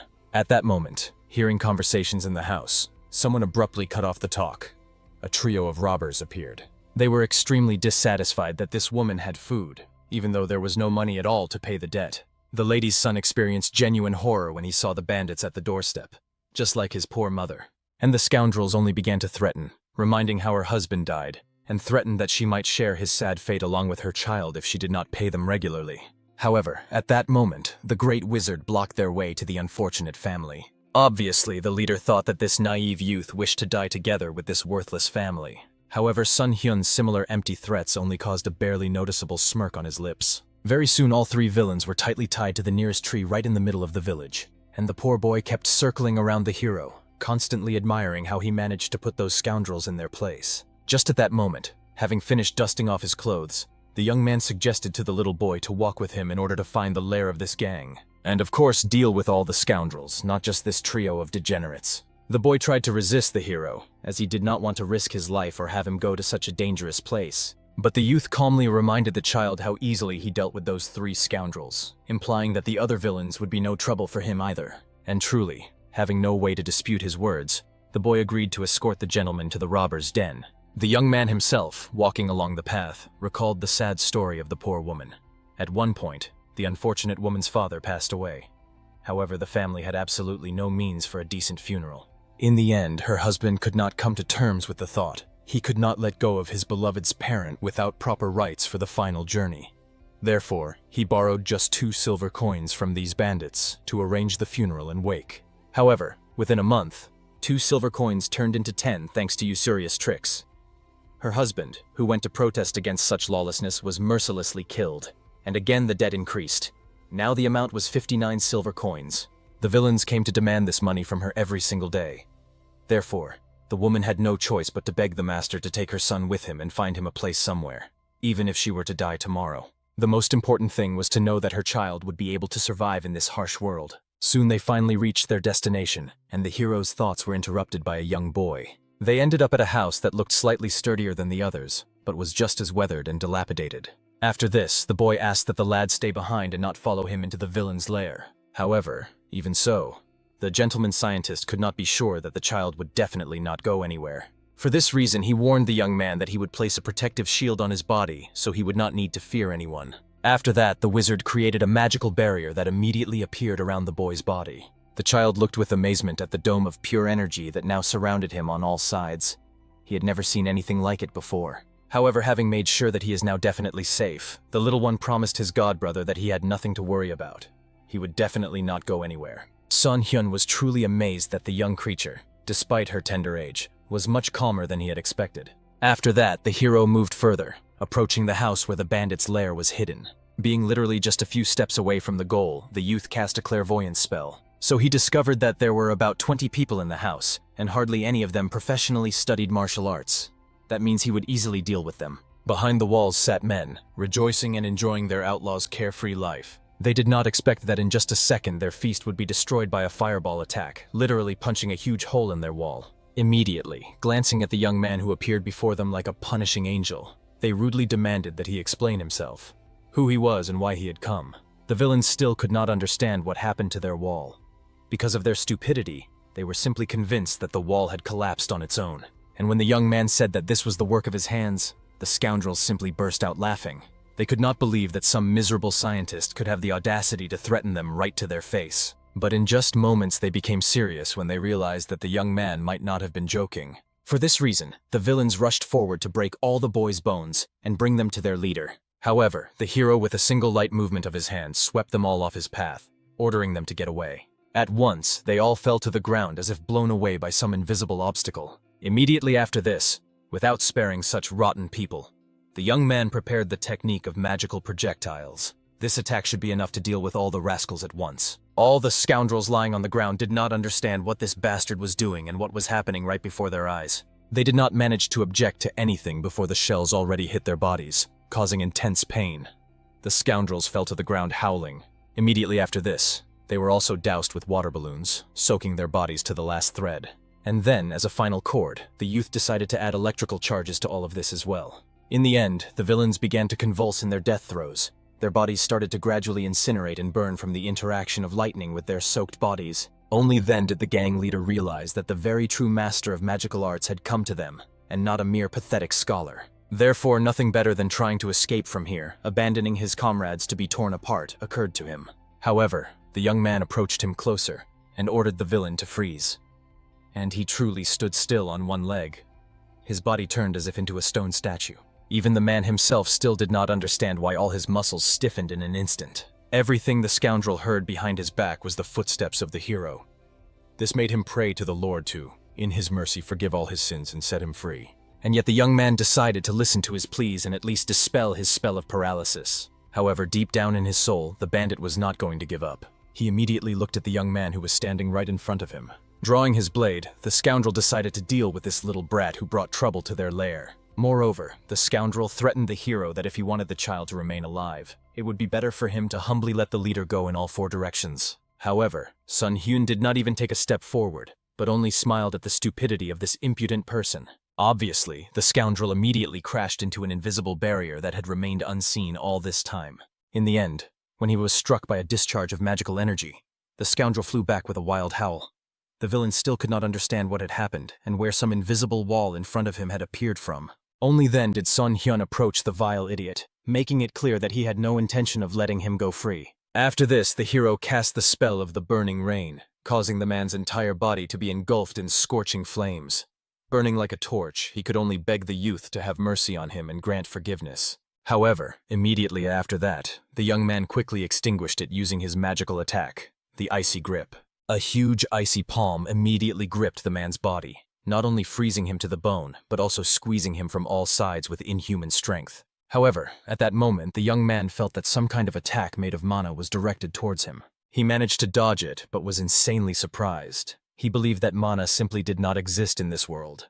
Of course, he understood that many might still be unaware of this type of magic. Moreover, the spell that hit him was low level, not even close to the first circle. But still, it was magic. Looking back, he saw a small young man who was looking at his enemy with a mischievous smile. The boy was extremely angry that some idiot dared to attack the Black Wolf's gang, introducing himself as the man who will make Sun Hyun kneel and beg for mercy. The leader rejoiced and laughed, realizing that a loser like the hero would deeply regret having come here at all. Looking at the young man who stood before him, our hero barely suppressed a smirk. Perhaps, to these simple people, his power seemed like something supernatural, so they tried to intimidate him before attacking. Before starting the fight, the boy asked the hero not to blame him for what would happen to him next. After that, he threw 2 fire spheres at the youth. However, Sun Hyun easily dispelled them, merely commanding the magic to freeze in the air. Obviously, the boy even opened his mouth in amazement, not understanding what had happened. Their leader had roughly the same reaction, as he believed that no master could compare to this child. Therefore, at that moment, the furious hero, maddened to unconsciousness, was already rushing towards the youth to teach him good manners. He obviously got scared and stepped back. However, he didn't manage to do anything before the youth grabbed him by the patched shirt. Lifting the young man closer, the wizard demanded to know who he was and who had taught him such tricks. But he only struggled, demanding that the boy let him go as soon as possible. However, Sun Hyun, with an even more severe expression on his face, demanded answers to his questions. In the end, the boy admitted that he had learned these wonders on his own, and demanded that the youth finally leave him alone. Sun Hyun, of course, was quite surprised by the young man's response. If he learned magic on his own, then it means the boy was born with an innate talent that appeared once every 10,000 years. The hero did not particularly want to take him as an apprentice, but, looking at the boy's talent, he was quite interested to see what he would achieve in the future. Therefore, he decided to take the young man with him. For this reason, Sun Hyun could think of nothing better than to throw the struggling child over his shoulder and carry him away. After this, he calmly approached the boy, who had been waiting for him all this time under the protection of a magical shield. However, as soon as the child looked at the young man more closely, he could not believe that he was truly seeing Hakbia in person. The youth also had many questions. How did these two know each other? And the boy had to explain that Hakbi was his friend. In the end, only because of their connection did the wizard decide to have mercy on the young man, and immediately put him down from his shoulder, allowing him to continue on his own. Then the awkward boy called his friend. However, he only became even angrier, demanding that the poor boy not dare to address him by name. After that, he decided to find out how the beggar ended up here at all. However, he did not answer the questions, suggesting to his friend to go back home together. But Hakbi considered such a proposal to be nonsense. There was no point for him to return. Otherwise, he would simply starve to death in this rotten village. After that, he turned around and walked away somewhere under the puzzled gaze of his friend. The child could not believe that Hakbi had changed so much that he was now simply leaving as if nothing had happened. In the end, he honestly admitted that he felt sorry for his comrade, as well as for his deceased father. He would definitely have saved him with the power he has now. The young man promised to repay him at least another time. With these words, the boy ran away, hiding from human eyes in the forest thicket. The frightened poor man begged the uncle to have mercy on Kakbiom. He was a good person who needed help. In the end, Sun Hyun admitted that he planned to take this young man with him. This could not but please the boy, for despite Hakbia's harsh words, he was still a dear friend to him. After that, the child decided to find out whether they should go and look for the boy together, but Sun Hyun thought that it was not worth worrying about it now. Turning back over his shoulder, he looked at the gang leader, still sitting on the ground in icy shackles. It was necessary to deal with him first, so that the boy's mother and their acquaintances could live peacefully. The young man teared up at the words of the kind gentleman, pouring out gratitude to him. Soon, after finishing the dealings with the bandits, Sun Hyun withdrew, having found the house where Hakbi lived. There the boy told him a sad story. From a young age, he was on his own from the moment he lost his parents and relatives. The boy whom Sun Hyun helped was the only friend in his lonely life. However, later the Black Wolves mercilessly killed his father. Sun Hyun was more interested in hearing specifically about the Black Wolves, as well as about the young man's abilities. When did they manifest? And he told with a sad smile that once he was playing alone, someone caught his attention. He had no friends except one, with whom they played when he lived in the village. And then he started to succeed with these red and blue lights. Listening to this story, Sun Hyun was convinced. The boy himself was truly kind. However, he had a very difficult life and sad circumstances.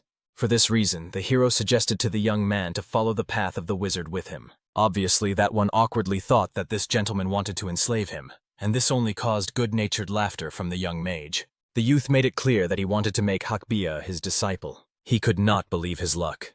It seemed to him that he was truly sleeping and seeing a wonderful dream. At the same time, Sun Hyun explained that it would help him develop his abilities. This will help increase his potential power level many times over. However, Hakbia was very much embarrassed by his past, because of which he himself considered himself a bad person. Therefore, Sun Hyun had to comfort him, making him understand that he believed he was a good guy. Moreover, his friend also believed in him. This certainly could not fail to move the boy, and he was pleased that someone had managed to have mercy on him. Sun Hyun himself asked so that the boy would finally give his answer, whether he wishes to follow the path of a wizard or not. However, the young man immediately thought about it from a survival perspective. Surely if he stayed with Sun Hyun, he would no longer have to starve and wander the world. The young gentleman himself could not believe that he would truly soon have a student. Perhaps his mentor, when teaching him, felt something similar, with excitement and pride. Soon morning came, and after a short sleep they began their meal. The hero set a small modest table so that these two could have a meal. Feeling awkward, Hakbi dared to ask the hero a question about their departure. He wanted to know when they would set out, and learned that Sun Hyun had planned to depart immediately after the morning meal. However, for some reason, Hakbi awkwardly looked away, as if hesitating to say something. Sun Hyun immediately asked the young man to be braver and tell what is troubling him. Then the child awkwardly asked that the gentleman allow him to see his friend and family before they left. This was a somewhat strange request, given their complicated relationship. So Sun Hyun asked the young man to explain himself. He made it clear that they might never meet again if he left right now, and the youth wanted to apologize and say goodbye to his comrade. The hero clearly understood that no matter what, he still needed to participate in the exam. However, if he stayed here for a short while, he would still make it to the test on time. Therefore, he made this boy understand that if he really needed to talk to his friend, he could leave to see the guy one last time. Of course, the child could not believe that the mentor was so generous and did not even judge him for such a childish desire to say goodbye to a comrade. Moreover, the youth pulled out 2 silver plates and asked the young man to give them to his friend so that he could buy food for himself and also for his mother. After this, he asked the student to hurry to the comrade and return home as soon as possible. He immediately jumped up from the table, promising that he would dash there and back. The teacher wouldn't even notice his disappearance. Sun Hyun saw the young man off with a kind smile. But in reality, he understood. He needed to leave as soon as possible if he wanted to arrive in the capital Beijing on time. Moreover, the hero was very worried about the results he would achieve on the exams. However, unexpectedly, the scientist heard some screams from the side. The boy was begging him to let him go, but those who had tied him up like a thief were not going to release him.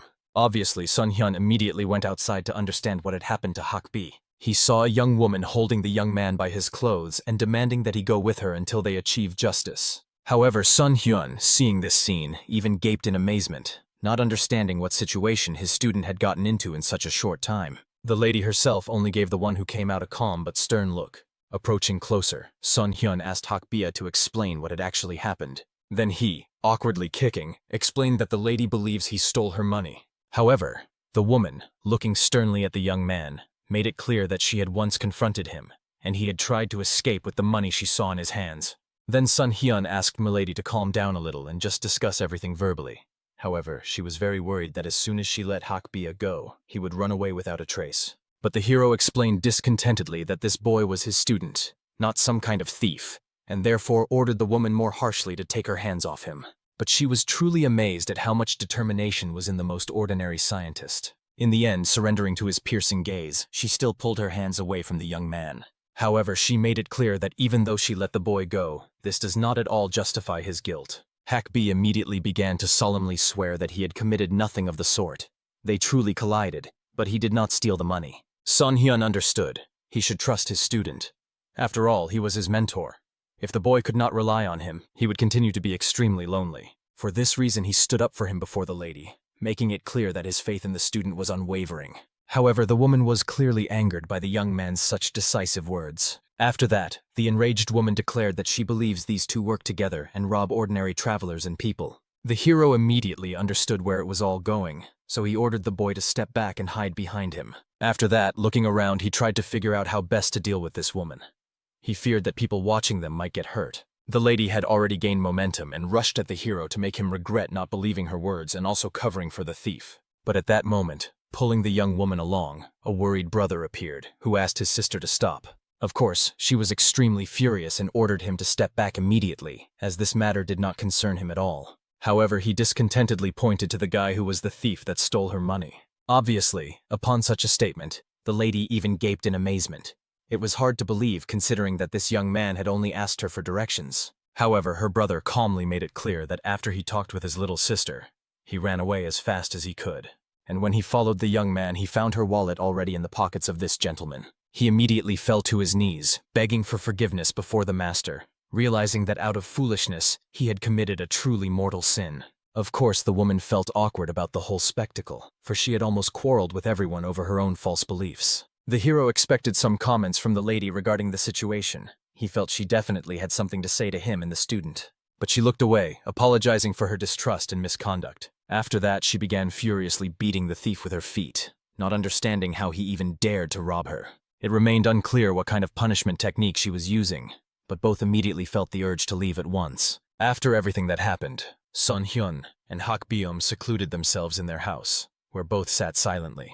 Of course, the hero perfectly understood that Hak B was a good boy. However, it was visible to the naked eye that his entire appearance indicated that he had grown up in poverty and devastation. And if Sun Hyun needed to take him along, he should avoid such situations in the future. For this reason, after long reflection, he looked carefully at his student, who had been waiting for some kind of answer all this time. After this, the youth made it clear to the boy that it would be better if he did not go with him for now. The child was very frightened by the mentor's words, making it clear that he was not a thief. Moreover, the real pickpocket had already been found. It was not him. The wizard clearly understood and remembered that he had believed his student's words and even stood up for him. However, Hakbi had no idea why. Despite this, the teacher was going to abandon him. Then Sun Hyun reminded the boy that he was not going to leave him at all. He just needed to stay in his house for a while. The hero fully understood that the child had a difficult childhood, and his behavior could cause both of them a lot of trouble. Therefore, Sun Hyun really wanted the young man to start studying literature and etiquette rules while he remained in his residence. Hak B understood what the mentor was striving for and agreed, but he was very curious about what the young master himself was going to do. Then he briefly mentioned that he had some urgent matters, but asked the student not to worry about anything, as he would return as soon as he finished with them. Hak Bia was still extremely reluctant to stay alone. Therefore, he decided to find out at least the approximate waiting time for the teacher.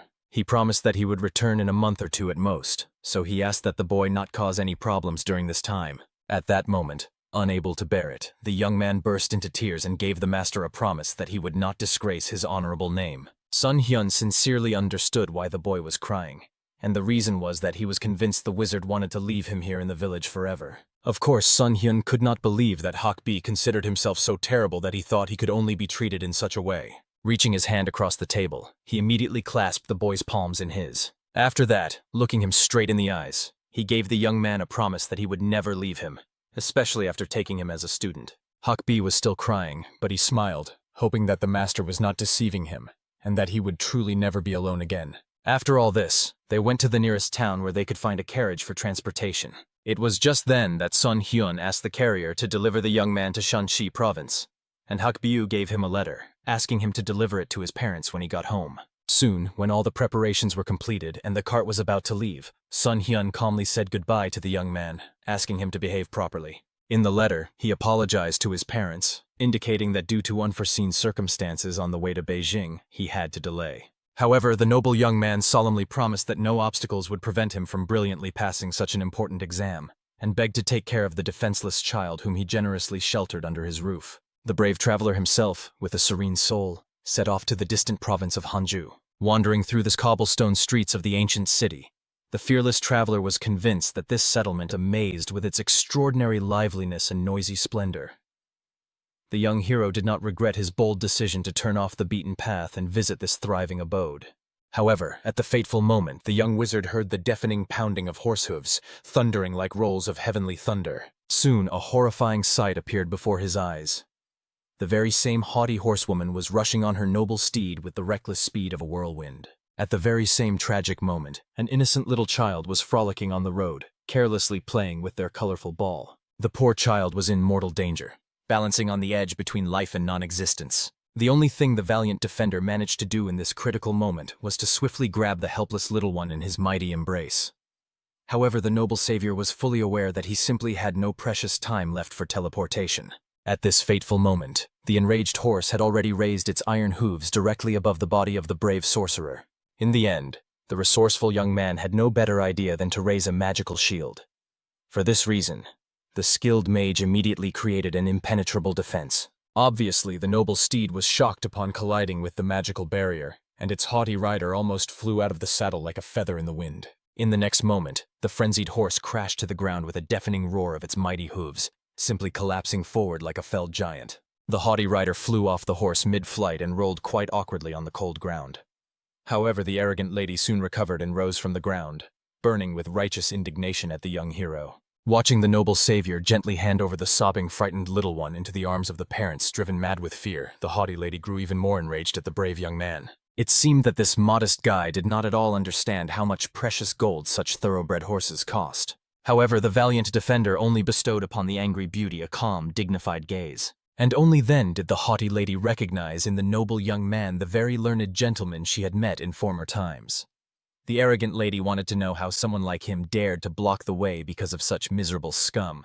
and imperiously ordered him to kneel and humbly apologize. However, the wise traveler calmly noted that the noble lady had already sunk even lower than those very people she so contemptuously called scum, for truly noble gentlemen do not behave in such an unworthy manner. The enraged craftswoman immediately drew her shining blade, eager to deal with the audacious boy who dared to utter such insolent words. But at this fateful moment, a golden coin flew straight into the blade of the angry warrior, which, bouncing off the metal, created a loud ringing. This coin belonged to the noble brother of the lady, who imperiously demanded that his sister immediately stop behaving so shamefully. The willful beauty displeasedly reminded her brother that this miserable mortal dared to insult her. But the wise brother did not believe his sister, for he knew very well that she was the only one here who insulted everyone indiscriminately. Moreover, it was only thanks to the noble Sun Hyun that no innocent person suffered. She should have thanked this valiant young man for saving her from impending troubles. However, even after such fair words, the arrogant lady did not admit even a fraction of her guilt. After which the haughty horsewoman gracefully jumped onto her thoroughbred horse, which at that moment had already risen from the ground and galloped away like an angry storm. The noble brother stayed behind to humbly apologize to the honorable gentleman for the unseemly behavior of his headstrong sister. He made it clear that due to their hurried rush to an important meeting, they had lost track of the road. Of course, the generous Sun Hyun made it clear to the noble young gentleman that he had no reason to apologize to a simple traveler. However, at this momentous moment, the valiant young man noticed that before him stood the same courteous youth, before whom his haughty sister had already offended a couple of days ago. However, the wise Sun Hyun was absolutely indifferent to the unbearable temper of this capricious woman. He was much more concerned that absolutely none of the innocent people were harmed. The noble gentleman was extremely grateful to this wise young man, who showed such magnanimous indulgence towards her unworthy behavior. After which the courteous gentleman gracefully mounted his thoroughbred horse and rode away. Watching him with a keen gaze, Sun Hyun understood. Although it was not obvious at first glance, this young man truly possessed a powerful aura.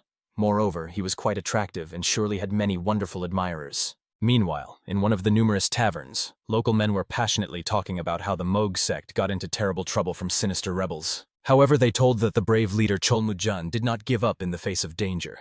He used his secret weapon, and his sworn brother personally dealt with that unfortunate army of bloodthirsty warriors. Obviously, all the local residents began to fervently discuss this amazing news, as many believed that the bloodthirsty warriors were almost invulnerable demons. However, before the appearance of this blessed warrior capable of crushing them, no one could perform such a miracle. Then people began to whisper about this legendary fighter who appeared as if out of nowhere. Everyone considered him the dragon of the heavens and also called him the great dragon of 1,000 victories. They also gave him a fearsome nickname, the Bloody Iron Prince. Such was the greatness of this invincible hero. The valiant Sun Hyun was already becoming extremely embarrassed to listen to all these laudatory stories about himself. Moreover, deep down, the brave young man laughed, realizing that now, having such a loud nickname, he would be forever recorded in the sacred chronicles of Murim. At that moment, while the noble traveler was peacefully enjoying his meal, one of the managers suddenly approached him. He humbly apologized for the inconvenience, but made it clear that there were no more free seats in the establishment, and timidly asked for permission for other guests to sit next to him. Of course, the generous Sun Hyun saw absolutely no obstacles in that. However, unexpectedly at this fateful moment, the very same headstrong beauty entered the cozy tavern together with her noble little brother.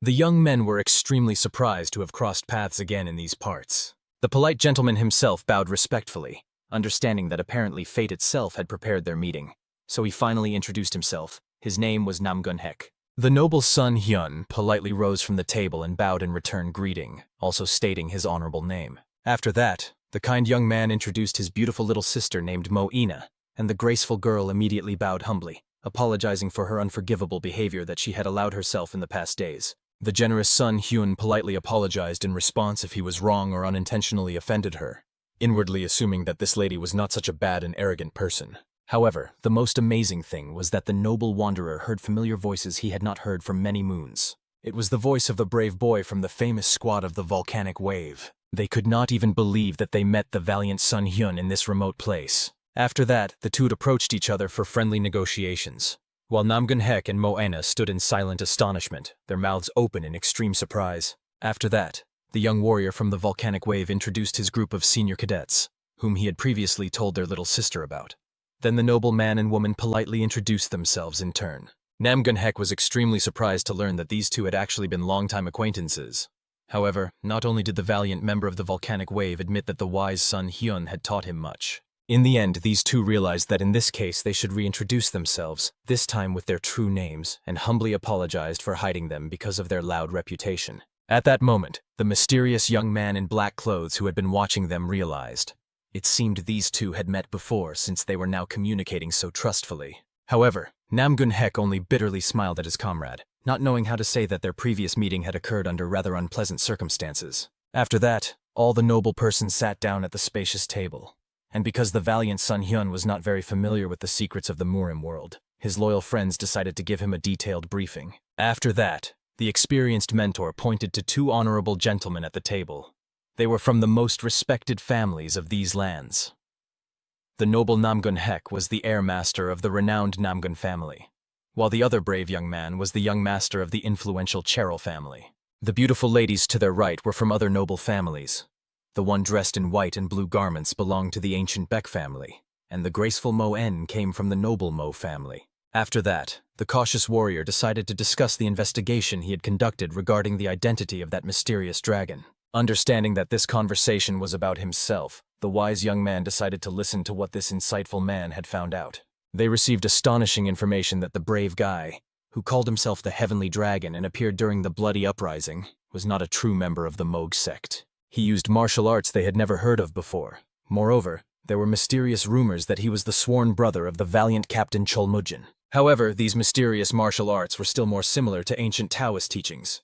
They could in no way belong to Captain Cholmujin's comrade. Therefore, the conclusion remained the same. These were not traditional military techniques at all, which means this legendary warrior belonged to a completely different, unknown group. Of course, everyone present was extremely interested in such amazing assumptions. Everyone was incredibly eager to find out who this mysterious hero really was. The wise Sun Hyun himself did not utter a word, realizing that the situation was not as simple as he had previously thought. And if the rumors continued to spread like a steppe fire, serious trouble would soon arrive. In the evening, the noble wanderer went out to walk under the silvery moon and contemplate the entire situation. Suddenly, a loyal warrior from the volcanic wave approached him, who was quite surprised that Sun Hyun's older brother was wandering alone so late at night. The young man arrived just in time, as the wise mage wanted to tell him something. The valiant traveler honestly admitted that he had pondered for a long time whether to tell the young comrade about everything that was happening or not. The brave young man himself only smiled kindly, completely not understanding why Sun Hyun suddenly became so serious and thoughtful. Then the wise mentor revealed a staggering secret. He was the very legendary heavenly dragon they had been so fervently discussing in the tavern. However, he learned about these rumors only recently, and this revelation sounded so astonishing that the warrior of the volcanic wave could not even believe it. But soon, after a detailed story, the young fighter realized. It turns out, the honorable scholar Sun Hyun stepped into the dangerous world of Murim because of the noise and chaos that arose in the Moge sect. However, the wise Sun Hyun hastened to explain that the Murim itself occupied him little. The path he had chosen was completely different, and the noble young man had no doubt about this. At the end, the humble wanderer only asked that his friend from the Vulcan sect not tell anyone about the secret he had entrusted to him, and was extremely grateful that he was indeed able to make such a promise. At that time, the sincere Sun Hyun once again repeated that he is truly not interested in the affairs of Murim. He has a completely different life path. The reason he acted the way he did was that he wanted to follow the righteous path. However, the young warrior knew very well what the valiant Sun Hyun was really like. He had already managed to observe him, so he asked him not to worry about anything and just rely on him. Soon the noble company set out on a long journey in the morning. Everyone chatted cheerfully as if nothing had happened. At nightfall, the travelers stopped again at a small cozy inn to rest. There they sat peacefully, leisurely drinking fine wines and chatting about various trifles. And finally, at some point the wise guy woke up in his bed from the bright sun rays. Immediately, looking at how high the golden luminary was in the sky, he realized that he had slept for too long, and it was time to get ready for the journey. However, the noble traveler unexpectedly noticed his faithful friend from the Vulcan sect. He was sitting right on the floor and was in deep meditation, and his body and face were illuminated by golden sun rays. The wise Sun Hyun decided not to disturb him, instead quietly sitting down next to him on the floor to join the spiritual practice. After that, he began to gather internal energy from the surrounding environment into his body. However, comrade, of course, noticed and felt the attentive gaze of his friend upon himself. He honestly admitted that it was extremely difficult for him to imagine exactly how much energy was hidden in the body of Mr. Scientist. However, it seemed to him that the energy was much greater than that of Sister Wei. However, the valiant Sun Hyun only smiled modestly. He felt that his buddy from the volcanic wave was mocking him and simply flattering him. However, the young warrior also decided to ask the hero what he had been mumbling while in a state of meditation. It sounded very much like some strange singing, but he could not recognize the language at all. The wise Sun Hyun calmly lied that it was just a kind of warm-up before using magic. He didn't need to bother at all, as it would take too long to explain how he knew some unknown foreign language. Meanwhile, the other warriors were already having breakfast on the spacious veranda, sitting at the set table. The noble Sun Hyun joined them, humbly apologizing for being late, and politely decided to ask if they had slept well. However, it turned out that they both went to bed quite late, which is why they woke up literally just a couple of minutes before the main character joined them. Then the insightful Sun Hyun realized. Most likely the other two from their glorious company had not yet arrived, possibly having indulged in sleep for too long, as the noble young man had supposed. But it turned out they left at dawn to admire the picturesque views and could return to them at any moment. And the wise Sun Hyun only bitterly laughed, realizing that because of his desire to sleep, he overslept and missed the beautiful morning view. Of course, the kind guys immediately tried to comfort the disappointed hero. The sun rose every day, and they could enjoy such a sight almost any time. However, suddenly they heard a loud crash as some person fell into the room where they were sitting peacefully. It was the very comrade who was barely standing on his feet and writhing on the ground from unbearable pain. Everyone immediately jumped up from the table and ran to him in shock to somehow help.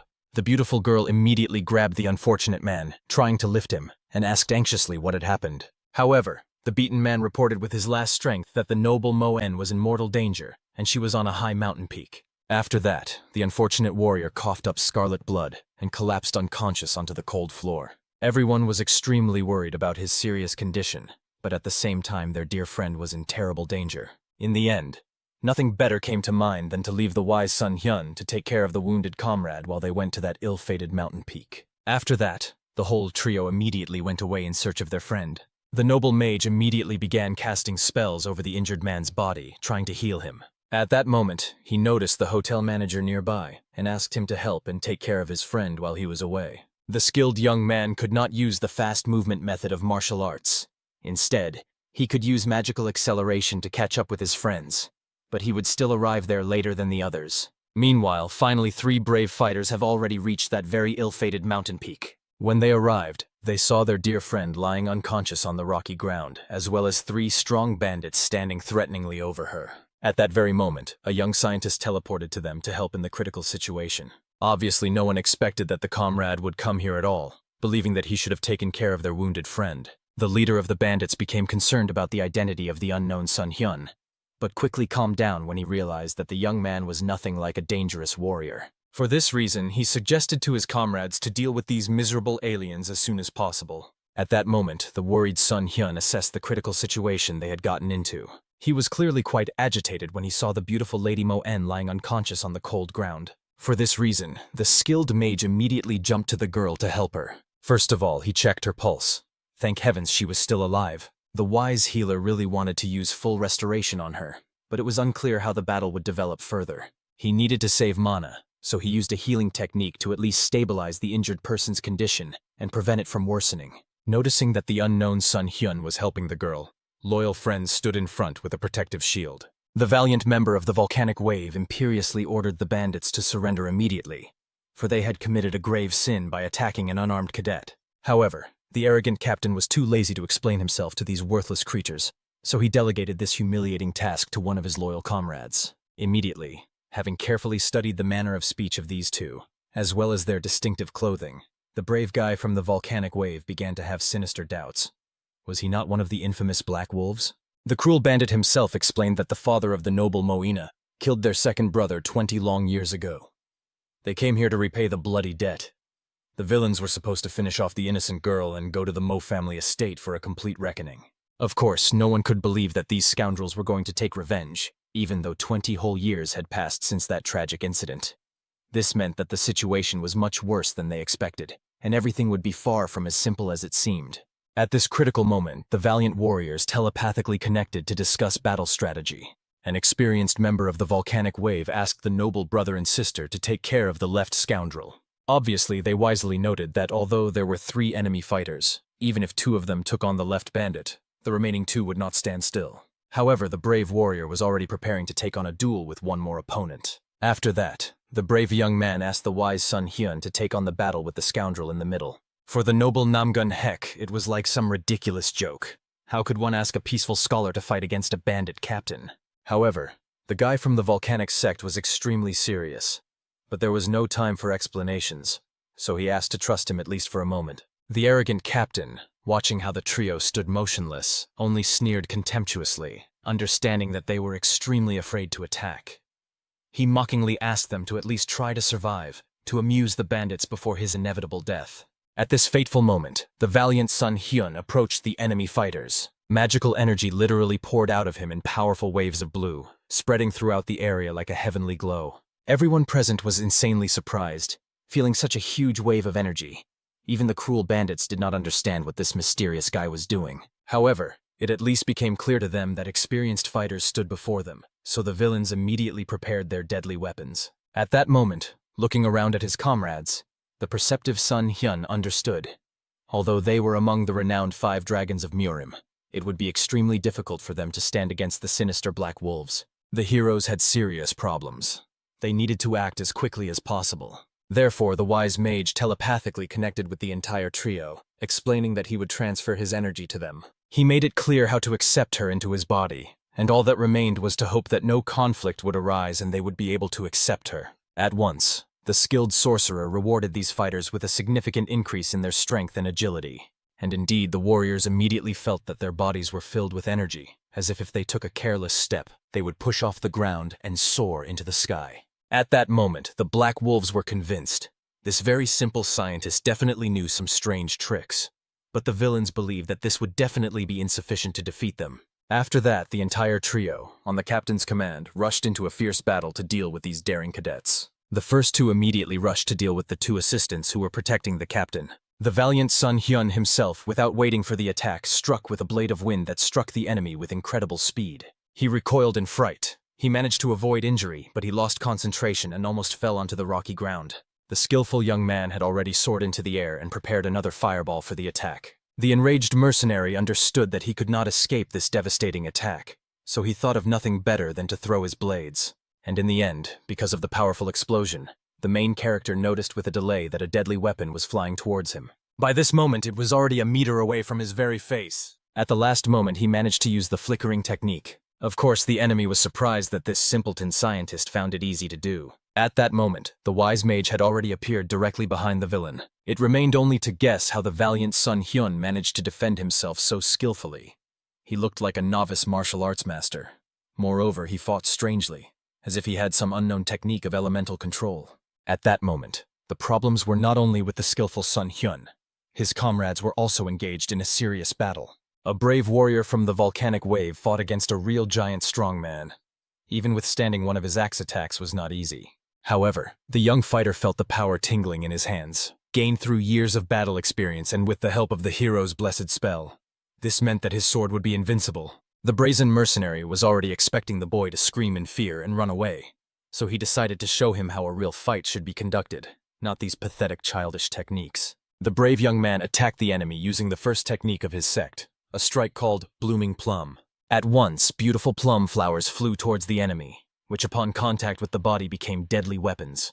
However, the mighty man easily repelled all the blooming plums, and his attack power also increased. Therefore, although the guy from the volcanic wave was looking for a way to defeat this strong man, he was precisely the person who had perfectly mastered his martial art, as he managed to cope with the skill of his sect. The mocking fighter thanked the young man from Murim for such a beautiful performance with flowers, but it was time to end the fight. He decided to do it using the technique Offering to the Bloody Demon. The brave young man had to hold back this attack, gritting his teeth. It seemed he could not endure another direct clash. He had a skill that he had not fully mastered, but he had no other choice.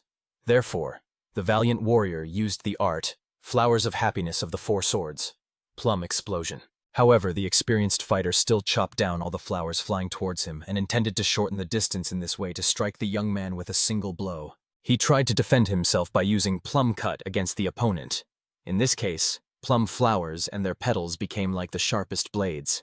In the end, when this technique was finished, the brave young man fell to his knees because of the wound that the enemy still managed to inflict on him. However, the strong man himself was not exactly intact and unharmed. A bleeding wound also adorned his side. After that, they immediately took up their weapons, preparing to continue the fight, which was still evenly matched. The captain of the Black Wolves was already rushing at the young mage to punish him. However, jumping back and avoiding all kinds of attacks, the guy continued to use magical bullets. But somehow the captain managed to dodge his attacks with incredible ease, even despite how destructive his magical bullets were, considering the mana he invested in them. Moreover, the brazen enemy had the audacity to mock the hero's pathetic tricks, which did not work on him, and intended to kill him, considering him an ignorant creature.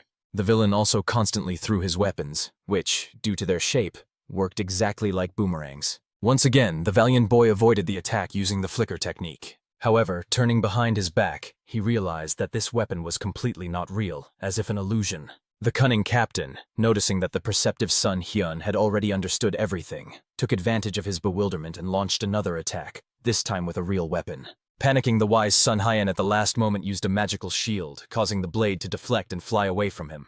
And the self-satisfied commander was clearly proud of himself for managing to intimidate that pathetic puppy so much. And indeed, sincere Sun Hyun was scared. For another moment and he would have been dead. However, as an enemy, he was still easier than those the valiant Sun Hyun had faced before. And the problem was only that his attacks were too unpredictable.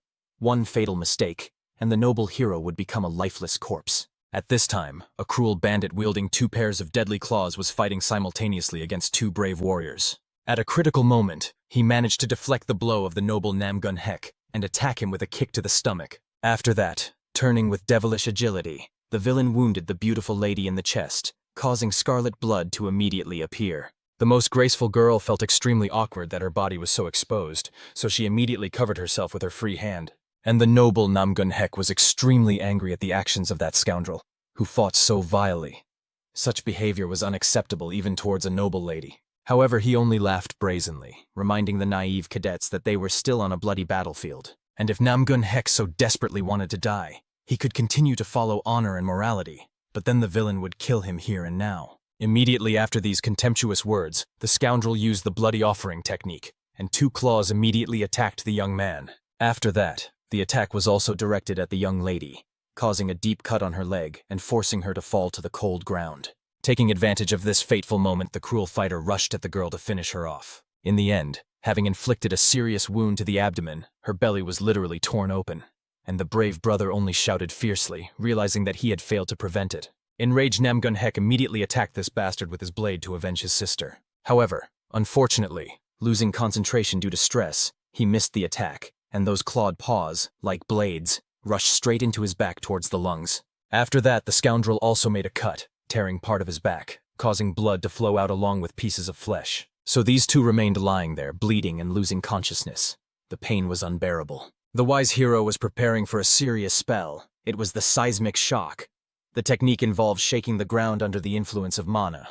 And right there, the ground beneath the captain's feet turned into a real wave. He clearly lost concentration, and at that moment the skillful Sun Hyun rewarded him with the ice shot attack. Only at the last moment did the experienced fighter manage to defend himself with his sickles and shatter the ice into tiny pieces. However, at that very moment, the valiant guy had already launched a fire spear attack at him. The treacherous man managed to repel this attack with the Call of Death technique. After that, he performed the soul-extracting Devil's Throw.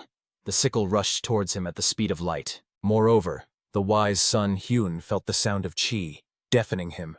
He heard it directly for the first time, and had no idea how someone from the Black Wolves managed to create such a thing. But even despite the unbearable pain his ears were experiencing, he still fought off the attack of a magical bullet that had gone off course. But the villain still managed to touch the young man's left hand, albeit with the very edge of the blade, but the damage had already been done. At this moment, scarlet blood flowed from his hand onto the ground, and the enemy was struck by several chunks of ice that simply got stuck in his body. Insightful Sun Hyun calmly looked at the enemy, for all the warriors he had encountered so far possessed ordinary martial arts, and now he encountered such strange art for the first time, backed by rich combat experience.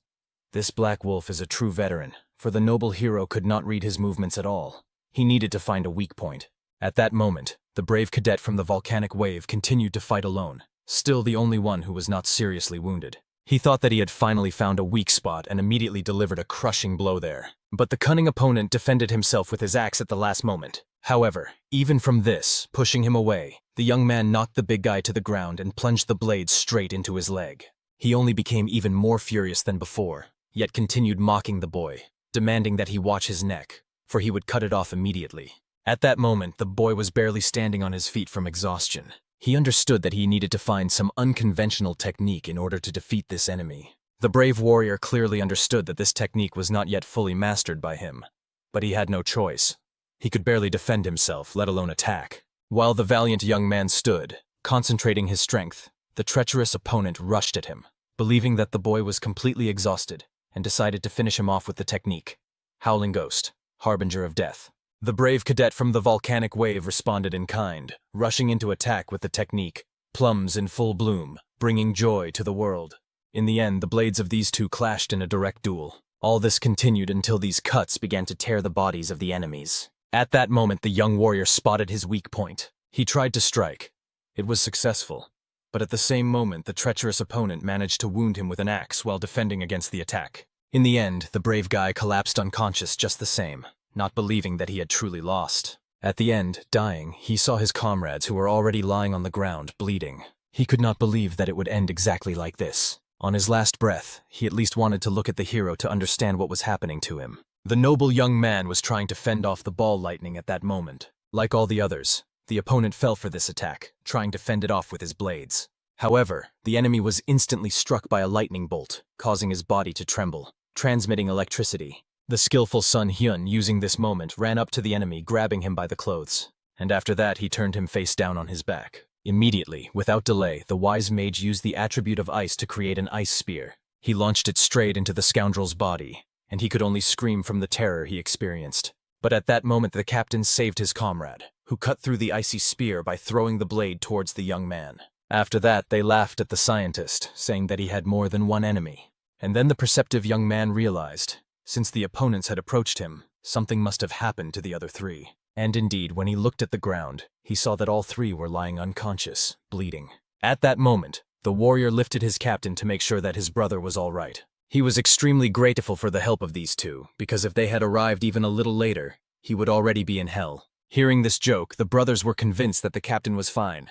Since he could joke, it meant he had enough strength. After that, he calmly stood on his strengthened legs and suggested they finish the fight. Now they were left 3 against 1 and could fully show the enemy the power of the Black Wolves. The wise Sun Hyen had no idea how long the battle against these 3 might take, but before the fight began, he had to check the condition of the wounded comrades. But he could not do anything, because at that moment the captain ordered them to attack. Only then, turning around, the villains noticed that the young man had disappeared from sight somewhere, and used a magical bullet attack. In the end, the captain was thrown backwards somewhere, and all the fighters immediately rushed to help him. Skilled Sun Hyun at that time approached his comrades to check on their well-being. However, at least the brave cadet from the volcanic wave was definitely dying at this moment. Therefore, the noble healer immediately applied healing magic on him to at least slightly mend his wounds. Of course, he realized that this would temporarily help them, but would not be able to save them. The condition of friends will not worsen for at least some time. The hero's moments were enough to heal them a little, and the Black Wolves were already behind him,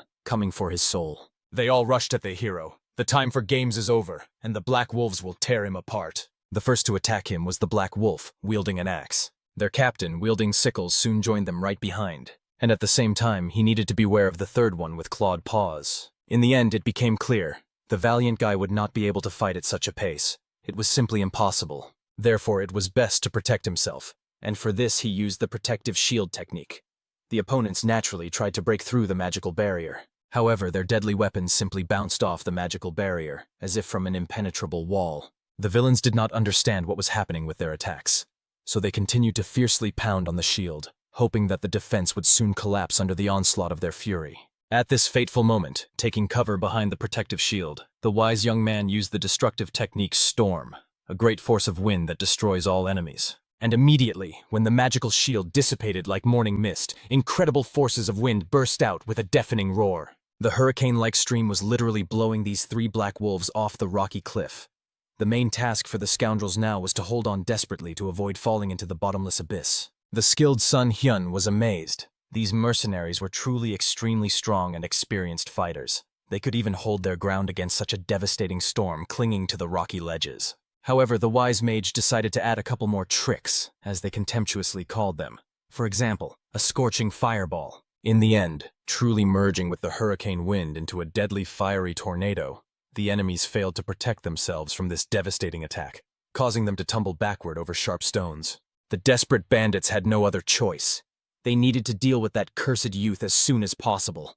They had to significantly strengthen their attacks. The villains were sure that if they all attacked at once, Sun Hyun wouldn't even have time to react before dying from their blades. And indeed, the noble young man was very frightened when he saw with what demonic speed the enemies were rushing at him, like enraged wild beasts. He had no choice but to strengthen his hand with 2 stronger magical shields to protect himself from inevitable death. And indeed, deadly attacks from these mighty shields bounced away, but the Black Wolves did not give up even then. They needed to finish off this boy, and then deal with the wounded trio in the morning, who were now helplessly lying on the cold ground, bleeding.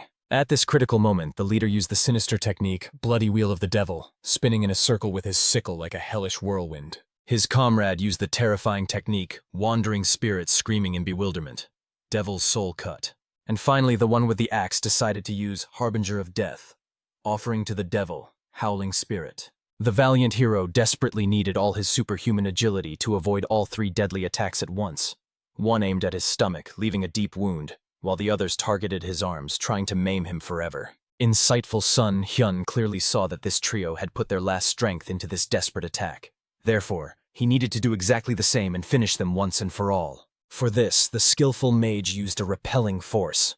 Because the enemies were close enough, they were immediately thrown away from the guy with incredible power, like chips in the wind. He immediately dispelled the defense and created the fire field, a destructive technique where blazing fire spread across the ground like living lava.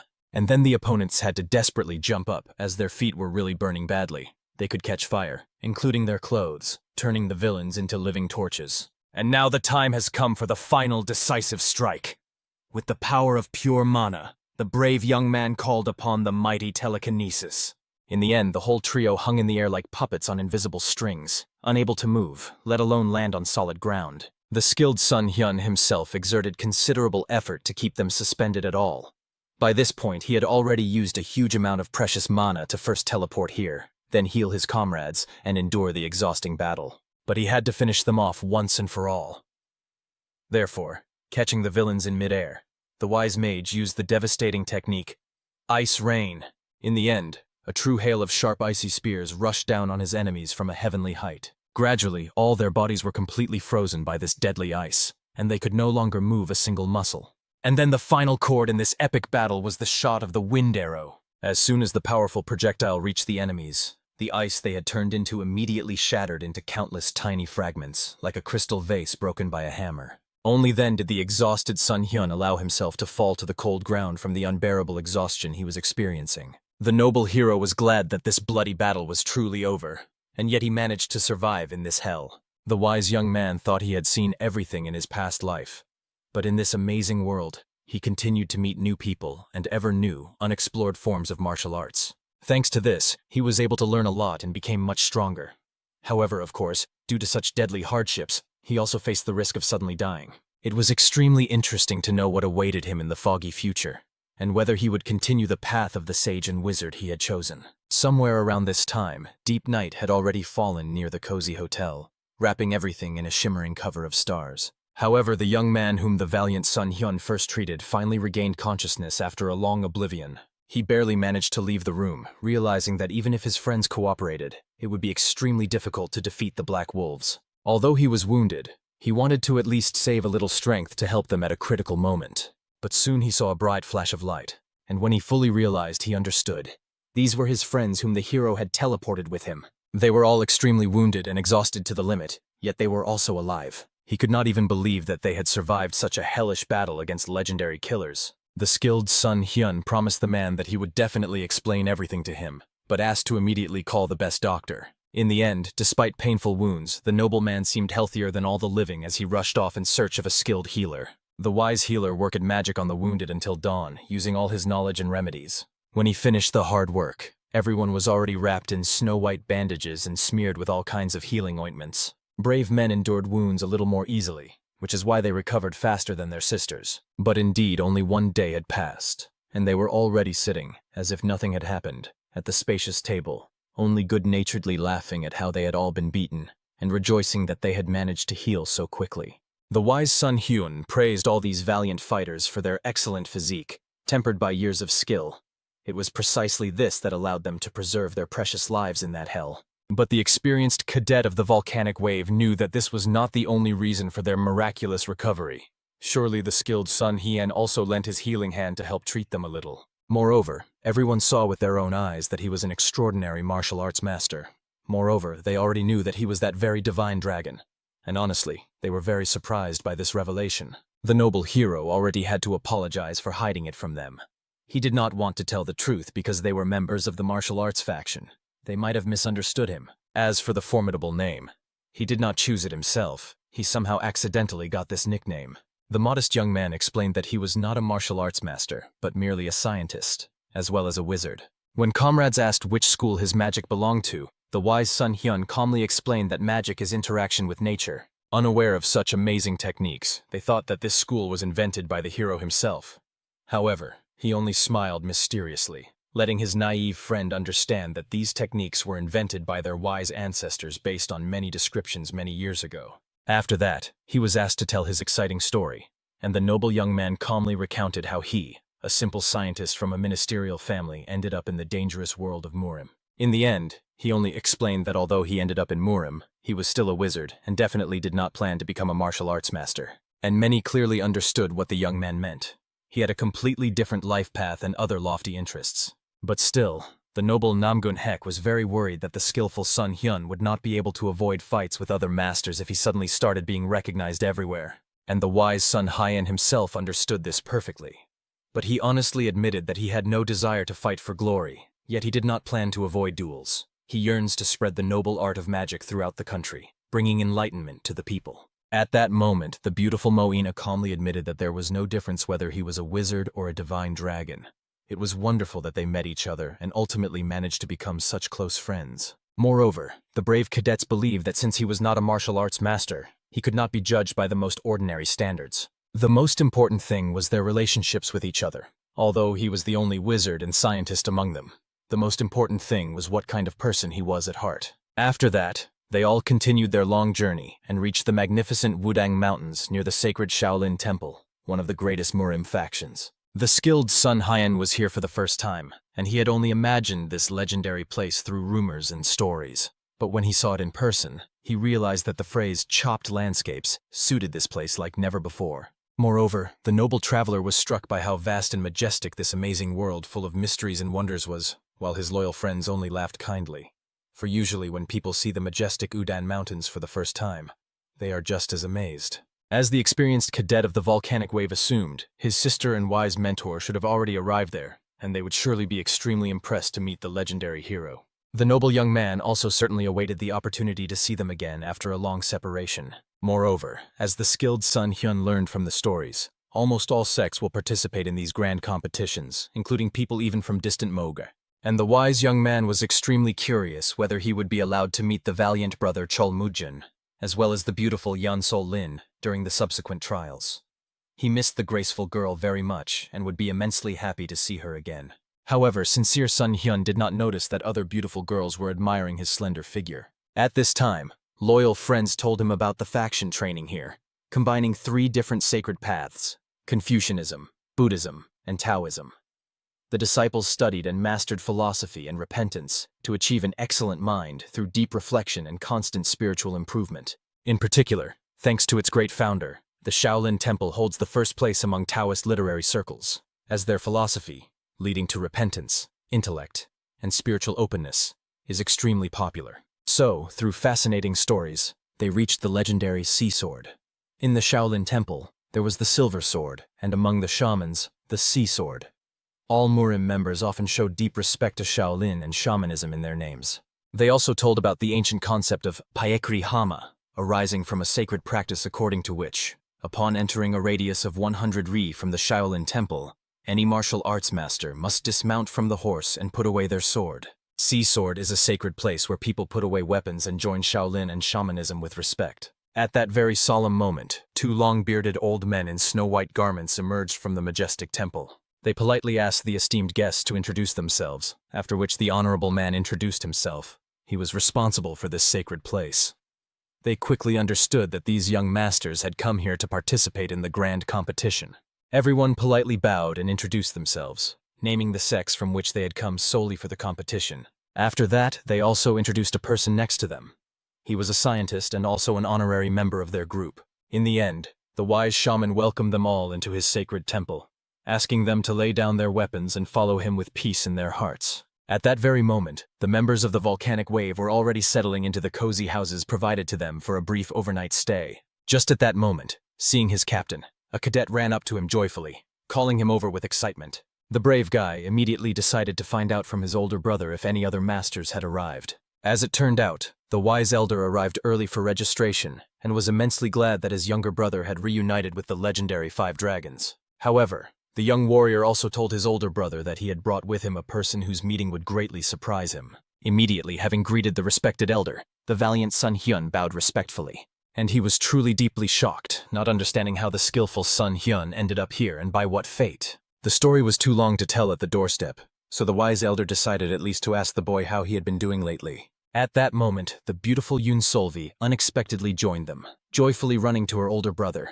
She could not believe that she had truly seen him after such a long separation. Soon, sitting down at the spacious table, the elder decided to ask how these two had unexpectedly met. And the brave cadet hurried to tell that they had accidentally met in Soju, where the other dragons had also arrived.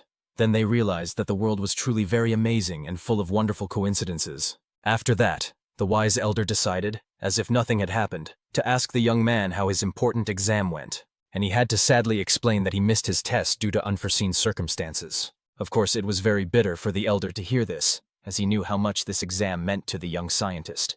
However, the sincere Sun Hyun did not feel much regret, understanding that he could try again next year in the same way. He was comforted by his dear little sister Yoon Solvi, asking her brother to cheer up. He still had everything ahead of him, and life was full of possibilities. After that, the brave cadet from the volcanic wave suggested closing this sad topic for now. And instead he wanted to know, had the wise elder heard the nickname of the legendary Heavenly Dragon? Of course, the venerable elder heard about him when he arrived here. Something related to the uprising in Moga and some dramatic events there. The beautiful Yoon Solvi, who was hearing about this mysterious dragon for the first time, was extremely curious about the essence of these rumors. Therefore, the wise elder hastened to explain that this man was a loyal friend of the young master Cholmujan from Moga. It is also said that his abilities go beyond the understanding of ordinary people. However, the elder thought this was greatly exaggerated. People like to embellish stories. The very admiring Yoon Solvi could not believe that such a powerful person, about whom such incredible rumors circulated, really existed in reality. After that, the insightful elder decided to find out why the boy was asking him about this mysterious hero. At that moment, the young warrior looked back at the hero and suggested that he tell everything himself. And in the end, the modest Sun Hyun told rather uncertainly that this formidable name belonged to him himself. The elder could not believe it, and the admiring Yoon Solvi immediately congratulated her brother on receiving such a special nickname in the world of martial arts. However, the experienced elder hastened to warn the girl that this was unlikely to be an event worth celebrating with joy. After that, he decided to find out from the skilled Sun Hyun how it happened that he got involved in a dangerous conflict related to Moj, especially considering that his magic could be seen as some suspicious tricks. But the noble young man made it clear that he did not care at all what nickname he bore in this world. He was still a wizard, not a martial artist, and he judged a person not by faction but only by character and actions. But even so, the wise elder was very worried about the young man, because the martial arts factions and Moj do not get along well with each other. Therefore, the skilled Sun Hyun could be mistaken for a person from Moge and attacked indiscriminately. However, the younger brother hastened to remind that even if that happens, then they should stand up for their dear comrade Sun Hyun and explain everything to the other martial arts masters. But the elder understood that it was not so simple, and asked to close this dangerous topic for now. But he promised the valiant Sun Hyun that he would help if a similar opportunity arose. The noble young man himself asked the respected captain not to worry about anything, considering that he had done nothing inhumane. He would simply continue with his peaceful affairs. The elder greatly hoped that the young man's thoughts would change and that he would not bring even more serious problems upon himself. After that, they found out about the hero's plans. He was going to head to Cholmujan today. It was about a young lord from Moog, as well as the future heir of this powerful sect. Of course, the wise elder could not forbid him anything, but asked the young man to act very carefully and wisely so that he would not be misunderstood. And sincere Sun Hyun was extremely grateful for this care, after which he politely rose from the table to leave. Of course, the beautiful Yoon Solvi was very upset that her brother was leaving so early. They had not seen each other for a long time, so she wanted to at least spend some time with him and have a heartfelt talk. However, the wise son Hyun reminded that they could meet and take a walk tomorrow. No one is rushing them anywhere, and they have plenty of time. The graceful girl demanded that the young man promise that he would definitely come, and then they would go to the city together. After this solemn promise, the skillful son Hyun politely bowed, said goodbye to everyone, and disappeared into the night. In his thoughts, the wise elder understood that son Hyenu needed to behave extremely cautiously in this dangerous world. However, the younger brother reminded him that everyone was well aware of the hero's character and wisdom. There was no need to worry about him, and this was indeed true. They knew that this young man was a good person with a pure heart, but others might think that he was the kind who would use all sorts of suspicious tricks in competitions. Then the young man suggested warning everyone that such an unforeseen situation might arise, and simply publicly standing up for him. But the wise elder, due to age and experience, understood that this was not a situation they could recklessly interfere in. They had to think and act for the benefit of their faction. And immediately the guy felt guilty for having suggested it at all. In the end, all members of the volcanic wave could only hope that the brave guy would be extremely careful and not make foolish mistakes in this unpredictable world. Meanwhile, at this time, the beautiful girls from the legendary 5 dragons finally secluded themselves at home and rested after a long journey. Suddenly, a close friend came to the elegant Mo Yen to discuss important matters with her, and noticed that she was lost in thought about something.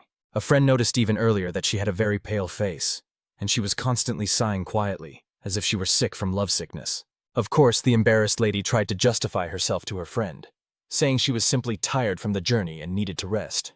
But the insightful friend clearly saw that the girl apparently liked this mysterious wizard brother.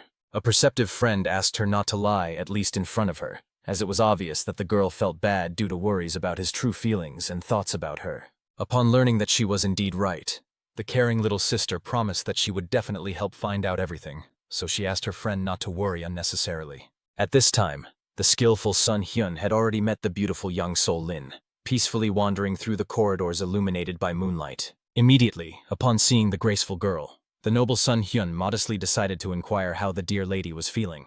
However, she immediately threw herself into Son Hyun's arms, unable to believe her own eyes that she was really seeing him after such a long separation. After that, the graceful beauty tearfully confessed that she had missed him very much, and these tender feelings were mutual between the two of them. However, in this romantic moment, they all heard the displeased voice of Chol Mujin, who was scolding his sister, who was hugging someone unknown.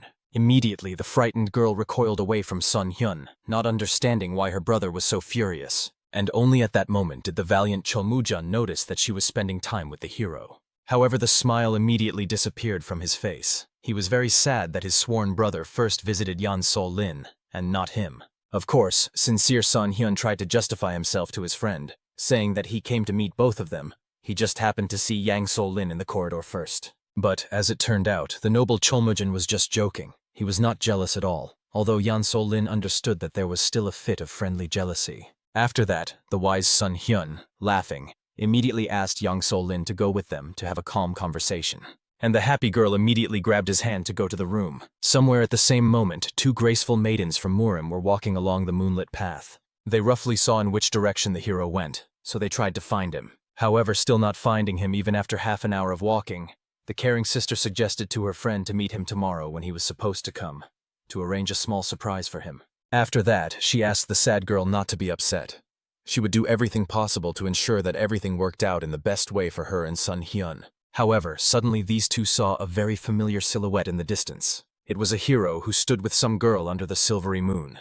However, they did not recognize this mysterious girl, which was quite strange. Obviously, realizing the delicate situation, the wise girl immediately suggested to her sister to leave first and not disturb the two of them. However, when she tried to take her hand, she immediately rudely pulled her friend back. Obviously, the girl was not offended. She thought that her sister was in a real shock. She was really hoping that Sun Hyun would stop creating even more awkward situations. However, at that moment, 2 people who had confessed their love to each other kissed right before their eyes. And at that very moment, they recoiled from each other when they heard very loud screams. At that moment, the unfortunate girl fell to her knees and burst into tears while her friend tried to bring her to her senses. Obviously, the skillful Sun Hyun noticed this and immediately decided to find out what had happened to the sister from the Beck family. And her friend calmly greeted the hero, trying to explain that they had just gone for a walk, as tonight was a great moonlit night. However, she herself understood how foolish it was to talk about the weather in such a delicate situation. At that moment, the beautiful Yeon Sol-lin decided to ask the hero who these girls were, and how Sun Hyun even knew them. He promised to explain everything, after which he approached the girls to find out why they were walking around at such a late hour. Of course, the embarrassed girl tried to somehow justify herself, and also asked her little sister to finally get up and leave. However, she only got up angrily and, looking at the hero, wanted to know how he dared to treat her that way. After that, having created a very ambiguous situation, she immediately disappeared away. And obviously, the faithful friend ran after her so that she would not do anything foolish in such a situation. Sincere Sun Hyun understood what had happened and thought that perhaps the girl was even suffering from lovesickness. But turning around, he saw Yeon Sol-lin's reaction to such an ambiguous situation. Obviously, she believed that Sun Hyun had betrayed her. Everything pointed to it, yet he behaved as if nothing had happened. Therefore, the furious lady ran away, no longer wanting to see that treacherous guy. And in the end, the bewildered Sun Hyun completely did not understand what had happened to all of them. He was calmly walking home, not understanding why first the little sister from the Beck family went mad, and now Yeon Sol-lin. Women were extremely complicated creatures. While he was walking, pondering what was happening, he almost bumped into an old man walking ahead. He, of course, smiled kindly, noticing that the young man was so deep in thought that he did not watch where he was going. The noble hero immediately bowed, apologizing for his inattentiveness, and explained that he had some problems he was pondering. At that moment, the wise old man greeted him, and looking at him, the insightful Sun Hyun realized that his spiritual energy felt different from that of the people he had met before. It felt as if he had stepped beyond the limits of mortals, yet he was not a master of martial arts. And the venerable old man clearly noticed the excessive attentiveness with which the young man was examining him. In the end, he honestly admitted that he felt the spiritual energy of the old man, which was different from that of other people he knew. And the young master was right. Unlike others, he did not practice martial arts. It was quite strange considering that the man was a shaman. Therefore, seeing the misunderstanding, the sage hastened to explain that most shamans study martial arts, but he does not. He practiced a unique technique for the Shaolin Temple, realizing that it seemed to be fate itself, to meet in such a remote place in the dead of night. The kind old man offered the young man to take a walk with him and have some tea. Soon they were sitting in the humble dwelling of this old man. The tea was really very tasty, and the hero was extremely grateful. And the old man said that he brewed this tea himself from special herbs. The young man also noticed a book that was lying on the same table where they were sitting. It was the book that the old man was studying. When he allowed the young man to look, he realized that this book was about yin and yang, and also contained various techniques, such as the movements of the 5 elements. The wise old man hurried to explain that yin and yang were not divided into 5 elements. They are divided differently. In other words, they are divided twice. Yang divides into yin, and yin divides once more. At that moment, the hero recited the line, "Order generates fire. Fire. Earth. Earth. Gold. Gold. Water. And water. Order." However, one could add the energy of wind to the energy of fire, and the energy of fire to the energy of water. And Sun Hyun realized that in this case he could significantly increase the power of his magic. Soon they finished the tea party, and Sun Hyun apologized for being so absorbed in the books the elder was studying. However, for the wise shaman, it was, on the contrary, a great happiness to meet such a curious young man. After that, they said goodbye, wishing each other a good night. On the way, only upon leaving the house, the hero noticed that he had missed the portraits painted in honor of the gods of Taoism. The young man read about them in books. He was extremely curious to finally find out what they looked like. The elder hurried to explain that the white tiger protected the west, the turtle snake the north, the blue dragon the east, and the phoenix protected the south. And although the young man saw these deities for the first time, they literally attracted him on some deep level. Around this time, an intriguing rumor spread through the Taoist temple that Yeon Sol-lin was originally from Moge. One of the young men obtained this information by going through the temples and asking about all the girls. The curious girl thanked her spy for the excellent work, after which she let him go. And then she awkwardly glanced at her sister, who was still furious. However, she could admit their relationship. She also believed that Yeon Sol-lin was not as beautiful compared to her. Moreover, many had questions about how Sun Hyun, who looked so innocent, could be with a girl from Moge. They believed that surely that bitch seduced him.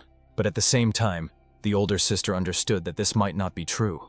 Therefore, the wise Moina tried to explain to her sister that perhaps she should step back and not interfere in other people's affairs. However, the stubborn girl could not come to terms with the fact that these two were together, for the cunning Yeon Sol-lin came from the Moga clan, and their craftiness and treachery were well known throughout the world. Truly, the noble Mo Ina was tormented by worry, lest the naive Sun Hyen, who knew nothing but studying in life, step onto a dangerous path and become entangled in the webs of this temptress to complete recklessness. Exactly for this reason, her faithful friend was firmly convinced that this shrew had definitely enchanted the young man with dark spells.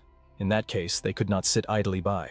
In the end, the noble Mo Ina, fully trusting the wisdom of her friend, suggested saving poor Sun Hyen from the claws of this predator.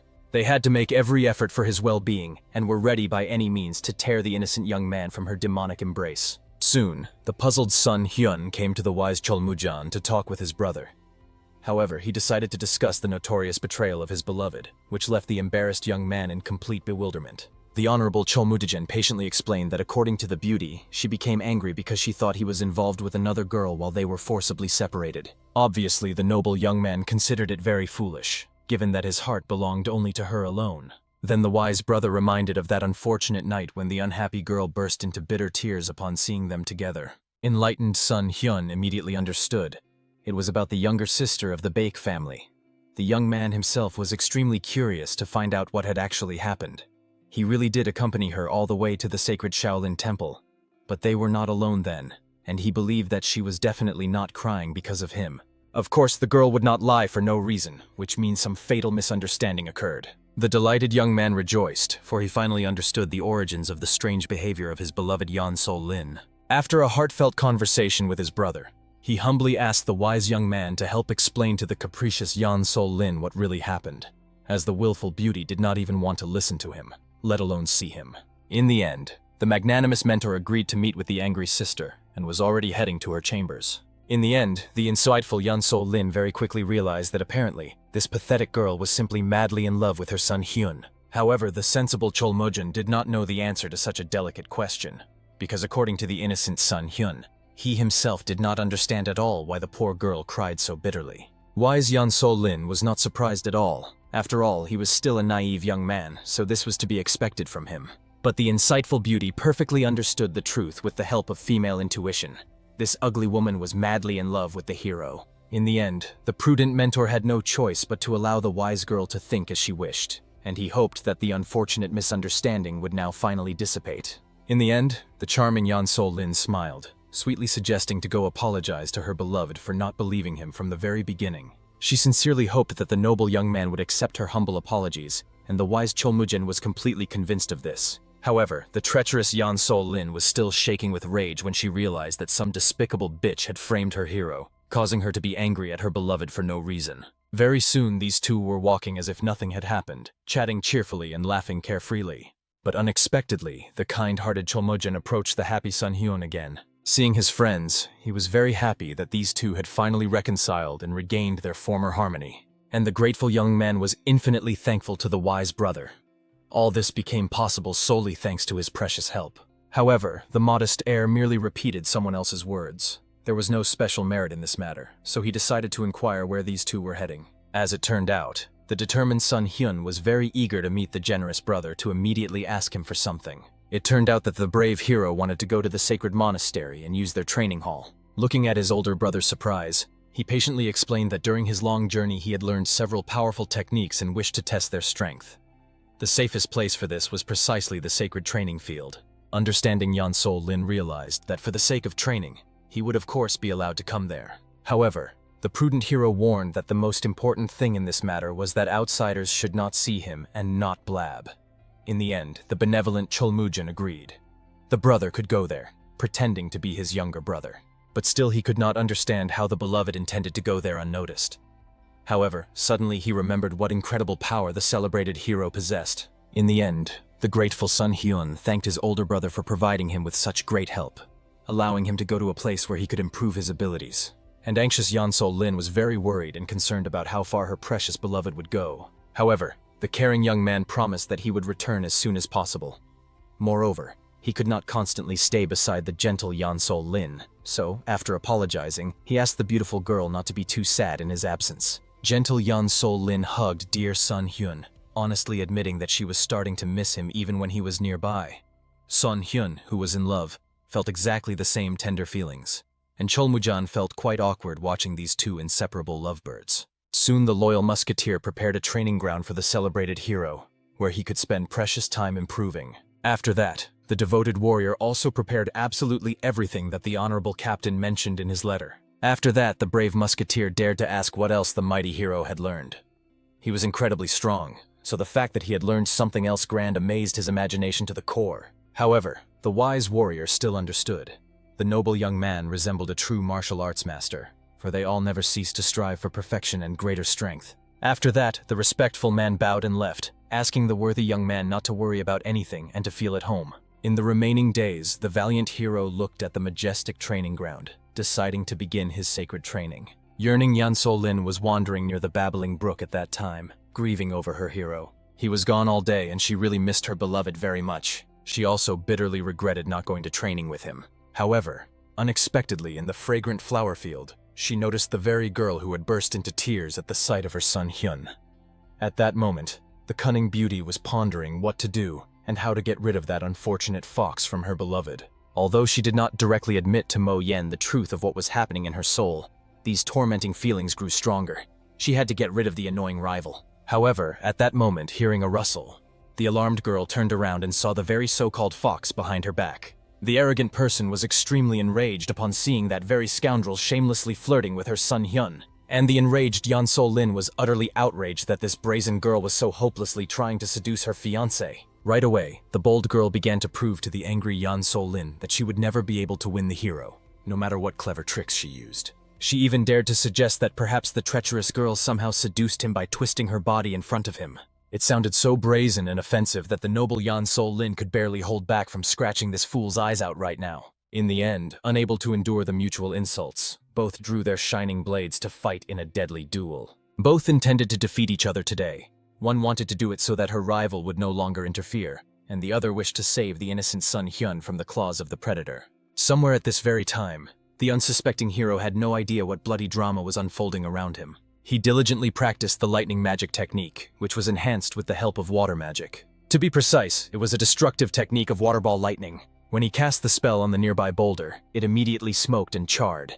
This was truly the initial level of mastery. Moreover, the amount of mana in the young man's body had significantly increased. He was using fourth circle magic, but the energy was as if from the fifth. But suddenly, hearing some sound, the alarmed hero anxiously looked back over his shoulder. However, to his surprise, he did not notice anyone, although a very unpleasant chill clearly ran through his body. Annoyed, rubbing the back of his head, the embarrassed young man reproached himself for his foolishness. He should not have thought about such things now. He had to focus on training.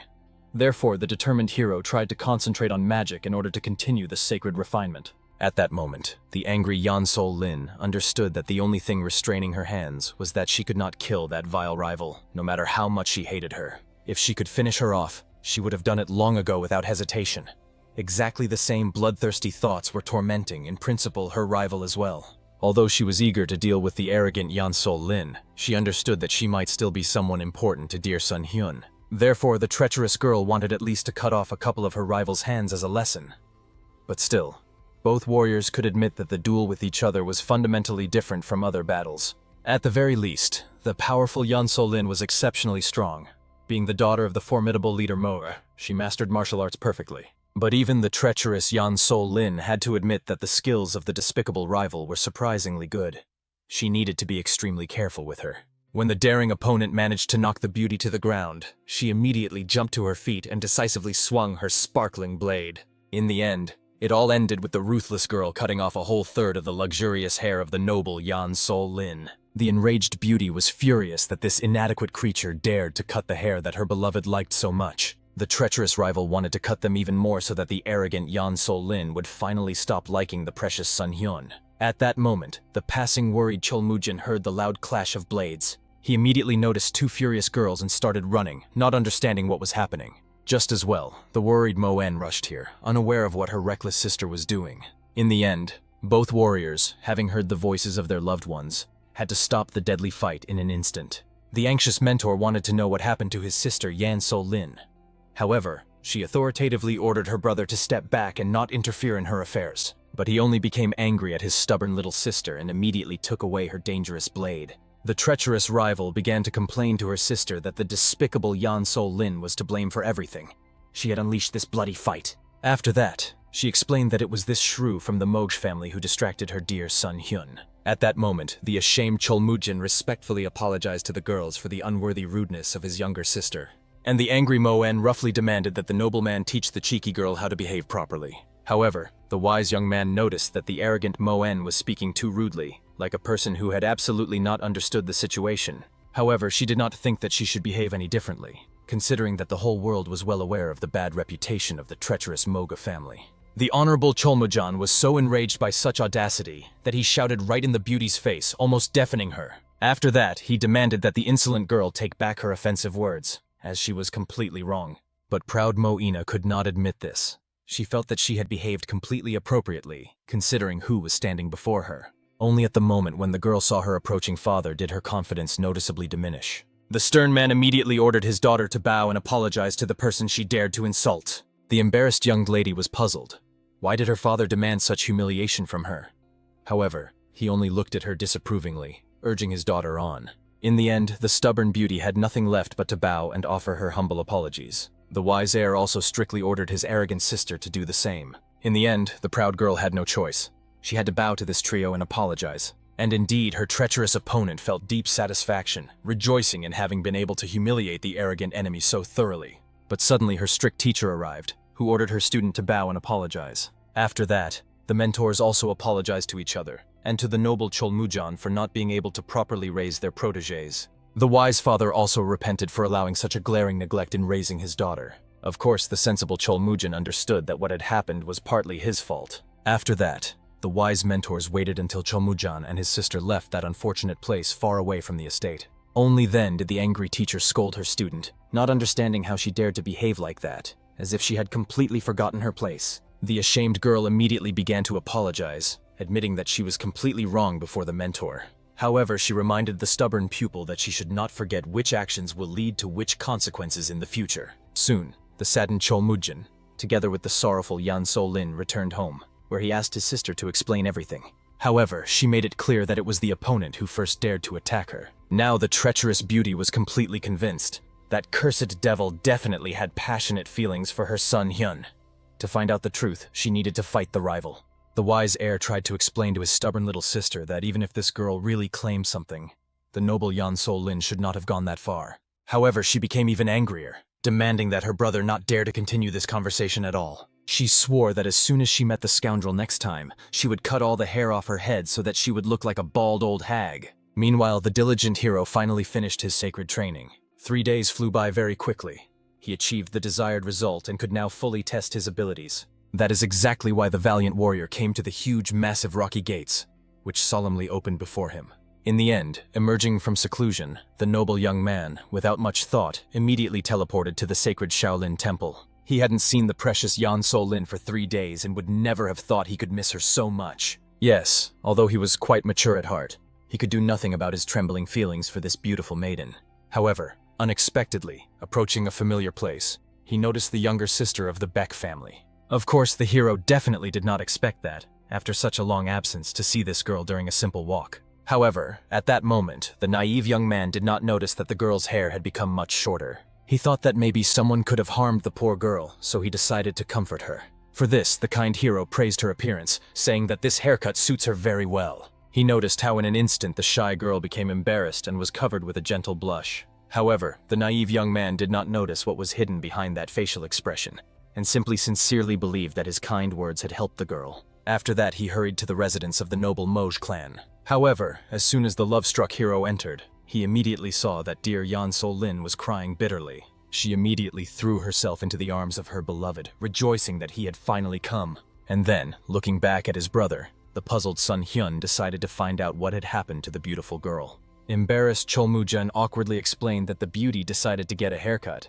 but only later realized that dear son Hyun might not like her new hairstyle, which is why she cried so bitterly. Noticing the hair of his beloved girl, the worried young man realized it had indeed become much shorter. He thought that perhaps this haircut had become popular among beautiful girls nowadays, which is why both Beck's younger sister and his beloved Yan So-lin got it. The caring hero immediately began to comfort the upset girl, assuring her that she looks very good and that this haircut suits her incredibly well. He gently asked her to stop crying because he had returned, which meant that everything would be fine now. The girl could not help but rejoice that the dear young man was comforting her so tenderly. After that, she apologized for her baseless tears, promising that she would no longer upset him. The wise Cholmujan only shook his head disapprovingly, realizing that he was apparently simply not meant to comprehend the mysterious female nature. At that moment, two more loyal friends of the hero from the renowned volcanic school visited the room. They had a nice chat and greeted each other joyfully, as they hadn't seen each other for some time. However, suddenly behind the comrades, the surprised Sun Hyun noticed two more people unknown to him. Of course, the well-mannered young man immediately apologized for not introducing his companions, after which he solemnly introduced the senior member of the 5 volcanic swords and the junior member of the 5 volcanic swords. After that, the noble young men politely introduced themselves, exchanging their glorious names. Only then did they admit that they had heard amazing stories about the valiant Sun Hyun many times from Sister Wei, and Sun Hyun himself could only hope that she had not said anything bad about him. As it turned out, the thing was that, while listening to these thrilling stories, they were personally on the battlefield between the hero and the bloody warriors. Therefore, it was possible to hope that her story was not too exaggerated. Moreover, all the members of the famous 5 dragons have also arrived here. Therefore, loyal comrades suggested that the hero must definitely meet with them. Obviously, embarrassed Sun Hyun did not even have time to say anything when he heard footsteps. At that moment, the mischievous heiress of the volcanic school loudly called out to him. She also grabbed her older brother's arm, asking him to go play with her today as he had promised earlier. However, comrade reminded that the valiant Sun Hyun was going to go with them to the meeting with the renowned 5 dragons. The mischievous girl was quite upset that her older brother refused the long-awaited meeting with her for the sake of some strangers. The caring hero could only promise his upset little sister that he would return from this meeting as soon as possible, and then they would definitely go for a walk together. But the capricious beauty was already too angry that dear Sun Hyun had changed their sacred plans over such an annoying trifle. Therefore, burning with anger, she left with dignity, showing her deep displeasure. Of course, sensitive Sun Hyun was incredibly sad that he had so insensitively hurt his beloved little sister. However, the wise cadet of the volcanic school asked the hero not to pay much attention to it. She always reacted so stormily to any changes in plans. The stubborn girl herself ran away, fiercely hating the insensitive Sun Hyun in her heart for always mercilessly neglecting her attention. She was eager to teach him a proper lesson. It annoyed her unbearably, and a truly devilish idea suddenly came to her bright mind. The cunning beauty wickedly giggled, thinking about how she could punish and teach that frivolous young man a lesson in the most intricate way. At that moment, the focused Sun Hyun entered the spacious room where his loyal friends, as well as several unknown and mysterious shamans, were seated. First of all, he was solemnly introduced to the venerable bearded elder, Master Doho, possessing a majestic and wise aura. After that, his bald companion sitting nearby with an impassive expression politely introduced himself. When the ceremonial performances were solemnly concluded, the respected father explained to his dear friend that the celebrated Master Doha was the most renowned guardian of sacred justice. His companion was widely known as the mighty titan of the Shaolin Temple, whose strength was legendary throughout all lands. The girl who introduced herself last was a student of a mysterious sect in which for centuries it was precisely the female representatives who held the role of undisputed leaders. At that moment, she disdainfully and arrogantly decided to ask the young stranger which martial arts he had mastered and studied. But the unflappable Sun Hyun calmly and honestly replied that he had not practiced them at all, and was a scholar devoted to the sciences. Then the loyal comrades hurried to explain to the arrogant lady that it was they who insisted on bringing the modest young man here, for the haughty lady needed a truly special and weighty reason to bestow her attention on a person not of her high class. In the end, the sensible young man decided to ask all the respected attendees if they had ever heard of the legendary nickname of the Heavenly Dragon. But in the shamanic clan, this mysterious warrior was also widely known as the Immeasurable Buddha, or by the name of the Eternal Dragon. They had heard many exciting rumors about this mythical man, but only knew that he was a descendant of the Moj family and also seemed to be a close relative of the noble Cholmujin. And of course, everyone immediately gave the hero the right to tell, so that he himself could recount everything in detail. In the end, the embarrassed young man awkwardly rose from his seat and, stammering shyly, explained that he was the very legendary Heavenly Dragon they were talking about. At such a staggering piece of news, everyone present immediately gaped in extreme astonishment, clearly shaken to the core by the revelation they had just heard. And the modest Sun Hyun hastened to explain that although he had inherited this loud name, he did not practice traditional martial arts like all the other warriors. Obviously, the displeased and suspicious lady authoritatively demanded that the mysterious young man explain in detail how he came to receive such an honorable title. It was not easy for him to explain this in simple words. After all, he was a learned man, or to be more precise, a wizard magician. And of course, the curious girl asked with interest, What kind of strange and mysterious class is this, which she had heard about for the first time in her life? Patient Sun Hyun once again had to thoroughly explain that wizards are special warriors who use powerful magic instead of traditional martial arts. After that, he decided to visually demonstrate his abilities with a spell, as he had long been used to the fact that people do not really understand or believe anything just by words. When the skilled mage summoned the wind in his palms and it began to flutter the clothes and hair of everyone sitting, those present immediately understood what was going on. Obviously, immediately baring her teeth with distrust, the arrogant girl contemptuously thought that the cunning Sun Hyun had used some forbidden dark art. However, to the wise shaman, this mysterious phenomenon seemed very similar to the ancient Shinsensal or Taoist Dosal. The arrogant girl was quite surprised to hear such a rare and uncommon name of the mysterious art. Moreover, the magic used by the renowned hero hardly resembled these traditional techniques. And indeed, the longer the experienced shaman looked into the hero's unusual magic, the more differences he found from the original method of Shinsensal or Dosal. It was something very similar, but at the same time somewhat alien and unknown. No one understood what it could really mean. Therefore, the sensible Sun Hyun made it clear that what he demonstrated was neither dark art, nor Shinsengumi, nor Dosal. It was true magic. However, the arrogant lady did not like at all what the mysterious hero demonstrated. Therefore, she sternly reminded that even if he was an ally of the Moj clan, it did not cancel the possible severe punishment for him for using suspicious arts. But the brave Sun Hyun very much hoped that wise people would not force him to conform to the strict standards of traditional martial arts masters. After that, he decided to cautiously find out what they think about becoming friends with the group Blooming Plum and Gem John. And the noble hero also made it clear that he should follow the path of the sorcerer, and generally entered the world of warriors only to promote and develop the art of magic. But he himself was by no means a warrior by nature. So he sincerely hoped that no one would try to fit him into their usual standards and expectations. The wise Mo Yen drew everyone's attention to the fact that the demonstration of the unusual abilities of the valiant Sun Hyun made the atmosphere in the room quite strange and tense. And since they met after such a long time, it would be much better for them to talk about something more cheerful and pleasant. Even the noble Namgun Hek respectfully asked, so that the pompous lady would not think badly of the hero. He was much more honest and noble than anyone else. Moreover, he was their valiant savior in a difficult moment. However, the proud girl heard about this for the first time, so she interestedly asked her older brother to tell her about it in detail. But at that moment, the sensible Mo Ina took the floor. She was the one who wanted to tell this thrilling story. After that, she began questioning her arrogant sister. Had she ever heard of the sinister group Black Wolves 20 years ago? Her father dealt harshly with this bloody gang, and then they tried to kidnap her herself to take revenge on her parent. In that difficult time, it was thanks to the valiant Sun Hyun and his powerful help that they were able to safely reach a secure place. Of course, looking at the modest hero, it was really very difficult for the haughty lady to believe this. And indeed, looking at her displeased and skeptical facial expression, the perceptive young man understood. She was clearly one of the extremely distrustful kind. So he would have to take some significant action to earn her precious trust and respect. In this moment, the wise shamans acknowledged that the magic of the valiant Sun Hyun was truly amazing. It resembled their sacred Taoism, but unfortunately they had lost the ancient knowledge of Taoist practice and could not properly compare it to true magic now. And it sounded very regrettable.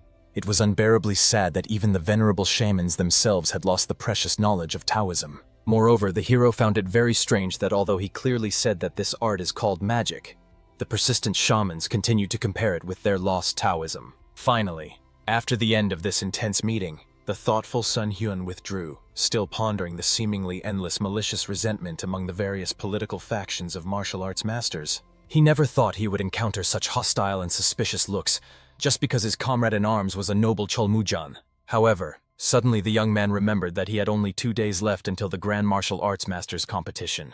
The wise hero decided to carefully observe and remember various martial arts that could be suitable for magic, and learn to manage the use of traditional martial arts techniques in his practice. In his deep thoughts, the focused young man did not immediately notice how the shy sister Beck cautiously approached him. She, blushing to the limit, immediately apologized to the hero for the trouble she might have caused. However, the noble young man, looking kindly at his modest friend, politely asked her to tell him what important matter she had come to him about. But she blushed to her ears from just the intense gaze of the young man, and only shyly wished him to have a good rest after a hard day. Immediately after these words, she, terribly embarrassed, immediately ran away as if escaping from pursuit. Looking at this picture, the sensible Mo En considered her friend nothing more than a pathetic idiot who couldn't even properly admit her own passionate feelings. She even considered doing it on her behalf and tried to find some good and effective way to finally accomplish it. At that moment, for some unknown reason, the girl remembered the majestic Cholmujin. She herself was even frightened, not understanding why this noble young man suddenly became so vividly remembered by her. Moreover, he was from the hostile Moog faction. She considered herself a bit foolish for such strange thoughts and decided to forget about him forever as soon as possible. However, the cunning beauty had no idea that all this time her perceptive brother Namgun-hek was watching her closely. Soon, upon learning the astonishing news, he immediately rushed to his loyal friend to discuss what had happened with the young master from the Moog family. They could not believe that the proud sister Mo-ina could have developed passionate feelings for this noble young man. Indeed, it seemed like a real absurdity. How could the haughty sister like someone like the mysterious Cholmujin? However, the attentive Namgun-hek saw with his own eyes how she thoughtfully muttered the name of the young master Moog, dreamily looking towards his dwelling. Also, the prudent Namgun-hek decided to discuss the fact that not long ago there was a bloody fight between the cunning Yang-sol Lin from Moog and Beck's younger sister. As they heard, both furious girls were waving their shining swords and mercilessly cutting each other's luxurious hair. It turned out they were stopped by the wise sister Mo-en, as well as the noble Cholmujin. At that unfortunate moment, some strange, unexpected feelings could have arisen between these two, according to his deep reflections. However, true friends still felt that it was an incredibly unbelievable leap forward that literally could not happen in reality. But the wise Namgun-hek reminded his comrades that men and women often fall in love with each other for the most absurd and unexpected reasons. Based on his rich romantic experience, he could confidently say that these two were quite unusual personalities. In the end, both decided to admit that the words of the insightful comrade might turn out to be true, and began to wonder what they could do in such a delicate situation. Soon all three came close to each other to discuss in every tiny detail the daring plan that came to their mind. Not much time passed before the cadet from the Vulcan school headed to the territory where the representatives of the Moj family lived. Obviously, the strolling Sun Hyun was quite surprised, as he was peacefully walking with his brother when he suddenly saw a young man approaching. And he only politely explained to the hero that he had come to tell him something important. After that, the valiant Sun Hyun solemnly introduced the guest to the noble Cholmujin. The perceptive young man knew perfectly well that this was the very young master, as well as the hero's loyal comrade in arms. He was not a bad person, and perhaps if sincere feelings had developed between the wise Mo-ina and the mysterious Cholmujin, it would have been a wonderful opportunity to resolve the long-standing prejudices and misunderstandings between the warring political factions in the world of warriors. Then perhaps, starting with their blessed generation and beyond, political factions could peacefully interact with each other without unnecessary bloody conflicts. In the end, the polite young man made it clear that he had come to ask for a special favor. He wished for the celebrated hero to attend an important meeting of representatives from various factions, but the participation of the wise captain was also necessary for this event. The noble young man believed it would be incredibly glorious to leave behind ancient prejudices and try to sit down together at last to have an honest conversation. All because the wise cadet was firmly convinced they would not have unnecessary conflicts due to useless misunderstandings if they got to know each other better. And although the valiant Sun Hyun was not against this wonderful idea, he needed to hear the decision of his sworn brother on this delicate matter. And indeed, the proposal sounded very reasonable. They thought it was a great idea to talk all together in a friendly atmosphere.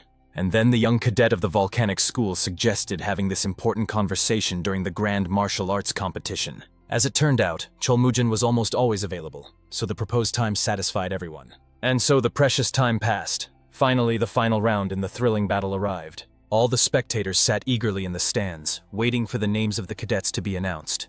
They were to enter the majestic arena to fight in the decisive battles. The list included one cadet from the School of Blooming Happiness, as well as the invincible Hen-sun, a young lady from the Moog clan, the beautiful Yang-sol Lin, and Cholmujin, a young master of iron blood from Moga. Suddenly, the name of the warrior of unbreakable will was also announced.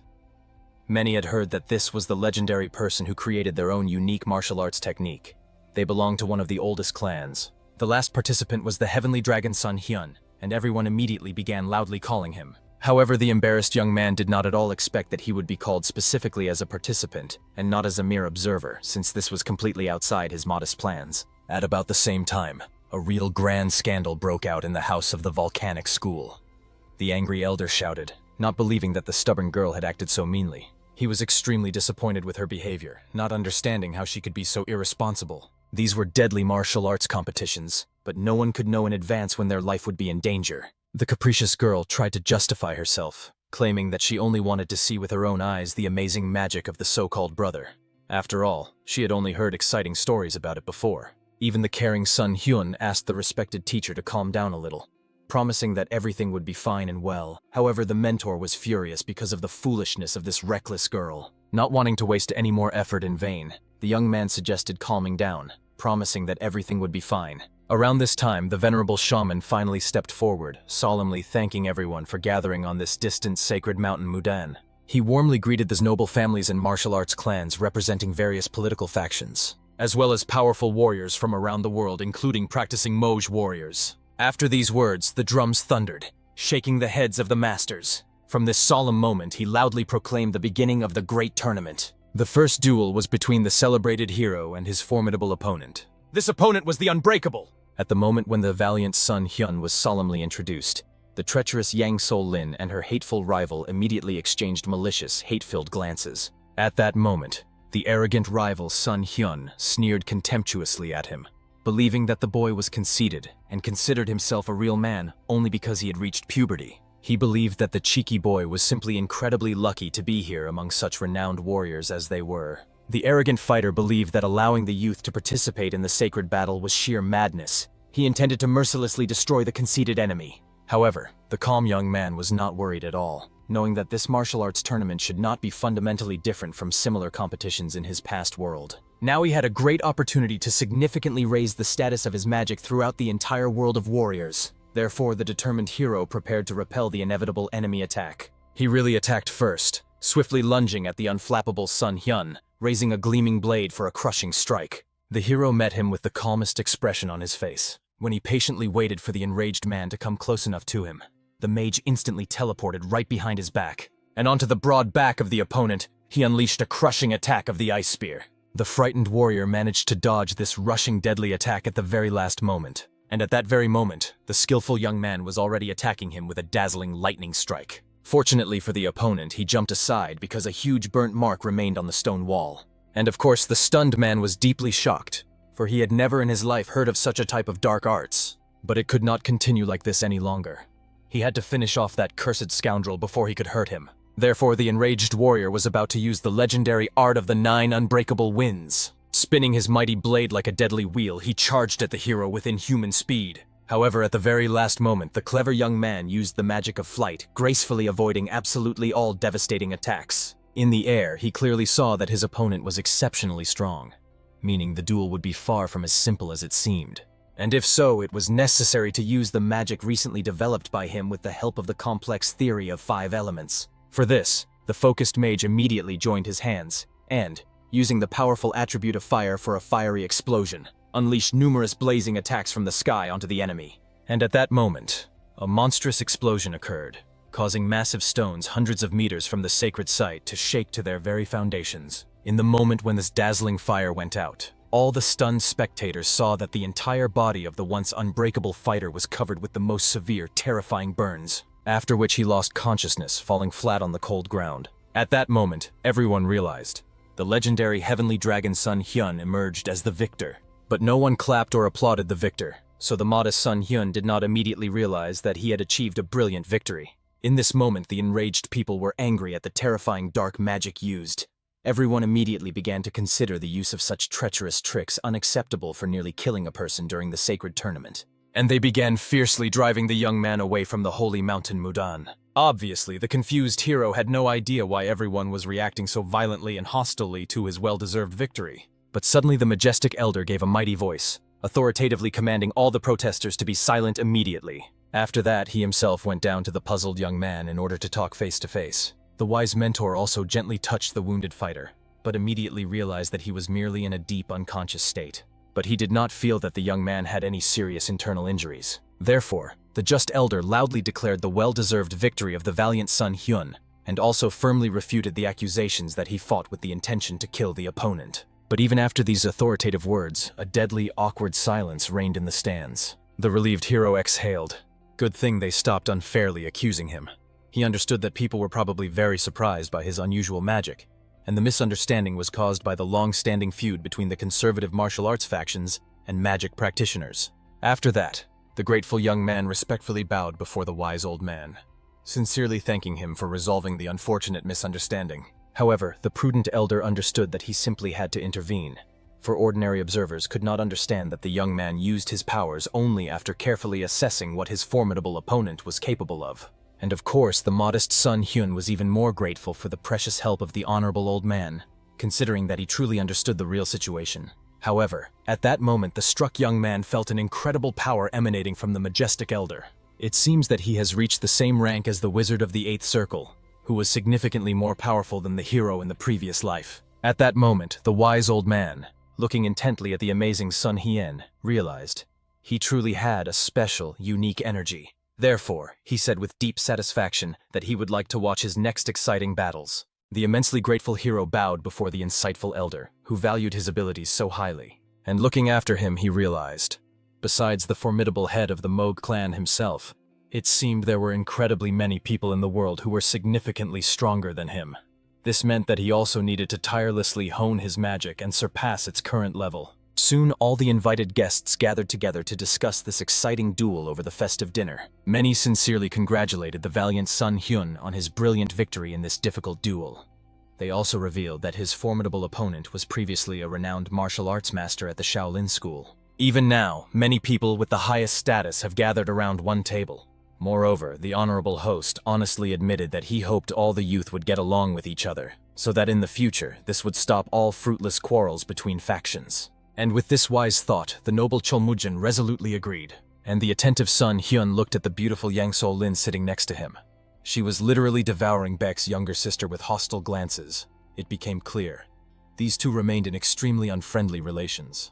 Therefore, the wise young man from the volcanic school suggested that everyone present drink in memory of this momentous meeting and henceforth live in peace and harmony. Everyone immediately raised their mugs for such a wonderful toast today. Insightful Moina also noticed the indecisiveness of her shy sister, gently asking her to become more confident in herself. And in the end, everyone raised their mugs into the air with joyful exclamations, "Hooray!" The wise Moina, who knew that the noble Cholmujan was busy participating in the competition, suggested they have a drink since they were so lucky to meet together on this blessed day. The young man, of course, agreed, still carefully looking at the beautiful girl in front of him.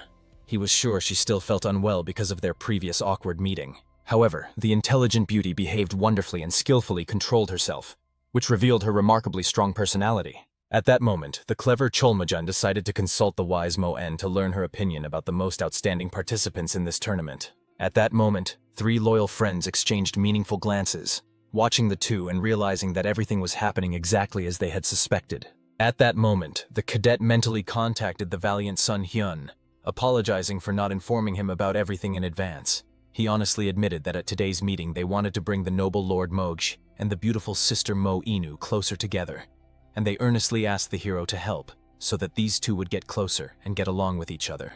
And the valiant Sun Hyun could truly say that it was an excellent plan, and it seems it was brilliantly executed. Satisfied, Namgun joyfully realized he hopes that the world around him will always remain as harmonious in the future as it is today. He had nothing more to wish for complete happiness. The next day of the grand competition, the tournament was already taking place between the noble Cholmujan and the skillful Mo Ina. The perceptive girl immediately noticed that it seemed the valiant young man was losing ground, and even thought that perhaps his not trying his hardest was part of the refined politeness of their Moj clan's culture. The brave warrior himself endured shallow but still painful cuts, wondering when this amazing girl would stop driving him crazy. At that moment, he skillfully jumped back from his opponent, while she made the young man understand that if he did not take decisive action immediately, he would very quickly lose this duel. At that moment, the wise Cholmujan realized the sensible Mo Yen was truly a tough nut to crack. They both thought about how to achieve victory without causing each other serious harm. In the end, the determined young man chose to use the art of the heavenly blood sword, the third step. It consisted of a crushing gust of wind that immediately rushed towards the girl. Of course, taken aback by the surprise, she allowed the attack to hit her, causing her to be thrown backward. At that moment, the rushing Cholmujan was already beginning to close the distance between them. The brave girl clearly understood. It was useless to try to escape from this attack in any way. In the end, she had no chance to escape. She simply remained standing in her place with dignity. And the puzzled Cholmujan had no idea why she charged at him head-on without trying to dodge, as it could have ended in fatal injuries. The whole point was that the brave girl really wanted to move forward no matter what. She did not want to run away from challenges forever. In the end, the noble young man veered away at the last moment so as not to hurt the beauty. and at the moment when her blade pierced his body, the brave Mo-en thus achieved victory, and the chivalrous Chol-Mujin was disqualified from the competition due to a serious injury. The surprised lady had no idea why the noble young man hesitated at the crucial moment, for if he had plunged the blade into her, the victory would surely have been his. However, the wise warrior reminded that they could not fight to the death in combat duels, because that was exactly why everyone had gathered, to ensure the unity of the people in the world of warriors. Even if it were not specifically for Mo-ina, the honest young man would have acted the same way. The shocked lady realized he acted truly courageously. For this reason, she solemnly stood up and decided to forfeit her victory, awarding the triumph in this match to the valiant Chol-Mujin. Right away, it was loudly announced to the crowd that the winner was the chivalrous Chol-Mujin, and everyone greeted the noble fighter with enthusiastic applause. At that moment, Mo-ina's father, who was watching attentively, saw how skilled doctors were helping the wounded young man regain consciousness. At that moment, the wise man realized that the young man was a much better person than he had expected, and that meant many things had changed for the better during that time. Soon a faithful son Hyun joined the friend to help him. He was very worried that the brave warrior had a serious bleeding. However, his wound was not fatal. He just needed to move less and rest well. Sincerely grateful, Chol-Mujin was very thankful to the young man for the precious help, despite the fact that Sun Hyun himself was soon to have his own match. However, he calmly explained that healing magic was quite simple and did not take much of his strength. Then the prudent Chol-Mujin warned his sworn brother that his opponent would be a member of the Yan family, whom even the pirate himself trusts. If the hero succeeds in battle, the inhabitants of the warrior world will surely recognize his magic. And then the young man realized he would have to work even harder in order to achieve his noble goals. Finally, the time for the next intense match has come. The fighters had already exchanged various attacks, but the focused Sun Hyun recognized that the energy level of his formidable opponent was quite high, and achieving victory would not be easy. Therefore, the time has come to reveal a new, unprecedented magic, and it was the magic of illusions. In an instant, 4 more heroes appeared before the astonished opponent, surrounding him from all sides. The crowd immediately covered their eyes in shock, not understanding what had just happened. And the enemy himself did not understand where so many people suddenly came from, and even thought that his eyes were doubling.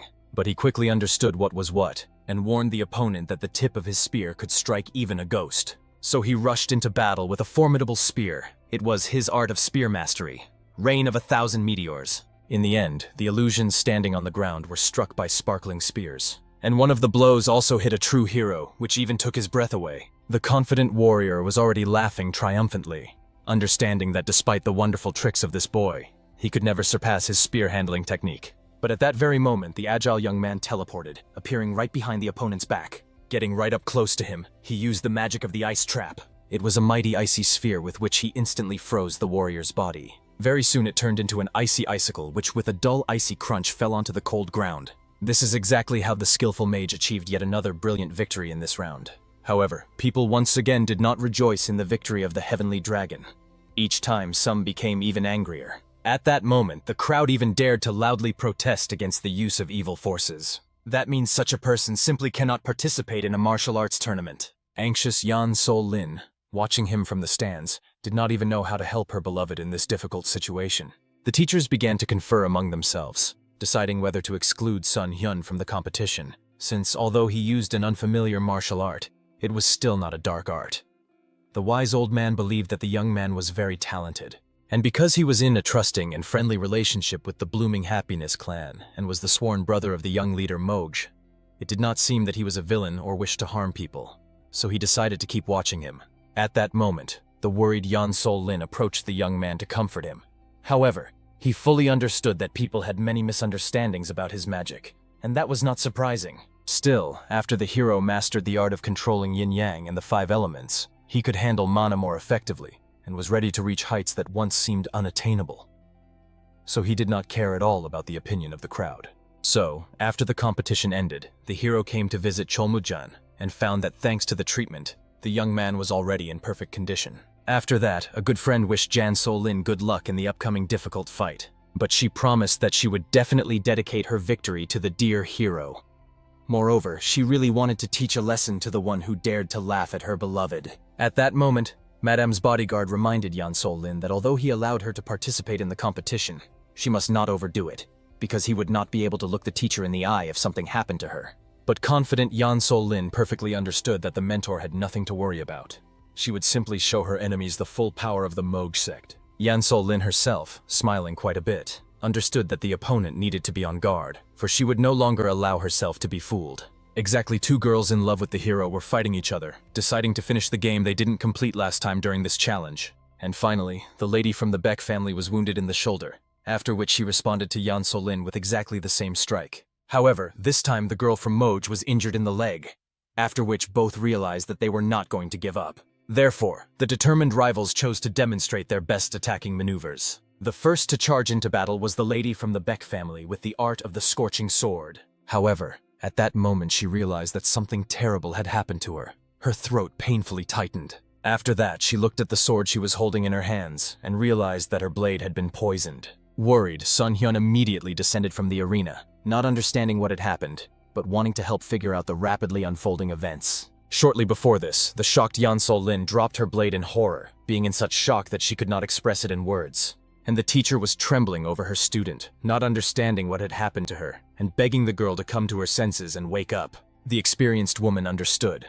First of all, she needed to stop the spread of the poison by cutting off the blood flow. For this reason, she immediately pressed on the vital points on the girl's body. However, unfortunately, she continued coughing up blood, and this could not prevent the spread of the poison. The enraged teacher immediately blamed the cunning Yan Sol-lin for everything that happened, calling her the most ignoble names. She intended to attack the girl immediately. However, the noble Cholmojun immediately intervened, instantly using the blood surge technique. Between these two, he raised a barrier of his strength, preventing the mentor from attacking. He demanded that the woman come to her senses, realizing that a serious misunderstanding had occurred. After that, he turned to his sister for an explanation of the circumstances. However, she herself had no idea what had happened. The woman herself was furious at the behavior of those fraudsters from Moj, who continued to mock her. Everyone knew that Yan Sol-lin and her student were quarreling over some trifles. And it must be that the vile Yan Sol-lin tried to take revenge on the girl for the offense. Of course, the honest Cholmujin insisted on the falsehood of this slander, asking for time so that he could reveal the truth. However, the enraged woman was not going to listen to these pitiful excuses. She wanted to receive a proper punishment. And at that very moment, she attacked the young man using the spirit explosion technique. At the very last moment, Sun Hyun rushed to these two using teleportation magic. Immediately finding himself ahead of his friends, he raised a mana shield that allowed him to deflect the strike. After that, he respectfully asked the teacher to come to her senses, as now is not the time for quarrels due to misunderstandings and revenge. Moreover, if the girl had truly suffered from severe poisoning, her condition was now critical. He was obliged to heal her. The hero made it clear that his magic was capable of doing this and asked the woman for permission to help. However, the angry woman only ordered the hero to immediately shut his mouth, for she could not trust him. She intended to find out the whole truth about what happened right away and make the guilty pay for what they had done. At that moment, behind the enraged woman appeared the wise Mr. Mo, who insistently claimed that the young man was still right in his words. After that, he also drew the sword used in the attack to find out the truth about the origin of the poison. But now he needed to start by treating the victim. Even the sensible Mo Ina insisted that the teacher entrust the task of seeking the truth to her wise father and allow the girl to be saved. The valiant Sun Hyun saved them many times. The young man could definitely be trusted with this important task. In the end, the woman burning with righteous anger still yielded to the opinion of other respected people. However, she immediately warned threateningly that if the result turned out to be disastrous, the hero would instantly die by her hands. Soon they moved to a secluded room. Focused Sun Hyun leaned over the girl's body to work his magic on her mortal body. He gradually removed all the deadly poison from her body, and soon he needed to move to the blade to see what this sword could tell him. But now, when he was healing the girl, the hero saw that there was much more poison in her body than he had assumed. This amount of poison would have been enough to kill everyone in the room. The girl was in extremely critical condition, so he was worried that treatment alone would not help her. But still, using his powerful magic, he began a gradual detoxification. Seeing the pure energy flowing from his body, the astonished lady could not believe that the young man's energy was so crystal clear. It purified from poison just by touching the body. This definitely could not be any dark art. At that moment, the boy's body itself suffered from incredible tension. He began coughing up blood. Frightened Mo Yen rushed to him to understand what had happened to the so-called brother. The experienced teacher herself clearly saw that the young man had used up all his precious energy during the multiple battles. In such an exhausted state, he would not be able to complete the complex healing. In the end, she had no other choice. She decided to help the young man. However, not to save him, but for the sake of the injured girl. She made Sun Hyun understand that she believes his energy is pure, just like his noble heart. If he does not accept her power, he will simply fall into a deep coma. Touching his back with her palms, the wise woman gradually transferred energy into his body.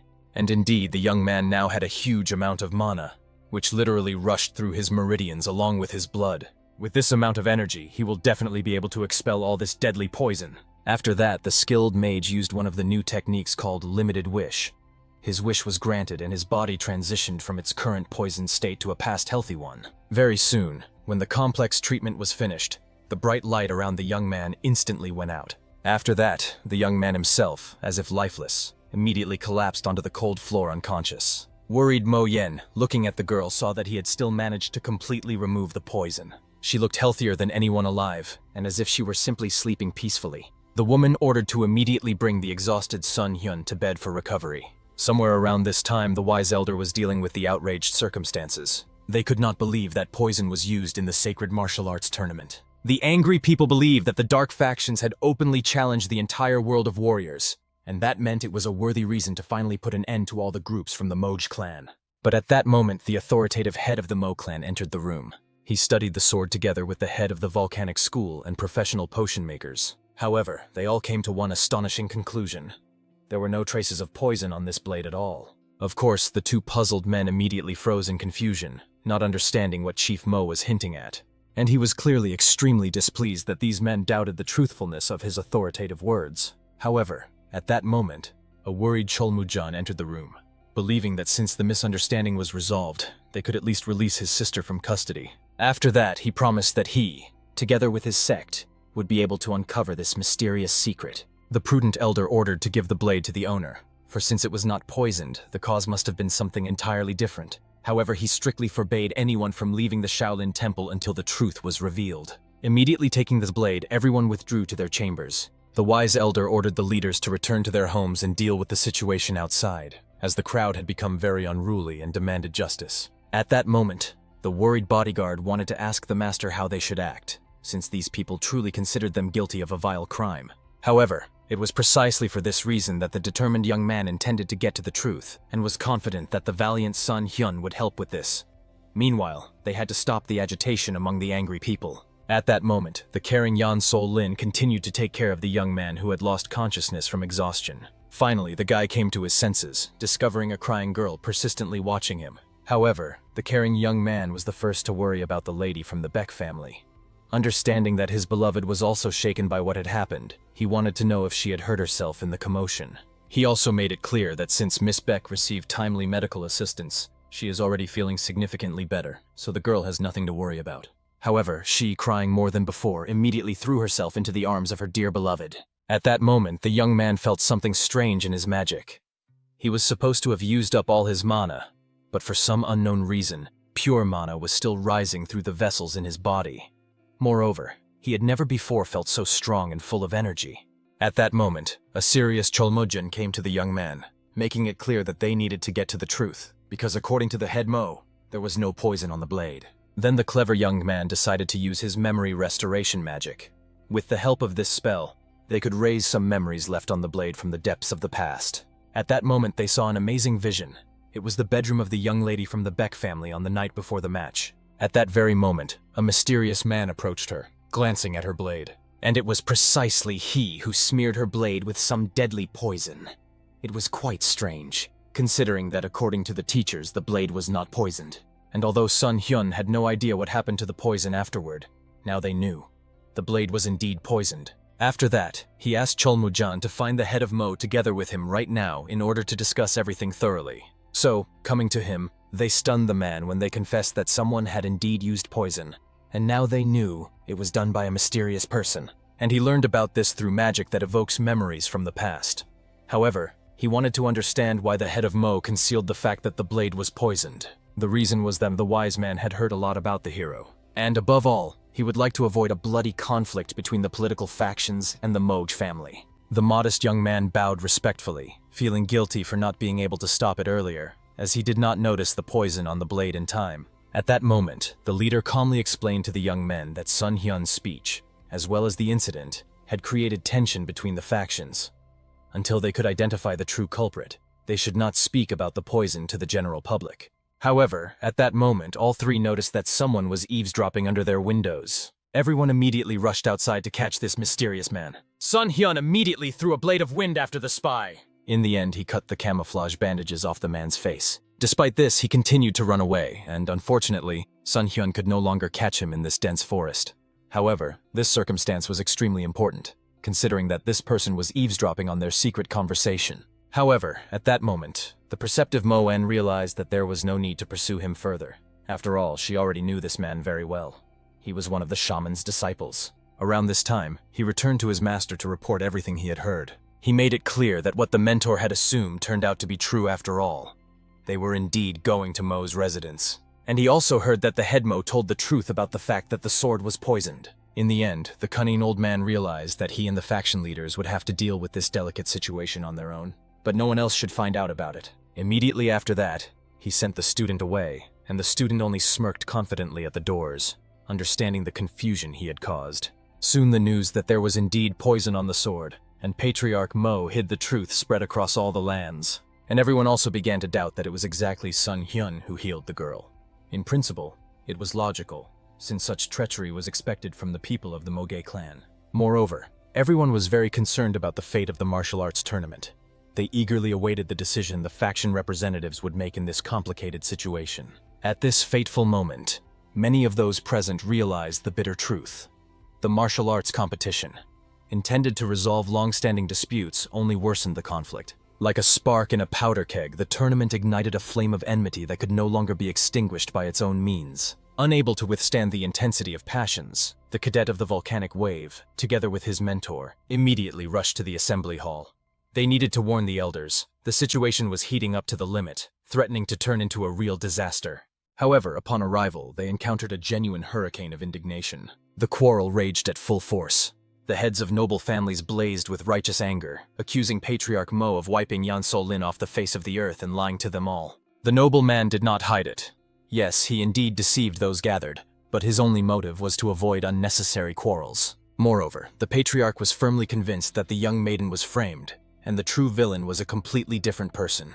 They could prove it by using Sun Hyun's powers. But the leader only became even more enraged, drawing his blade and making it clear. Sun Hyun and all his kind were just fooling him. He no longer intended to endure such outrage and was about to finish off the impudent man along with all his comrades right now. However, the loyal bodyguard immediately stood up to protect the innocent, making it clear to the leader that he had gone too far in his anger. No one would allow him to do whatever he pleased. Cholmujan only became even angrier at the audacious guard, ordering the young man to immediately lower his weapon.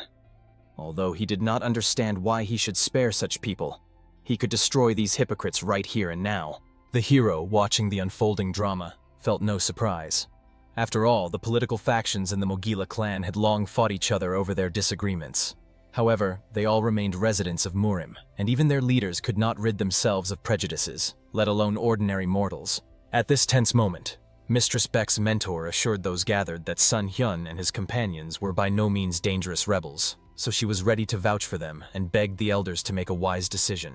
The venerable old man himself was indignant in his soul. He tried to resolve the conflict quietly and peacefully, but in vain. The situation turned out to be truly difficult, and the tournament had to be stopped immediately.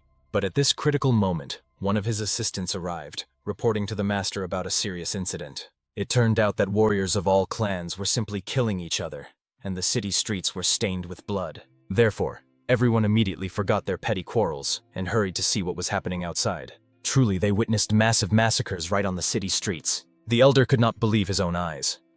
While their leaders held a meeting, the most ordinary students could not keep their sanity and succumbed to the madness of fear. But no one had any idea who struck the first blow. At that moment, the enraged leader pressed the blade to Cholmujan's throat, determined to leave not a single one of his followers alive. However, the nimble young man instantly dodged and delivered a crushing blow to the man, causing him to rapidly collapse to the ground. After that, the noble warrior made the opponent understand. He was indeed the future leader of the Moj clan, and would not avoid a fight if someone was eager to battle him. Let them begin. He is ready for combat. Everyone immediately decided that the impudent person had shown his true face and rushed to strike him down. In the end, a fierce battle ensued. However, Sun Hyun understood. He had to put an end to this. The bloody battles he had seen in the past, while on the continent, continued in this world as well. But now he had the strength to no longer tolerate such madness. for he did not want blood to be shed for such absurd reasons. Therefore, the hero immediately began to recite the spell, after which the power of his cosmic strike swept across the entire territory of the shamanic temple. The whole earth trembled, causing people to fall prostrate. Everyone was struck by the incredible power of the young man, capable of shaking the very sky and earth. At that moment, the hero loudly called for silence from everyone. Not understanding why the men were fighting each other, he ordered them all to stop. After all this time they lived together in Murim, which means they should have resolved disagreements peacefully, without allowing bloodshed. But everyone ordered the alien to be silent. No one wanted to listen to the speech of a man who had bewitched the factions with his magic. Moreover, even the members of the Moj faction did not want to listen to the hero. They were eager to protect their honor. At that moment, the leaders loudly protested, reminding the young man that he was in no way involved in their war, and therefore should not interfere in the battle using his strange magic. As a result, after these words, the fight continued not only between the clans, but also among the ordinary followers. Understanding the young man's desire to stop this slaughter, they still could not stop. Now they had to give their all to stop this madness. However, the young man could not come to terms with what was happening, and in despair he decided to show the people, so eager for battle, a truly worthy fight. Everyone was amazed by the strength of the young man. He intended to separate all the fighters with fire, and created the technology Phoenix Sunrise. Immediately after this, the majestic fiery bird rushed towards the frightened warriors. Next, the young man used the earthquake technique so that the ground beneath their feet simply collapsed. As a result, a huge crater appeared right under their feet, forcing everyone to retreat. It seemed as if the earth itself had opened up. So vast was this chasm. However, the young man did not give up, now suggesting that they try to continue the fight when they were separated. After that, he calmly made it clear that he was leaving Murim. If they want to do things their own way, so be it. He was a foreigner, not a martial arts master, and did not intend to interfere any further. From now on, these people could live on their own. Immediately after that, deforming the space, he disappeared. Everyone sighed heavily, not understanding how everything had come to this. At that moment, their adversaries rejoiced. After all, their plans had succeeded better than ever. The factions were blinded by hatred, so from now on they would play into their hands. And the Lord ordered his subordinates to immediately take the following measures. The time of the Bloody King was coming. Somewhere around this time, the young man was calmly resting at his home. Here reigned blissful peace. He was glad to return to his native walls after a long journey. Moreover, he was pleased to reassure his parents, who had not slept at night due to worry about him. This peaceful life was strikingly different from the existence of a sorcerer in the past world. It was a completely different aspect of being. After that, the young man secluded himself at night for study. Every night he felt a painful longing, unable to forget that he had returned to his comfort zone. However, the people he met in Murim were strong personalities who helped him become better. Moreover, he remembered those dangerous and mysterious adventures, as well as the meeting with his brother, who treated him to wine. And of course, Yan Sol-lin, his beloved, who surely missed him. It has already been a month since he left them without even saying goodbye. He did not want to return to Murim for even a second, but still wished to hear the voice of Yan Sol-lin. Therefore, he decided to at least stop by the tavern to find out what people are currently saying about the situation. First of all, upon arriving there, he asked to be brought beef, vegetables, and mantu. Immediately after that, he began to listen to all the talks about a large-scale war between the factions and the Moj clan. It was unknown what was happening, but Moj seemed to be losing. By this time, both sides had already suffered greatly. Moreover, there were rumors that the master of the Mage clan was dead. Immediately, the anxious hero thought about the fate of his brother, as well as his beloved. Therefore, quickly paying for lunch, he hurried away. I didn't know where to look for comrades, but I heard rumors that they were defeated in the town. However, it was too vast an area to search through entirely. At the very least, he could have followed the trail of the magical weapon he gave to his brother. Somewhere at that moment, Yan Sol-lin was running through the dark forest while two men were chasing her. They wanted to deal with the girl quickly and leave calmly, and she tried in every way to escape by running away until she saw a bright flash of light right in front of her. Immediately, the girl fell to the ground, and the warriors of the righteous faction pounced on her. But the suddenly appeared young man immediately tied up these scoundrels with his web. He did not understand how those scoundrels dared to point swords at his beloved. After that, the hero embraced the maiden, greeting her. He was very sorry that he disappeared without saying anything. He did not expect that everything would turn out this way. Then Sun Hyun asked what happened to his brother Chol Mujin. It turned out they had separated, but the brother should be fine. At that moment, the young man decided to question the prisoners from the faction whose orders they obeyed. However, they only laughed, letting the hero understand that he was late, and now they could not escape from the clawed paws of their masters. Of course, Sun Hyun had no idea what it meant, and the scoundrels did not explain. They had already committed suicide by taking poison. Then Sun Hyun realized how serious the situation was becoming and asked Yang So-lin to leave with him so that the parents could accept her. And she only promised to be with Sun Hyun wherever he went. Soon the young man brought the girl to his house, asking his parents to accept her as a dear guest. And they were clearly very glad that the hero brought the lady to their humble dwelling. They asked the beauty not to be shy and to feel at home. Moreover, the parents were surprised that Sun Hyun had managed to meet such a beautiful maiden, and they were glad that a wedding ceremony would soon take place in their home. Sun Hyun himself was very glad that she came to his house. His parents were kind by nature. They were sincerely happy to see her. However, Yan So-lin cried, understanding the bitter truth. If her father were nearby, he would also be happy to meet the kind-hearted parents of her beloved. But the venerable master stayed at the headquarters to help his daughter escape inevitable doom. Looking at her grief, the noble young man asked the beauty not to worry about anything. The master was the greatest martial arts lord and was definitely safe. Moreover, the hero would surely tell him the joyful news that his precious daughter was perfectly fine. Besides, Sun Hyun clearly understood. This was the only way to save his beloved from certain death. The events that occurred made him realize that he wished for Yan So-lin to always be by his side, so that she would be happy and protected from all the troubles of this cruel world every moment of her existence. With these trembling words, he made a proposal to his beloved. The beautiful maiden herself very much wanted to marry the hero and was firmly convinced that she would be happy with him all her life. And then they sealed their love with a kiss full of tenderness and promises. Sun Hyun was convinced. He would never let her be sad or unhappy again. Shortly after this, the noble warrior decided to go out to walk around the house and reflect on the future. No matter how much he searched, he could not find any news about the master or his sworn brother.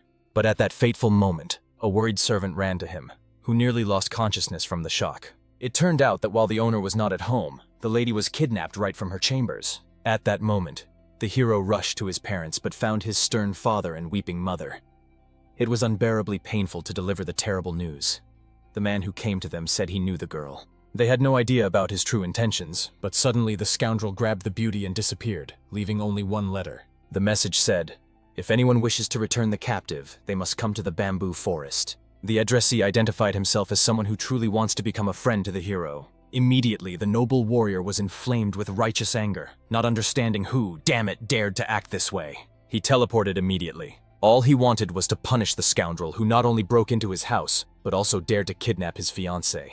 In the blink of an eye, he was already in the bamboo forest, where strangers were waiting for him. They made it clear. If the young man wants to see the girl alive, he will have to calmly follow their instructions. However, the gentleman instantly moved to the mercenaries, freezing literally a millimeter from their faces, like a predatory beast ready for a deadly leap. And they warned discontentedly, if the young man touches even one of them, he will never see Yan So-lin again. To meet the one they served, the young man had to close his eyes and obediently follow them. In the end, Sun Hyun agreed but warned, if even a single hair falls from his bride's head, their death will be long and painful, like hellish torture. Soon they reached some gloomy fortress. Of course, Sun Hyun could not make out its architecture because of the blindfold. After that, they began to take him deep underground, which made the prisoner have more and more questions. Who were these mysterious people? At that moment, they knocked on the massive gates and reported to their lord that they had brought the heavenly dragon. He ordered the gates to be opened. Obviously, the mysterious man was very pleased that his subordinates had brought such a valuable guest. He ordered the boy's blindfold to be removed immediately, after which he calmly greeted the hero. The mysterious person explained that they had prepared exquisite dishes and noble drinks for him. He hoped that the esteemed guest would dine with him and they would establish a strong friendship. After that, the young man greeted the heavenly dragon by name, introducing himself. At a single glance at the young man, the hero immediately recognized the bodyguard of the lady, who was always by the Moj family's side. However, he made it clear that his story was very complicated and full of dark secrets. In short, before joining the Grave Clan, he was called by another name, and he also came from the Blood Clan. Finally, all the pieces of the puzzle came together. The setup by Yan So-lin at the martial arts tournament that sparked the war, the poisoning of the blade, and now the kidnapping. He was responsible for all of it. The young man himself admitted that Sun Hyun was very impressed by the magical powers he demonstrated. Such warriors were necessary for the prosperity of their Blood Clan. However, Sun Hyun was not interested in the ambitions of this madman. He demanded to be shown immediately where Yan So-lin is. Then the cunning young man realized that he had probably arranged the dinner party too early, and decided to first allow Sun Hyun to meet with his beloved. Soon these two descended into a deep dungeon underground. There they saw a girl bound with heavy chains. She was unconscious for some time and was now experiencing unbearable pain from these shackles. However, the scoundrel hastened to reassure. The pain was not that severe, not enough to cause direct torment. Sun Hyun immediately went mad at this bastard who dared to act this way with an innocent girl. He immediately conjured an icy spear in his hands, intending to kill that scoundrel. However, he in an instant with just a wave of his hand dispelled the icy magic, turning the weapon into shards that scattered in all directions. After that, he finally ordered the prisoner to calm down. After all, he came here to save his fiancée. As is known, Sun Hyun had magic, and they had their own techniques, which they invented thanks to long solitude. After all this time no one accepted them. Therefore, he suggested to the young man to simply have a calm conversation. For the cunning man had only one desire from the very beginning, for the heavenly dragon to become a true friend of the blood clan. Then, when he goes out into the world again, he will already be standing with it in the same vanguard. The traitor was very hopeful that Sun Hyun would approve his proposal. After that, he pointed to the girl hanging on the chains, indicating that there was little time. These shackles constantly drain her life force. In the end, the frightened young man realized that he simply had no choice. He had to obey in order to save his beloved, and it seems the treacherous warrior was very glad about this decision. After all, he himself did not want to kill the lady he had previously served faithfully. After that, he promised to arrange a cozy place for the two of them. They could stay within the walls of his abode as long as they wanted. Only then was the young man finally able to free his beloved from the chains. She understood that probably all this time she had been in great pain and fear while waiting for him to come for her. However, the hero swore, all the pain that the traitor caused his beloved, he would cause him twice as much. Revenge would be sweet and just. Around this time, the villain was informed that the preparation of the two best ingredients was successful. However, the assistant understood that this was not his merit. He was merely faithfully following the master's plan. Also, the Bloody King learned that the person he was most interested in, the Heavenly Dragon, was already in their fortress. That meant they could act as they wished. The ruler himself explained that it is necessary to make sure they are using the hero for their own purposes and will force him to help their blood cult. It was truly joyful news, for the ruler wanted to see the whole world fall at his feet. Therefore, he very much hoped that the assistant would not make a single mistake, and he swore on his life that he would do everything flawlessly. At this time, the hero used the internal technique changing the past, returning his beloved's body to a state when she still felt well. However, no matter what he did, his magic did not help. He only wasted more and more precious energy. No matter how much he searched for answers in books about medicine and poisons, there was no information about this strange curse of loneliness that the bodyguard had told him about. Moreover, it was very different from all those curses of black magicians from his past life. Therefore, he did not understand how to decipher this malicious witchcraft. Then the traitor calmly made Sun Hyun understand. Only he alone can lift this curse. Therefore, the hero should simply abandon all these futile efforts. On the day the young man destroys the outdated spirit and martial arts power with his magic, he will come here to heal the curse placed on Yang So Lin. However, the prisoner had no idea why he was being dragged into all of this at all. If the cunning man wanted to stage a coup in Murim led by the Blood Clan, they should have had enough skills for it themselves. But the traitor clearly understood. Few people can defeat the masters of Murim with their own strength. Moreover, only the hero's magic will make their soldiers much stronger. Even take for example the sword filled with power that the young man gave to Cholmujan. After these words, the prisoner realized how much this scoundrel knew about them. So I just reminded him that he must keep his promise and heal the girl as soon as the hero does everything. The villain only smiled, reminding the hero that he keeps his promises. After all, he wanted to be friends with him. Therefore, he asked Sun Hyun first and foremost not to do anything that could undermine their fragile friendship. Moreover, he wanted to show something to gain the guest's trust and asked him to follow him. To definitely prevent the defeat of the Blood Clan, he wanted Sun Hyun to take a look at their secret weapon. There was a time in the past when the power of their clan flourished, but since then many secret techniques have been lost. Among them was one special technique that could turn people into the strongest martial arts soldiers. It bore the ominous name, Bloodshed Technique. Sun Hyun had not heard about this before. At that moment, the bodyguard revealed the best martial arts masters who had been reborn as soldiers ready to fight for their clan. And it was that very shaman elder and head of the Shaolin clan. Next to him was also the head of the Moj cult. The cunning young man explained that the reason for their confidence with which they looked to the future was that two of the three great masters of Murim were already in their hands. The future is already predetermined. Therefore, he asked Sun Hyun for himself and his girlfriend not to resist this inevitability. He will just have to kill Murim's soldiers with his own hands. After that, the scoundrel threw a small handful of something on the ground, and immediately disgusting bugs crawled towards him. The hero immediately realized, perhaps these creatures were the key to breaking the curse of loneliness. If so, then he would be able to heal the curse placed on Yeonsol Lin. In the end, the prisoner promised the young man that he would definitely show him the power of his magic and not disappoint him. After that, he calmly went away, wandering through the long labyrinths of the dungeon. No one even suspected what he was going to do. While these miserable little people can enjoy their imaginary success, very soon they will experience the true power of the Archmage of the Seventh Circle.